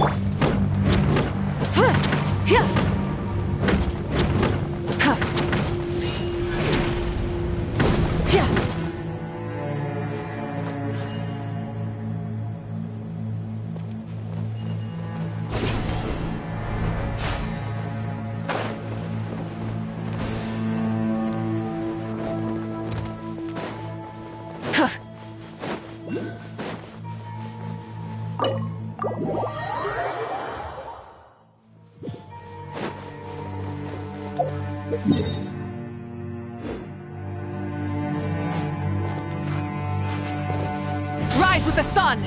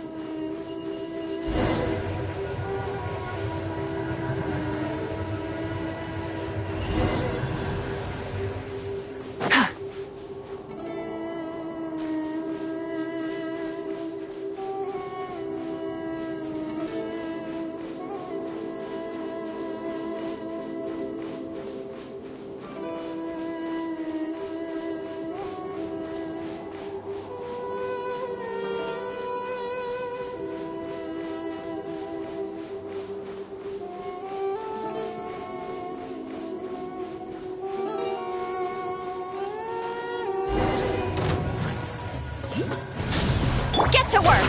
Fulfill our path! Light of the blazing sun!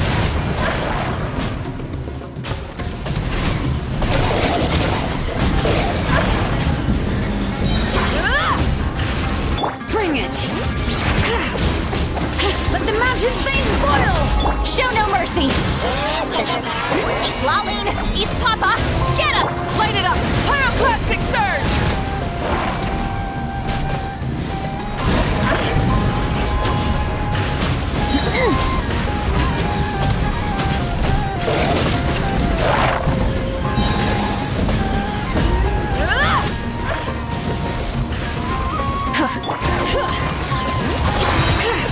Hear the echoes of the valley!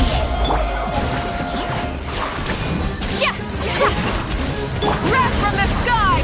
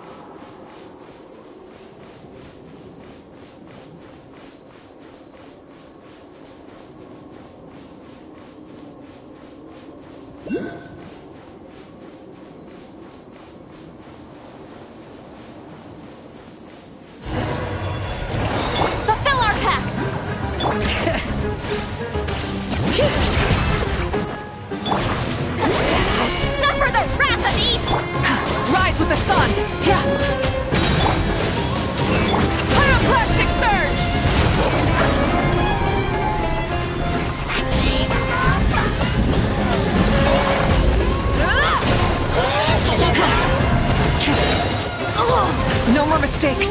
Full throttle!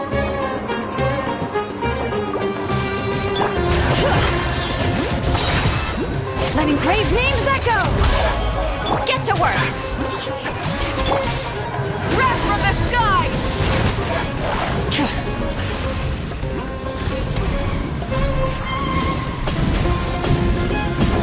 Incinerate! Fulfill our pact! East Laline! East Papa! Get him!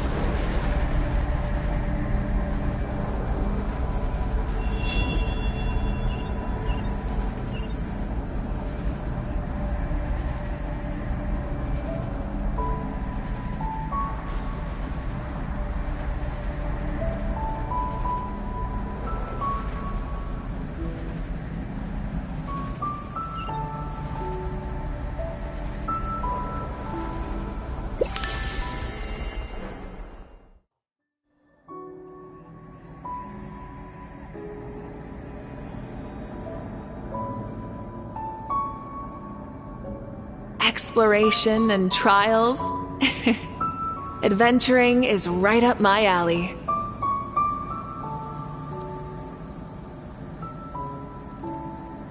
Many insects have a compulsion to follow the light, and humans are the same. Except we call that light hope.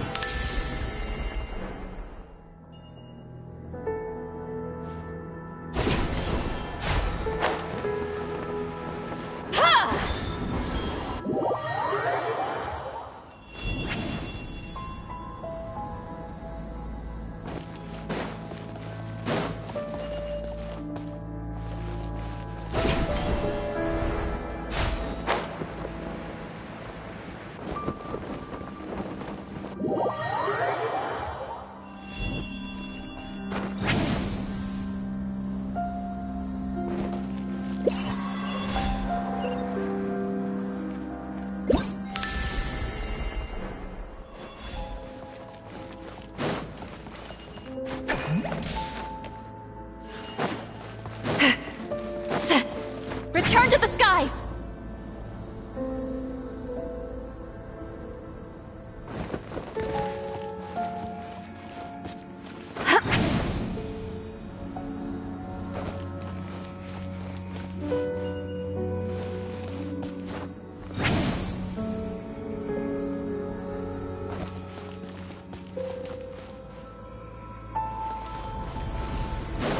Get to work!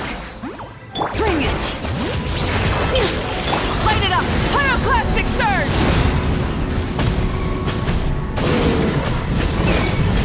Incinerate!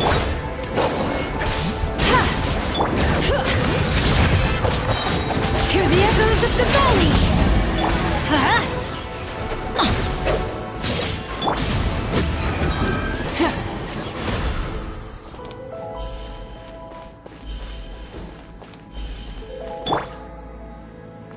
Everybody stand back!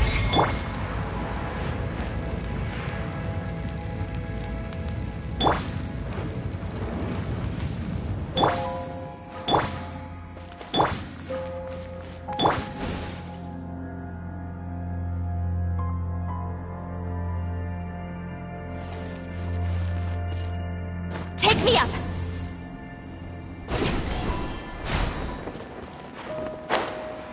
Watch out!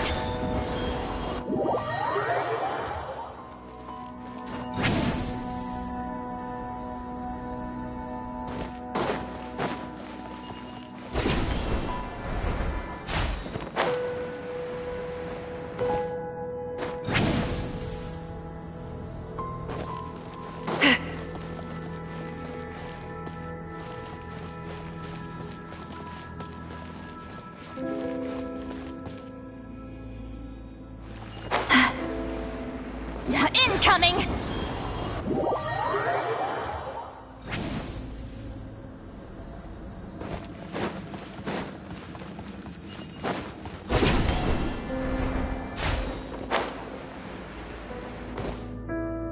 Rise like smoke!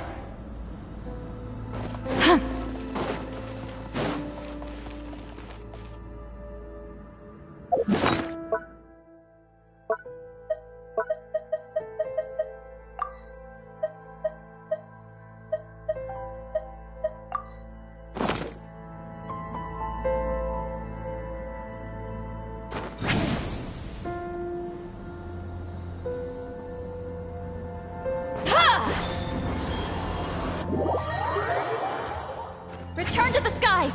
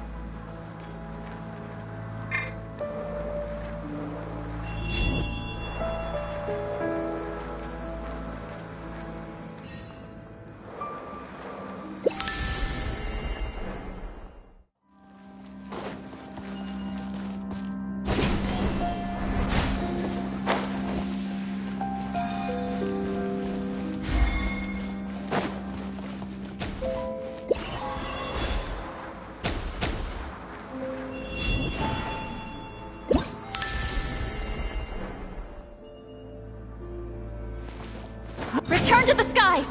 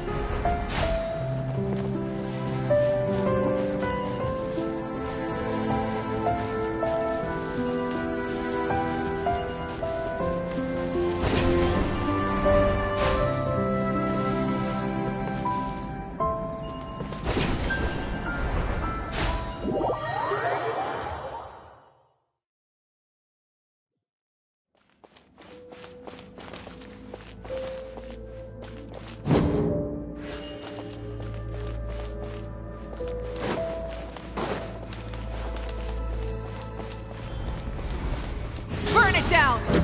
Show no mercy! Get to work! Wrath from the skies!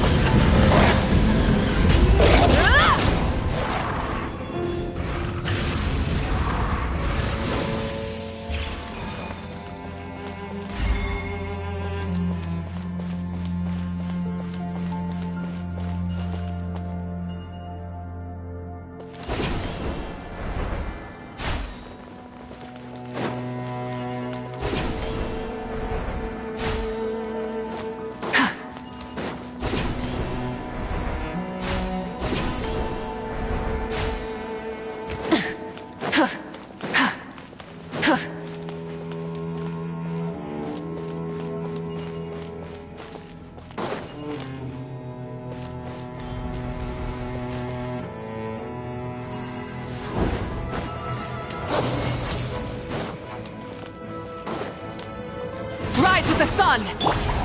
Fulfill our pact! Let engraved names echo! I'm going in! Suffer the wrath of Easley! Light of the blazing sun! Incinerate!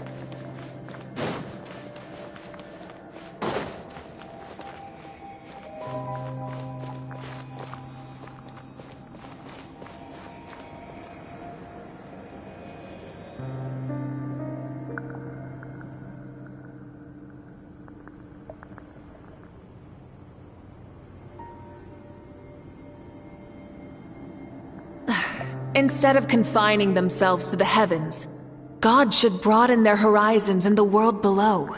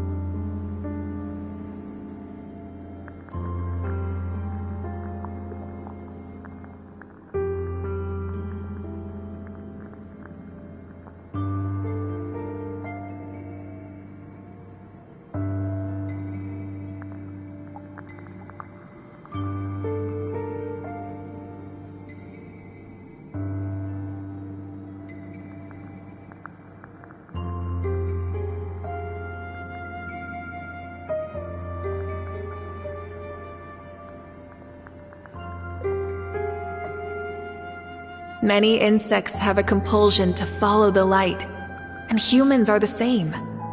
Except we call that light hope.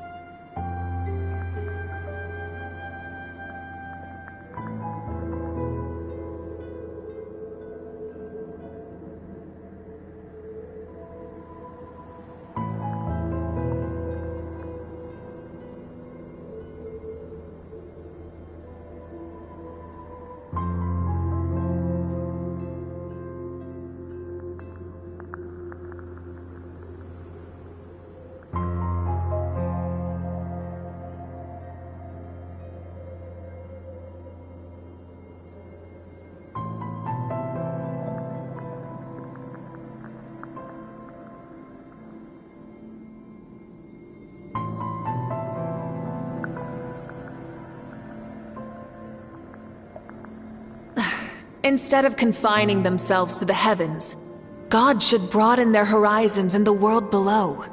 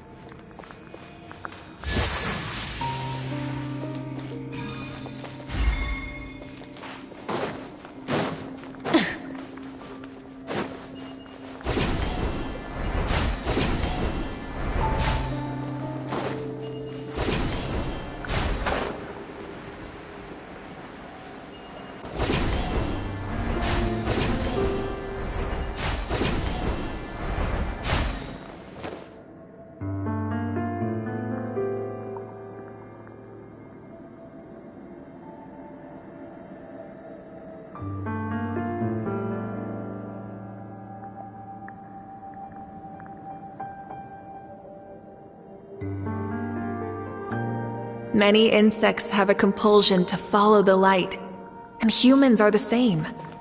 Except we call that light hope.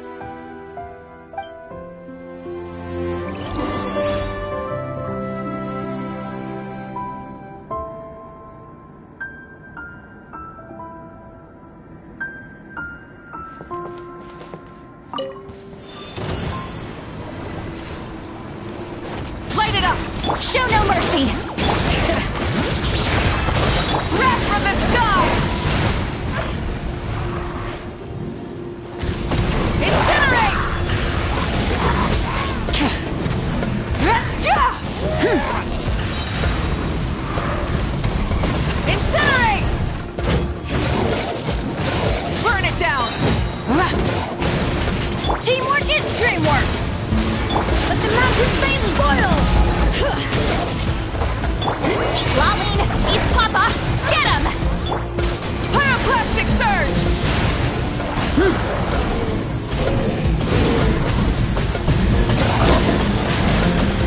Incinerate! Fulfill our pact! Letting great names echo! Light it up! Light of the blazing sun!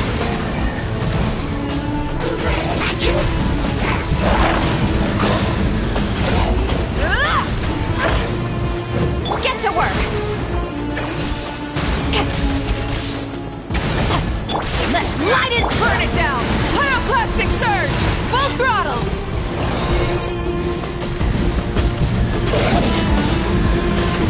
Incinerate!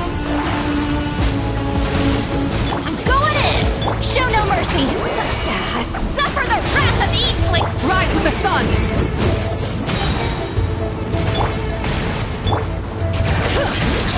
Let the mountain's veins boil! Light of the blazing sun!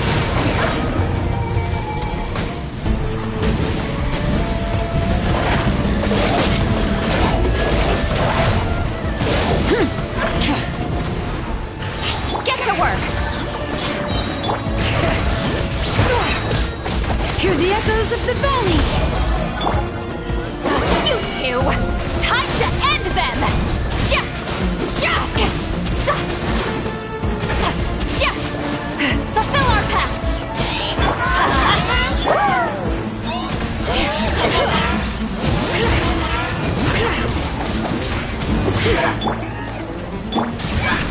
Wrath from the sky!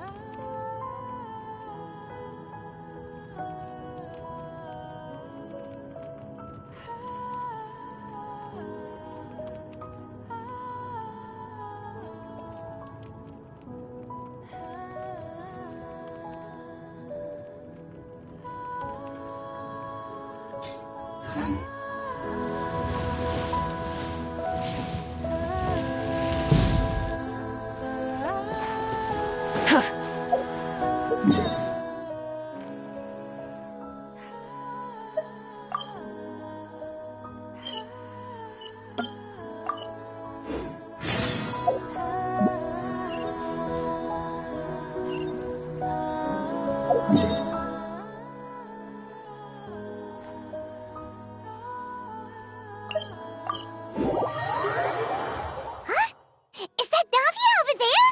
Oh, it's been a while. Let's go say hi.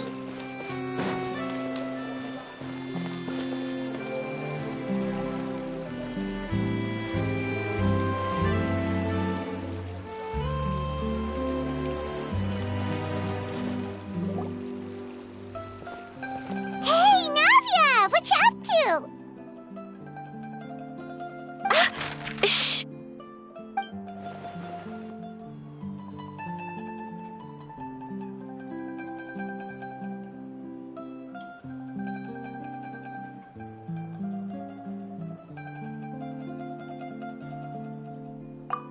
lost, Monica! I don't want to see you back here until you're ready to wake up and start doing things properly!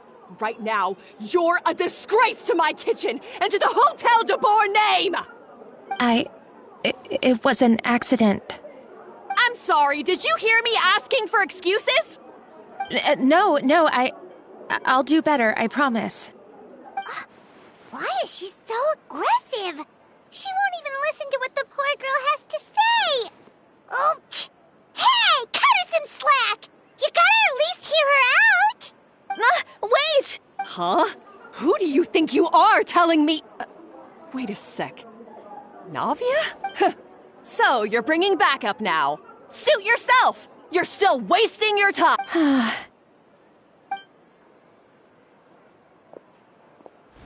Savannah, is this how you always treat your staff? My staff is right. I'm the one in charge here now. And last time I checked, the Hotel de Boer doesn't take orders from the Spina di Rosula. Of course. How you run your kitchen is none of our business. But when a member of your staff is so overworked he becomes gravely ill, that most definitely is our business. We're going to stand up for him, whether you like it or not. Overworked? I've said it before and I'll say it again. If Vermont can't handle the job, then tough luck. There are plenty of other capable people I can hire instead.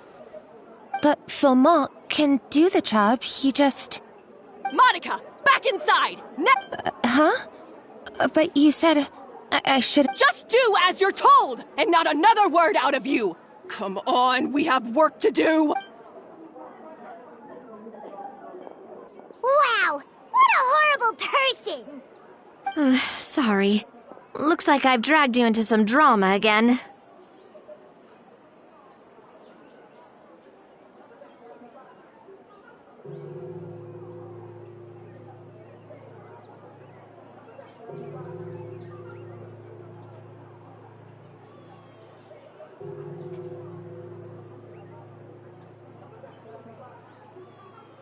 Her name is Savannah. She's the new head chef at Hotel de Boer. Ever since she took the job, she's been enforcing a brutal work regime and putting a huge amount of pressure on her staff. One guy was so overworked, he collapsed from illness. He's been bedridden for days, and he can barely even talk properly. I'm sorry. It's all my fault. I don't deserve to be a chef. At his family's request, the Spina di Rosula is trying to mediate on his behalf. We're not exactly making a ton of progress, as you saw. Savannah is adamant that Vermont's exhaustion and illness have nothing to do with her or how she's been running her kitchen. She's refusing to have any kind of meaningful dialogue with us. Our next thought was to talk to the other chefs at the restaurant and get a better idea of their working conditions. But with Savannah watching them like a hawk, no one has been willing to open up. And that's why I'm here, doing it the old-fashioned way. Camping out, watching, and waiting for an opportunity.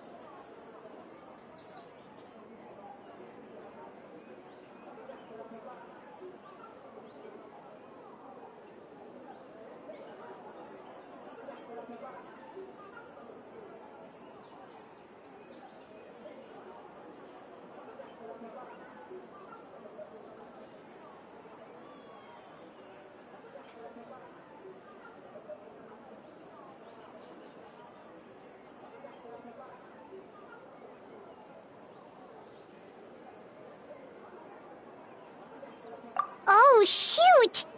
It all makes sense now. Sorry. Paimon should have thunk before she spoke. Oh, no, not at all, Paimon. Honestly, the way she was laying into Monica, someone had to step in. I'm sure I would have piped up if you hadn't. And besides, I don't really think I'm built for espionage.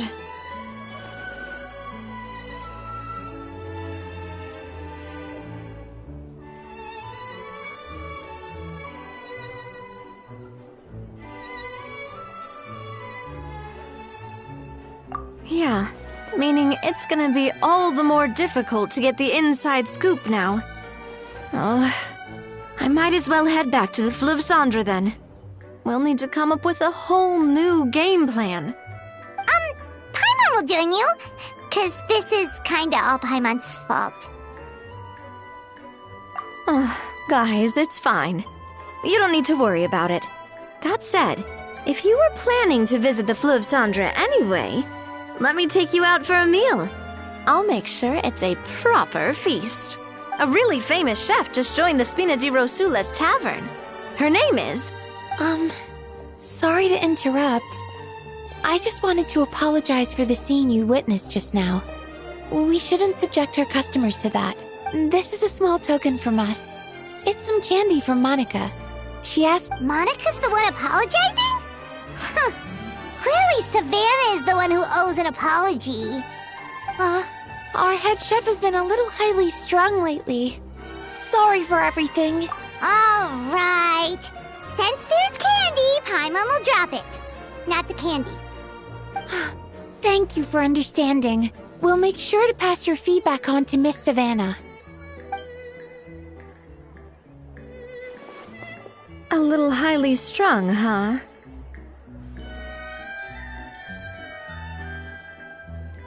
Paimon doesn't get it. How did someone like her even become head chef? Well, according to Fermat's family, she hasn't always been like this. But that's a story for another time. Let's try this candy.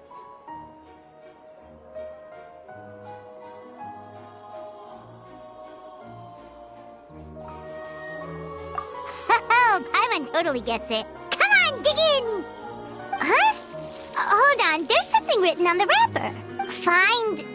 Escoffier?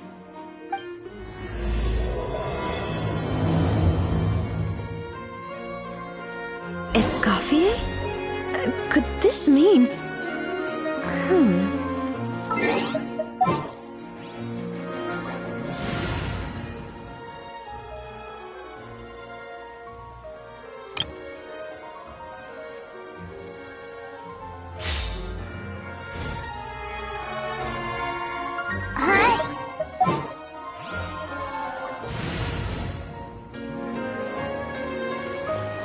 Yeah.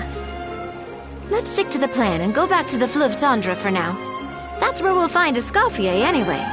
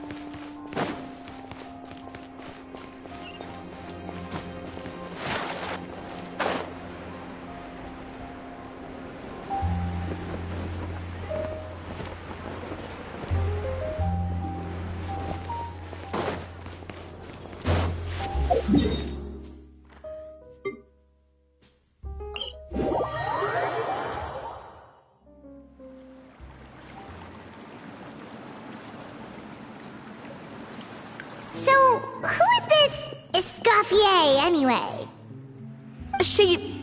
Well, for starters, she used to be the head chef at the Hotel de Bourg, before Savannah. She recreated the legendary Gâteau de Bourg and restored the restaurant back to its former glory. Safe to say, she's the most renowned head chef in the Hotel de Bourg's history, after the culinary genius Modeste himself. Gâteau de Bourg? That's the super exclusive cake that they only sell a few slices a day, right? Wow, would she let Savannah take her place? Well, apparently, the Hotel de Boer was reported for a safety incident. Someone claims that the kitchen was adding an illegal substance to their menu, but none of the chefs had any idea how it could have gotten into the food. In the end, Escoffier decided that as head chef, she should take responsibility, and she was sent to the Fortress of Meripede. The Fortress of Meripede? Well, you're right. The quantity of the substance they found was fairly minimal. Even the guards believed the whole thing was probably just an accident. Escoffier didn't have to stay in the fortress for long, but still, by the time she returned, the role of head chef had already passed to Savannah. So that's what happened. Paimon still thinks it's really unfair. Even though Escoffier is no longer head chef at the hotel, she's still well respected by the staff. So, I'm guessing what Monica wants is for us to convince Escoffier to try and negotiate with Savannah on the staff's behalf. Oh, Paimon gets it! Monica wants Escoffier to come back and kick Savannah out. It's simple. If the new head chef is stressing everyone out, then the solution is just get the old one back. Well, about that... You thought cream of mushroom soup was ready to serve after 3.5 minutes on the stove!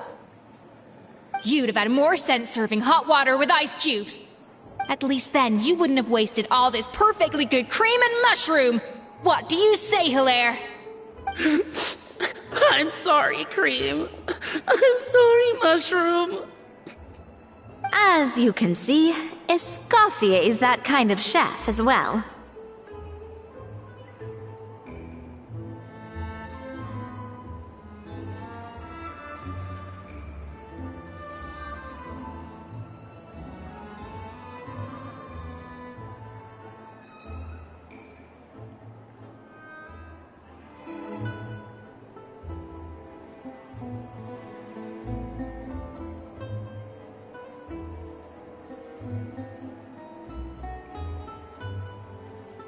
You have to leave it on the heat for long enough to allow those flavors the chance to come out. Don't be fooled by the aroma when the water first starts to boil. Got it? Yes, Chef. Then go back and do it again. The customers are still waiting. Remember where you went wrong and don't repeat the same mistake twice. Yes, Chef!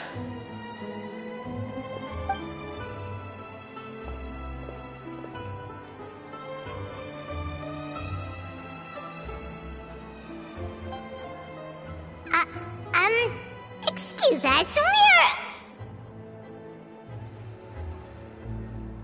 Waiting to be served? Sorry, we're pretty busy. I'm afraid you have to join the line. Oh, no, we're not here to eat.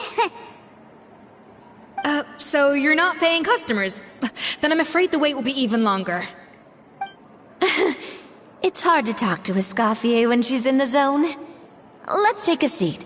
We can catch up while we wait.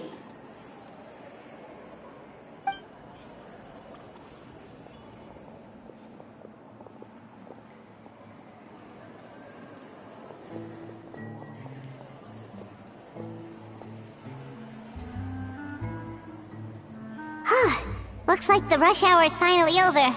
Is it always this busy here? These days, yes. I'd say business has tripled since Escoffier joined as temporary head chef.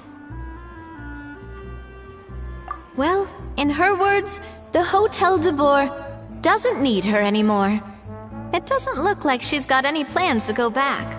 I guess I'll be heading off then. Wait, take these home with you. We can't serve them now, and there's no sense in letting them go to waste. Oh, thank you, Chef. For what? Like I said, I just don't want them going to waste. Oh, and tell Fiamma to get well soon, so you're not running yourself ragged every single shift.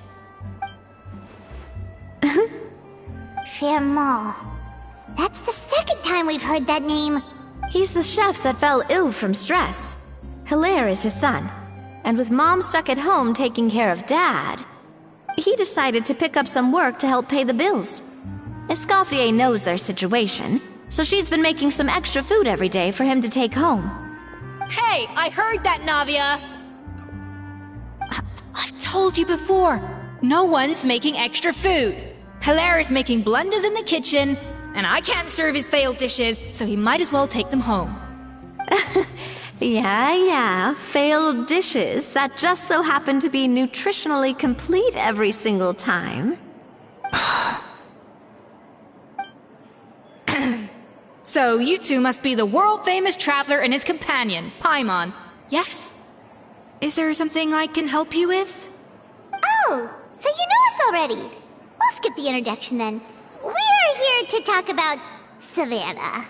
Oh, I certainly am. The Spina's headquarters are right next to the tavern. And I've lost count of the number of times Navi has come to pester me about it. But I don't work for the Hotel de Boer anymore. And being ex-head chef doesn't give me the right to interfere with that business. Besides, I'm the one who persuaded Savannah to take the job in the first place. What? Well, she was a much gentler person back then.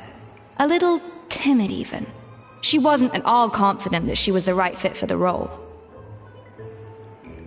That's hard to believe.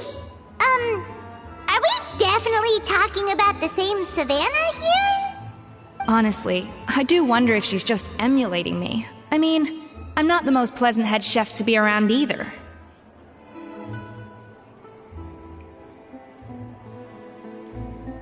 Anyway, suffice to say that given the history between us, it'll be tricky for me to tell her she's doing her job wrong without coming across like a huge hypocrite.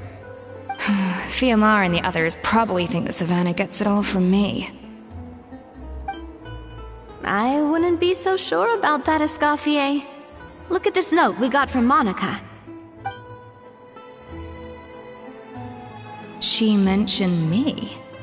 Whatever shortcomings you feel you have, it looks like Monica still trusts you.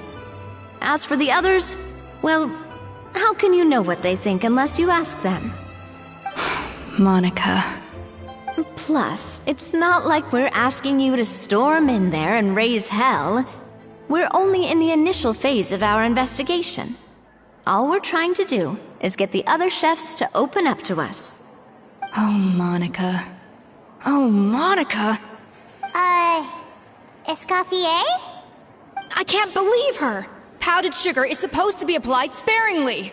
Look at all that on the wrapper. It's thicker than the sole of my shoe. Unbelievable! I won't stand for this. She has to learn. Come on, we're going. Wait, so now she's,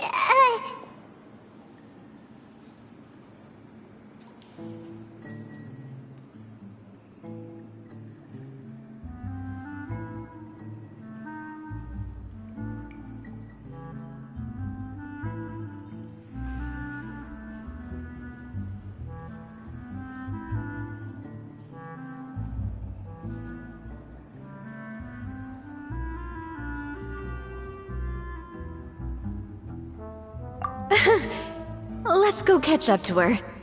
We don't want to keep her waiting.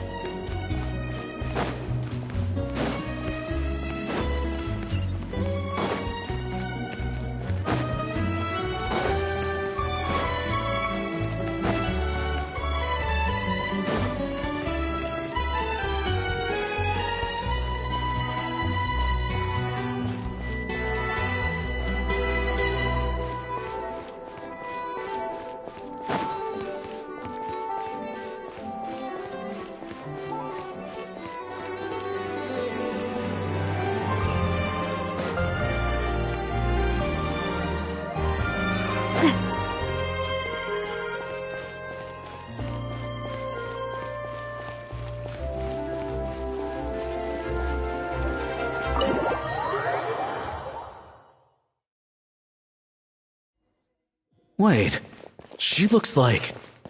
Is that a... I'm sorry. I'm so sorry.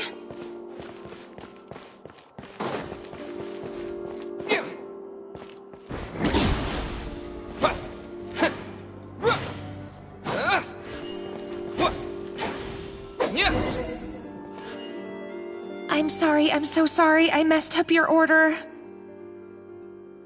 Oh, I wouldn't go that far. Maybe the taste is a little off, but if you hadn't brought it up, I don't think I would have noticed. But, please, you have to forgive me or Chef is gonna... Okay, I know. I'll kneel before you. What the heck? Get up, Monica! Can't you see that you're just making your customer feel more awkward? Escoffier? If you want forgiveness, then do what any self-respecting chef would do. Make the dish again. And this time, get it right. You cannot go begging your customers to feel sorry for you. Savannah said that I'm not allowed back in the kitchen until I've corrected my mistake. But if I can't go back into the kitchen, I can't do the dish over. That's some backwards logic. How can you fix your mistake without being allowed to cook? If this is what Fermat had to put up with, then no wonder he had a breakdown. We apologize for interrupting your meal, sir. It's fine. With my layman's palate, it's not like I can tell the difference anyway. I was actually quite enjoying my meal until she appeared out of nowhere and started apologizing. Gave me a bit of a fright, to be honest. Oh, well, it's because Chef Savannah tasted a bit of the leftover soup from my pot and then threw me out of the kitchen. Gosh, that's pretty strict. Has she always been that way? I don't recall things being like this when Escoffier was head chef here. I gotta say, you're all looking a little worse for wear these days. I mean, Escoffier was strict too, but I think the difference is that her criticism was more constructive, so you knew what you did wrong and how to improve, and we all knew that it came from a good place. Chef Escoffier was hard on us because she truly wanted us to reach her level. But these days, whenever we make a mistake, we just get told to wake up, get your head in the game, or just do it again. And it's only gotten worse since word got out that Chef Escoffier had started working again in the Fleuve Cendre. Monica, you don't need to call me chef. I'm not the boss here anymore. Yeah, but through no fault of your own. What happened back then, that wasn't on you, and all of us know that. That banquet was a huge event, and so many staff were involved every step of the way. With so many moving parts, there's no way of knowing how that Lumiline ended up in the food we served. Lumiline? What's that? A new drug from the Fontaine Research Institute, produced from an extract of the Lumitoile. Apparently it sharpens the senses, so they used it to treat people with impaired responses to stimuli. Oh, yeah, I've heard about that. They found out you can use it as a flavor enhancer since it stimulates the taste buds. Makes things pretty addictive.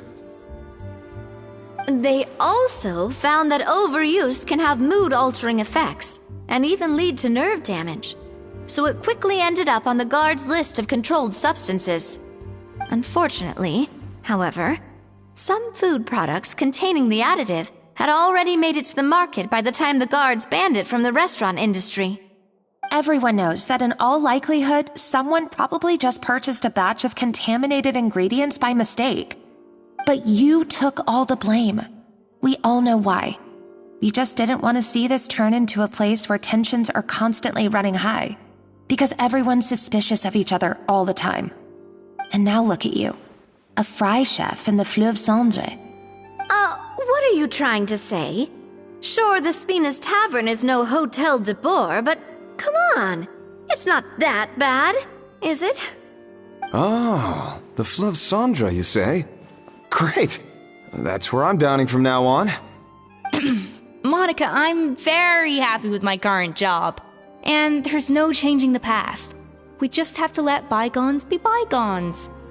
Besides, at the end of the day, I was the head chef, regardless of whose mistake it was. Ultimately, the responsibility lay with me. If only Savannah was half the boss you were. I'm sorry? Do you have a problem with my conduct as head chef? No. So, you do remember who's boss? Escoffier? I thought you'd left this place for good. What are you doing back here? What happened to you, Savannah? Why are you acting like this? When I turned this place over to you, You made me the head chef and gave up your right to tell me how to do my job. You're not the boss here anymore. So stop acting like you own the place. Whoa. Sounds like someone has a chip on her shoulder. Oh, Savannah! My God, have you grown a temper since I last saw you? Have you put even half the amount of energy into improving your cooking skills, or are you still using the Pluie Lotus as an off-brand marcotte, thinking no one can tell the difference? That's none of your business! What happened to not storming in and raising hell? Ho ho! I was not expecting to see something this spicy as soon as Escoffier returned. Huh? Fan-Agem? Aye, miladies. Might I make a humble suggestion? Given that we have ourselves a tête-à-tête between chefs at the Hôtel de Bord, I dare say it would be de rigueur to settle this the traditional way. The traditional way? That can only mean one thing. That's right.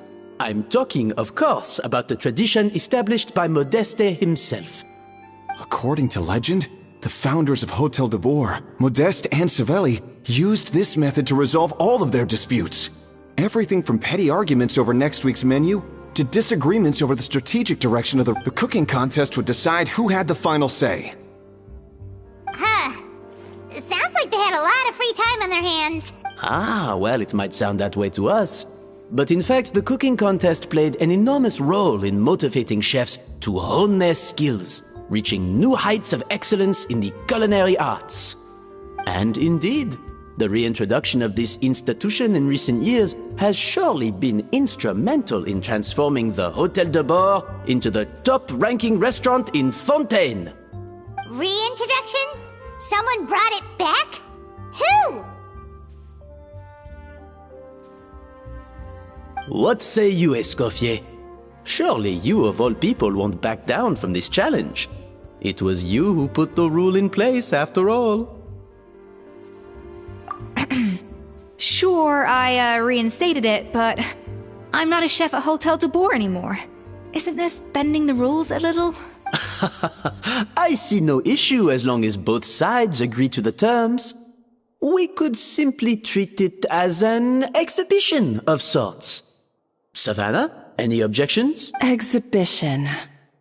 Huh. No. If we're going to battle it out, let's put it all on the line. If I lose, it's up to you what happens to me. I don't want anything to happen to you. But if you lose, you hand over the Codex de Bord to me. What? The Codex de Bord? Only the legendary handbook written by the original head chef Modeste. It contains all his secret recipes, including Gâteau de Bord. It's the greatest treasure in Fontaine's culinary world. And only the present and former head chefs of the Hôtel de Bord have the right to read it. Present and former? Wait, but that already includes Savannah, though. What do you want that old thing for? You have your own copy, don't you? Don't take me for a fool. You know perfectly well what I mean. I want your copy. The original version. The one you took with you when you left us. I'm sorry, I must be missing something. You know, there's no difference between the original and the copy, right? They contain the exact same recipes. Stop trying to change the topic. What's wrong, Escoffier? Scared you're gonna lose to me? Or are you scared of me getting my hands on the original codex? Savannah, you may remember that we gave her the original as a parting gift, to thank Escoffier for her years of service. Asking for it back feels a little, Oh, I'm sure it won't be an issue, as long as both sides agree to the terms. Those were your words, weren't they? And as for the contest itself, Let's make it a bake-off. Gâteau de boar, per the recipe in the codex. Well, Escoffier, you against me. Are you in or out? You sound surprisingly confident. Alright then, let's see how much you've actually grown. I hope you surprise me, Savannah. I'd hate to find out that all you've learned after this long is how to chew people's heads off. Believe me, I'll show you. Escoffier, are you sure this is a good idea? You accepted her terms a little hastily. Oh, it'll be fine. Let's head back to the Fleuve Cendres so I can get prepping.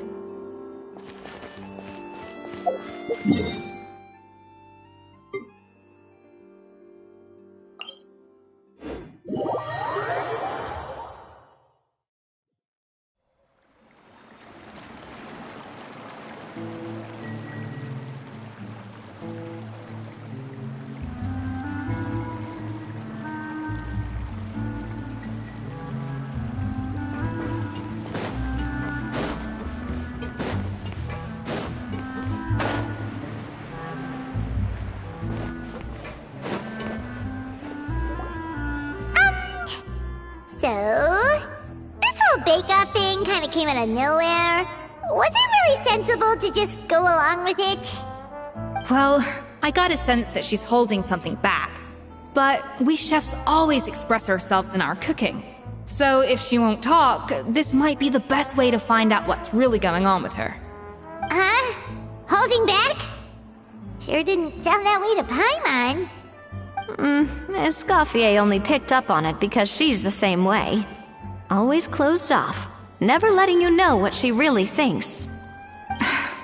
That's patently false, at least where your macarons are concerned. I've been nothing but truthful with you about the disgraceful amount of sugar you use.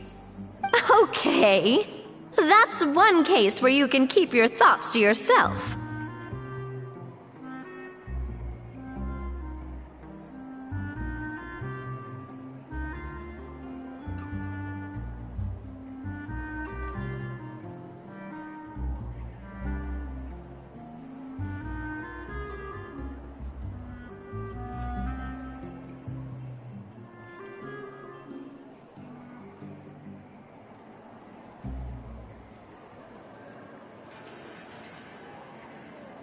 Oh, that? Well, it's not so much a recipe book as a diary of Modeste's adventures. Back in the day, he and his good friend Savelli explored far and wide, partly adventuring, partly looking for new ingredients and developing new recipes. Their creations had an enormous influence on the course of Fontaine cuisine, turning it into a much more vibrant and diverse scene. For instance, legend has it that the original Gâteau de boar was made using a special secret ingredient that Modeste discovered on one of his adventures. So rare was the ingredient that they could never make more than 16 slices of the cake per day. But everyone who tried it claimed that it was one of the most blissful and invigorating things they had ever tasted. Modeste and Savelli went on to found the original Hôtel de Boar, which catapulted them to stardom in Fontaine's culinary world. Especially Modeste. He was hailed as a once-in-a-generation genius, and over time, the recipes from his adventure log became known as the Codex de Boar.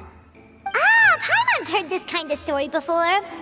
Armed with the Codex, the Hôtel de Boar took its rightful place as the finest restaurant in the land, serving those recipes for centuries to come. Something like... What? No, of course not! Cooking is a constantly evolving art form. How could any restaurant survive if they only served food that was popular last century? Anyway, never mind centuries. Savelli and Modeste parted ways not even 10 years after their rise to fame. Then, Modeste passed away while he was still in his prime. And that was it. The end of the Hôtel de Boar's heyday. It fell into decline, and for most of its history, it was just a nondescript place with a couple of cheap tables. It's only in recent decades that it started recovering. Even then, it still took numerous relocations and changes of management before we finally ended up with Vanigem and the restaurant we have today. Oh! So the Codex really isn't all that, then. Paimon figured it was like one of those mystical books they have in Liyue's martial arts novels, where the main character learns all their secret powers from. Yes, well, that's fiction, and this is reality. You can't meet the tastes of modern diners by following some ancient recipes from a dusty old book. Case in point. Even the Gâteau de Bourg they sell now is actually Escoffier's reimagination. Wait, really? Why though? Didn't that recipe make it into the Codex? It did, but like I said, it's the dusty old book now, and the records aren't as legible as they once were. Not to mention that there's no way of finding the secret ingredient Modeste wrote about. So, reimagination is right. I consulted some historical records and took what I could from the Codex. But ultimately, the Gâteau de Bourg today is my own recipe. As for why we gave it the same name and kept the tradition of only selling 16 slices a day, well, you've got Venegem's business sense to thank for that. Oh! Huh. Well, that kind of takes all the mystique out of it. Hey now, it might not be the original Gâteau de Bourg, but it's still the most delicious cake in Fontaine today. And who knows, maybe Escoffier's version is more suited to your palate. Just think, if the original truly was the perfect cake you're imagining it to be, there's no way the recipe would have been lost to history, right? Not to mention that the Hotel de Bourg never would have fallen into a slump. Anyway, before I left my role as head chef, I made a copy of all the recipes from the Codex, including my own improved versions, and turned them over to Savannah. So why is she so interested in the original copy? Could it be a symbolic thing? Like, whoever holds the original Codex de Bourg is the true head chef? Well, it was clearly precious enough to give to Escoffier as a parting gift. Meanwhile, Savannah only got a copy. Maybe from her point of view, it's like management doesn't truly see her as being worthy of the role. You think so? The only thing is, it was her suggestion to gift me the original in the first place. Well, a joint decision by her and Venegem. But still. What? Huh. Guess she's had a major change of heart since she became head chef. Yeesh. Who knows? We could speculate forever. Better to just let our gâteau do the talking.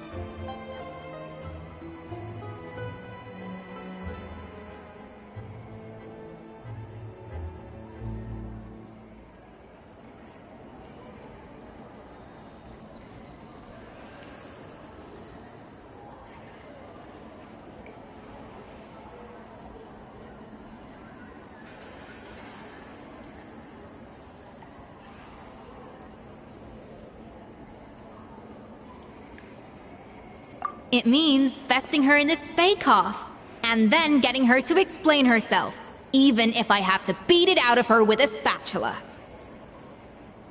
However much she's changed since we worked together, I believe that she still has her chef's pride. And if she respects the art, she'll respect the outcome of our contest. Well, I'm confident that you and your spatula can get justice for Froment. All you need to do now is win the contest. But that should be a breeze for you. Let's not get too ahead of ourselves. Gâteau de Bourg is very complicated to make. Usually, it takes 3 chefs working in tandem to cover everything. Now, if I had to push it, I could probably do the work of 3 chefs myself. But I'd prefer to play it safe if I can find a couple of assistants in time. Well, that's easy. The 3 of us are veterans in the kitchen. You just need to pick 2 of us. Well, I have heard the Traveler is an accomplished cook, as well as a warrior. But be warned, I will hold you to exceptionally high standards. Think you're up to the task?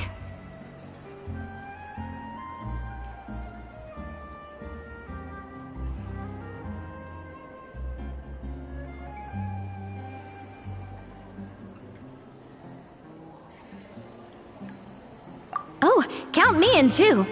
I've spent weeks perfecting my macarons after your scathing review. Even if it means competing against the Traveler, so be it. I'll show you what I'm made of. Confident. I like it. Alright, let's start with some elementary mise en place. Show me your knife skills.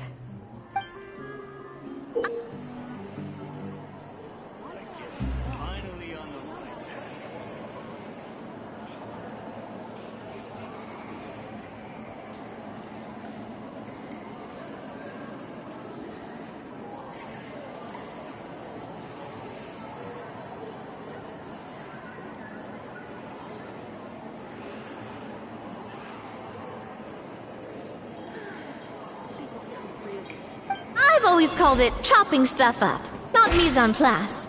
But it's basic.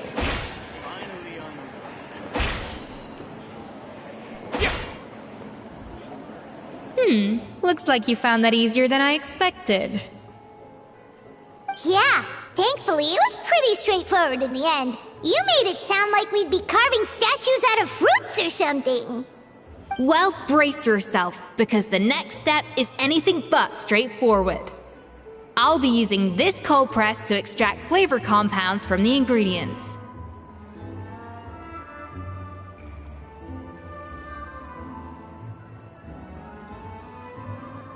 A kind of special food processor I got the Fontaine Research Institute to make for me. It uses cold temperature extraction to isolate the essence of cooking ingredients, which can then be used to flavor dishes more precisely. But this isn't exactly standard kitchen equipment, so that probably didn't make a whole lot of sense. Let me give you a demonstration instead. Custom-made equipment from the Fontaine Research Institute, huh? That's some pretty high-tech food prep. Paimon's never used anything this weird before. The device isn't cold enough yet. I need to reduce the temperature.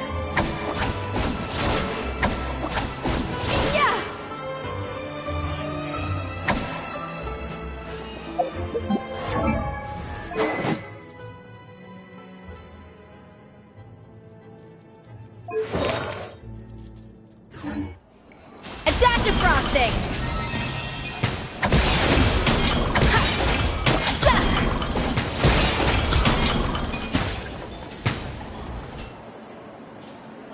And done.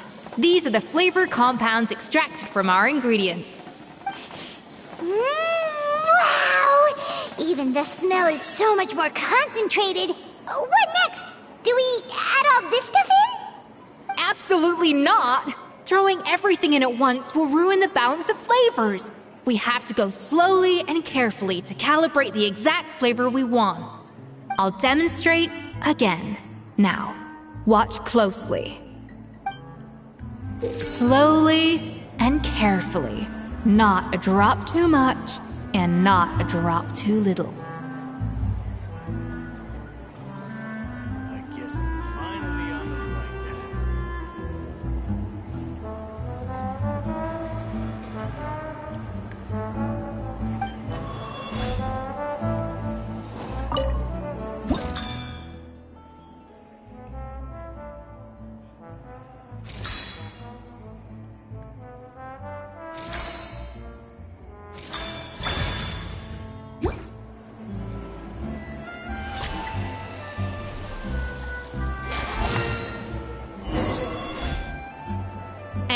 voila! Now it's your turn.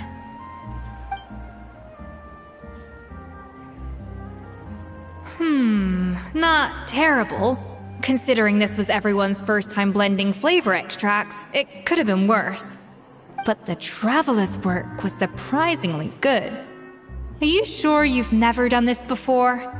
You got almost perfect results on your first try.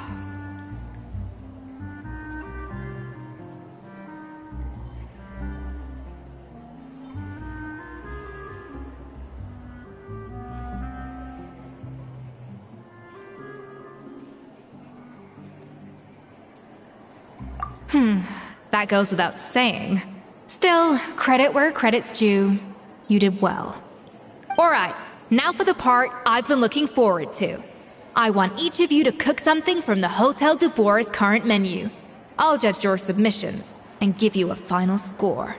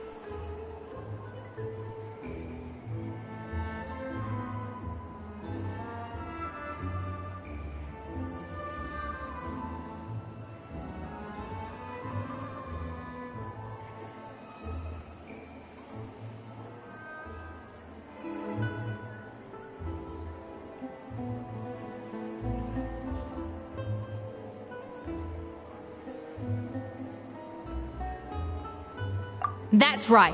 The true test of your cooking skills is the finished product. It'll be good practice for the contest itself. Now get to it. Chop chop!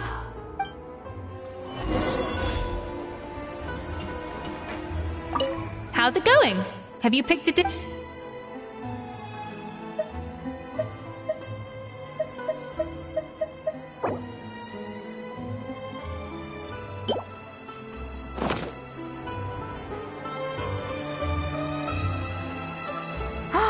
Look at that! With the grace of a snow-winged goose, as I like to say.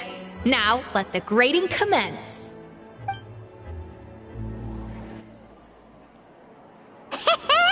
Pretty good, right? Not to brag or anything, but Paimon's a bit of a connoisseur when it comes to la food. 6 points. What? Oh, well, fair enough. Paimon doesn't cook all that often, so as long as it's a pass. That's 6 out of 100. What?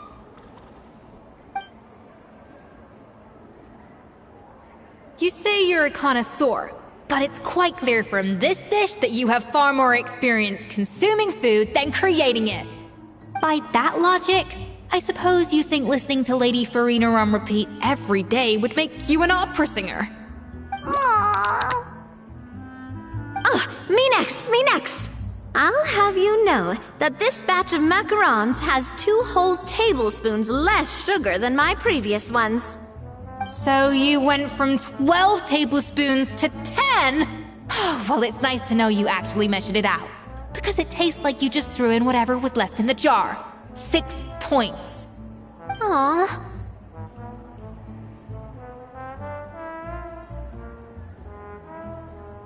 Now to the final dish. So, what do you... This is our last hope. 8 points. Darn! That's barely higher than what we got. Not exactly. The color is spot on. Beautiful aroma. Excellent presentation. I have to give this one 8 points out of 10. Huh? How did you pull that off? Don't get me wrong. There's room for improvement. But still, this is clearly the work of an accomplished chef. I can tell that you've put many hours of work into honing your skills in the kitchen. I can really taste the grace of the snow and goose in this dish. The traveler's journey, with all its trials, tribulations, and setbacks. Not to mention the frustrations of having a picky eater for a partner. Hey, you made that last part up! No way did you taste that! Well, it looks like I lost fair and square. I guess you'll be taking the Traveler as one of your assistants then? But if it takes 3 chefs, that still leaves 1 slot remaining. Maybe Paimon and Navia should keep practicing and see how it goes? Chef Escoffier! Oh, it's Hilaire! What brings you here? I heard the news about the cooking contest. You're doing Gâteau de Bois, right? I was just wondering if you needed any help. And you think you're up to the task, do you? Oh, no, I know I'm not there yet. It's actually my dad who wanted to help. Firma, last I heard, you could barely get out of bed. Chef Escoffier, Navia, Traveler, thank you all so much for everything you're doing for me and my family. I've had enough of sitting around at home while you run yourselves ragged. If you let me, I'd like to help you win this cooking contest. Yeah, I was gonna say the same thing. Don't you worry. I'll be fine. I'm feeling much better now. The fact is, I'm a fine chef, despite recent events. I've proven myself in the Hotel de Bois kitchen, so if anyone's qualified to work under Chef Escoffier, it's me. I think. I mean, I hope so. Firma, have you even set foot in a kitchen since leaving Hotel de Bois? I have not. But I'm fully rested now. I know I can handle it. I'll prove it. Let me whip something up for you right now.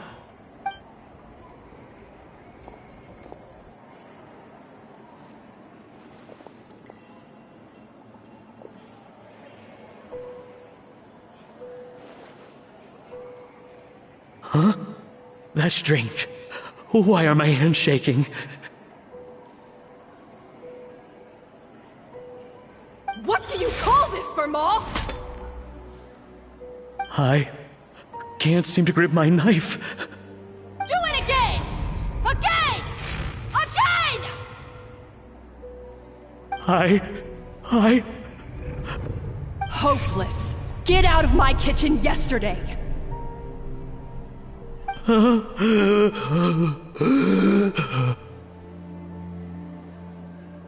Dad! What's wrong? I don't understand. I was feeling so much better, and then Will I never be able to work in a kitchen again? Dad, talk to me. What happened? I think the real issue here is not physical exhaustion, but psychological trauma. Monica, when did you get here?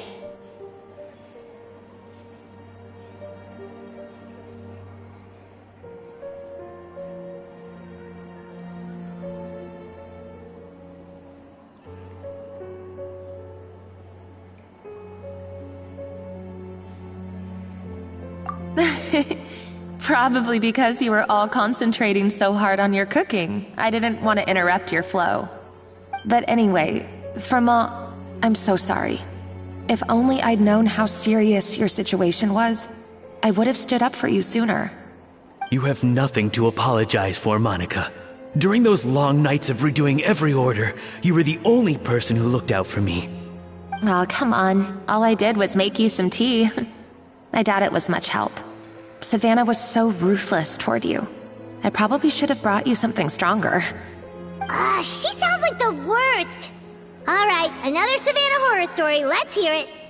She's been getting harsher and harsher on us ever since she heard about Escoffier's new role in the Fleuve Cendre. Seems like no matter what we make, she'll find something wrong with it. What is this? It looks like a dog's been at it! In the trash now! Then she orders us to redo the dish again and again, but we never know what's going to make her happy. Do it again, do it again, do it again! Every time you remake it, you just get another earful from her. Either straighten yourself out or get out of my kitchen! So now, it seems like just picking up a kitchen utensil gives me flashbacks of her yelling at me. Oh man, that must be awful. The more I want to get it perfect, the more my hands shake, and the more scared I am of making another mistake. How can you give up so easily, Fiamma? You weren't a quitter when you were working for me. And even under Savannah, you talk about working late into the night trying to perfect your dishes. That says to me that you still hadn't lost that determination to prove yourself. What changed? I don't know what's come over me. When I think back, I just remember feeling like my heart and my hands were growing heavier and heavier as the shift went on. Each time I had to redo a dish, my heart sank a little further. Maybe Savannah was right. Maybe I am just hopeless at this. Dad. I see. Well, it sounds like there are some deep issues at work here. Ones that won't be resolved by merely seeking compensation. I will win this contest, and after that, I encourage you to approach Savannah and talk this out. But what if you can't find another assistant in time? Clearly, I'm in no state to help out.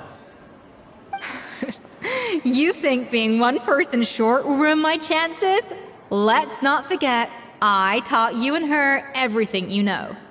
Even if I had to go it alone, I would present the perfect gâteau. Oh, well, Paimon and Nadia will still keep practicing, just in case.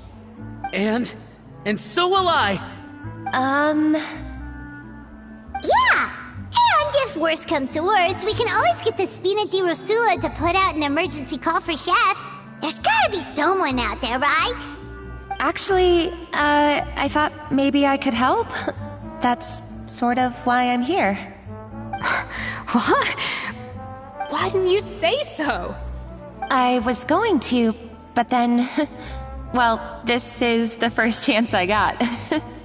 You do this for us? Thank you so much, Monica. Alright, fine by me. But aren't you still working for Savannah? Joining the other side seems like a guaranteed way to put your future employment in jeopardy. I know, but it's alright. I've made up my mind. With the way things are, I can't keep working for Savannah much longer anyway. Unless I want to become the next Firma. I'm done with sucking it up. It's time to try and turn things around.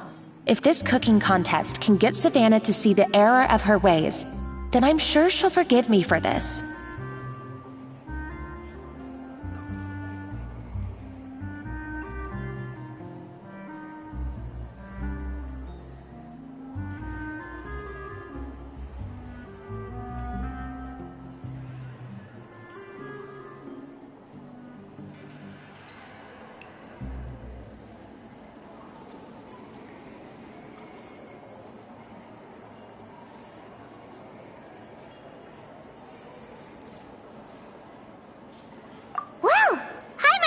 We'd be poaching from Savannah's staff to get our third person, but there you go. Anyway, Monica's a professional chef, so nothing could possibly go wrong now.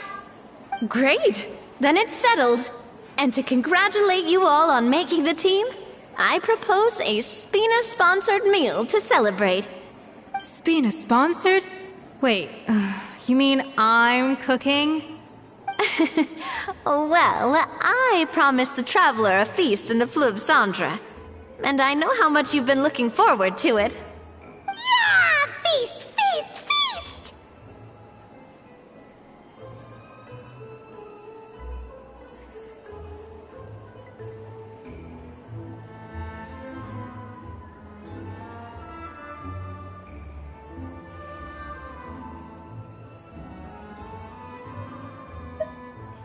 All right, if you insist, then prepare for some of the finest food of your lives.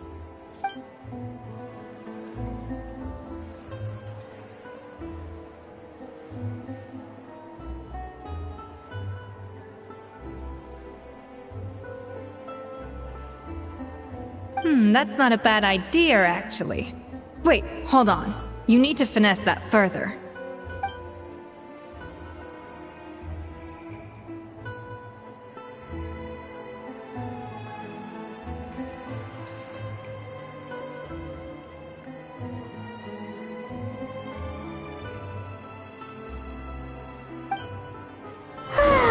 That was a dream come true. Paimon never knew Fontanian cuisine could be this good.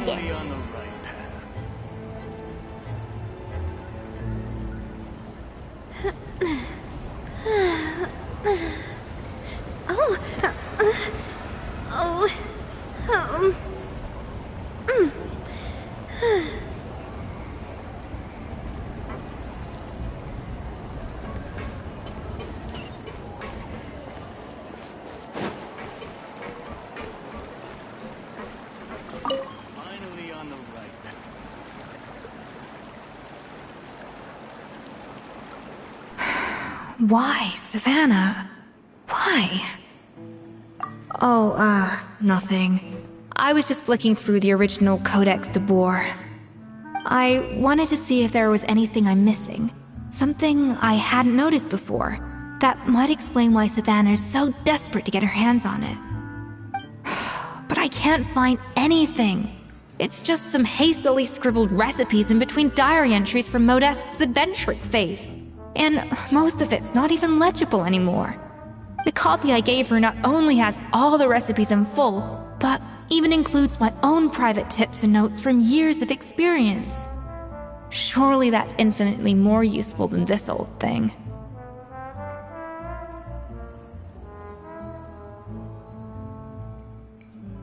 Yeah, maybe. Still, it's just hard for me to imagine that the Savannah we were. At least I always thought we were. She was a little shy, but meticulous with everything and everyone she dealt with. She made a few mistakes here and there, but she was quick to correct them whenever they were pointed out. And she was always striving to improve as a chef. Those qualities are why I recommended her to replace me as head chef. I never imagined for 1 second that she'd cause Fiamma and the other staff so much grief.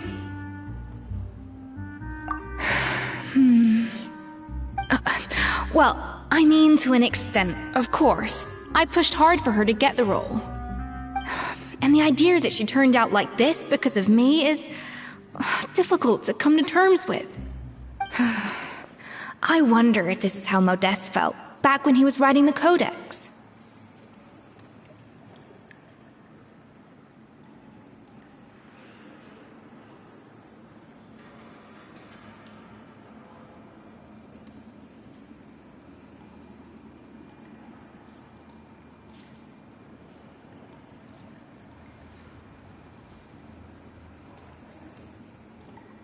Yes, with his good friend and co-founder of the Hotel de Boer, Savelli.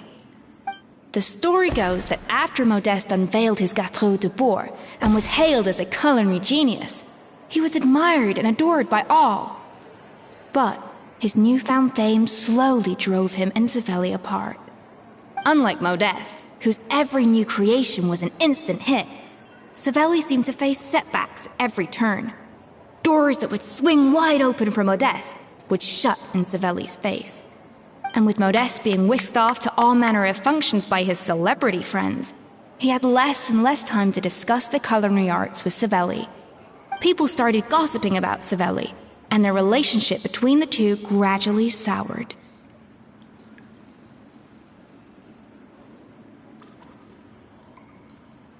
Everything came to an abrupt end when Modeste, still in the prime of his life and still hailed as a genius, suddenly died from an acute illness. And that was it. They neither had a decisive split, nor got the chance to properly reconcile. Their story just came to an end. One rumor had it that Savelli actually killed Modeste out of jealousy, even as the latter was hoping to make amends.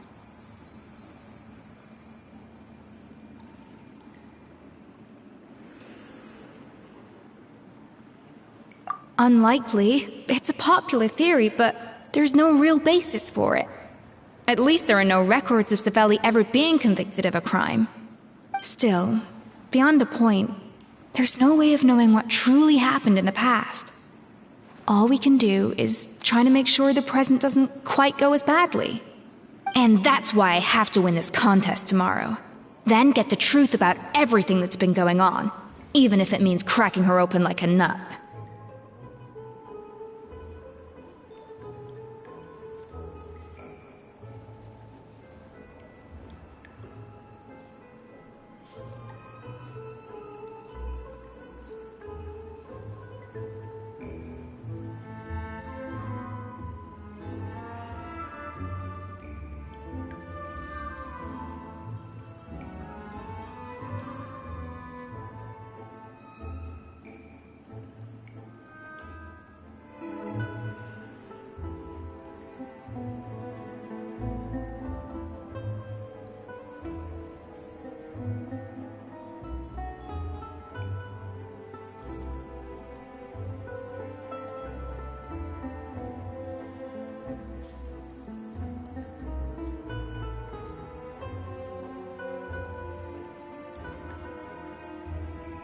Really?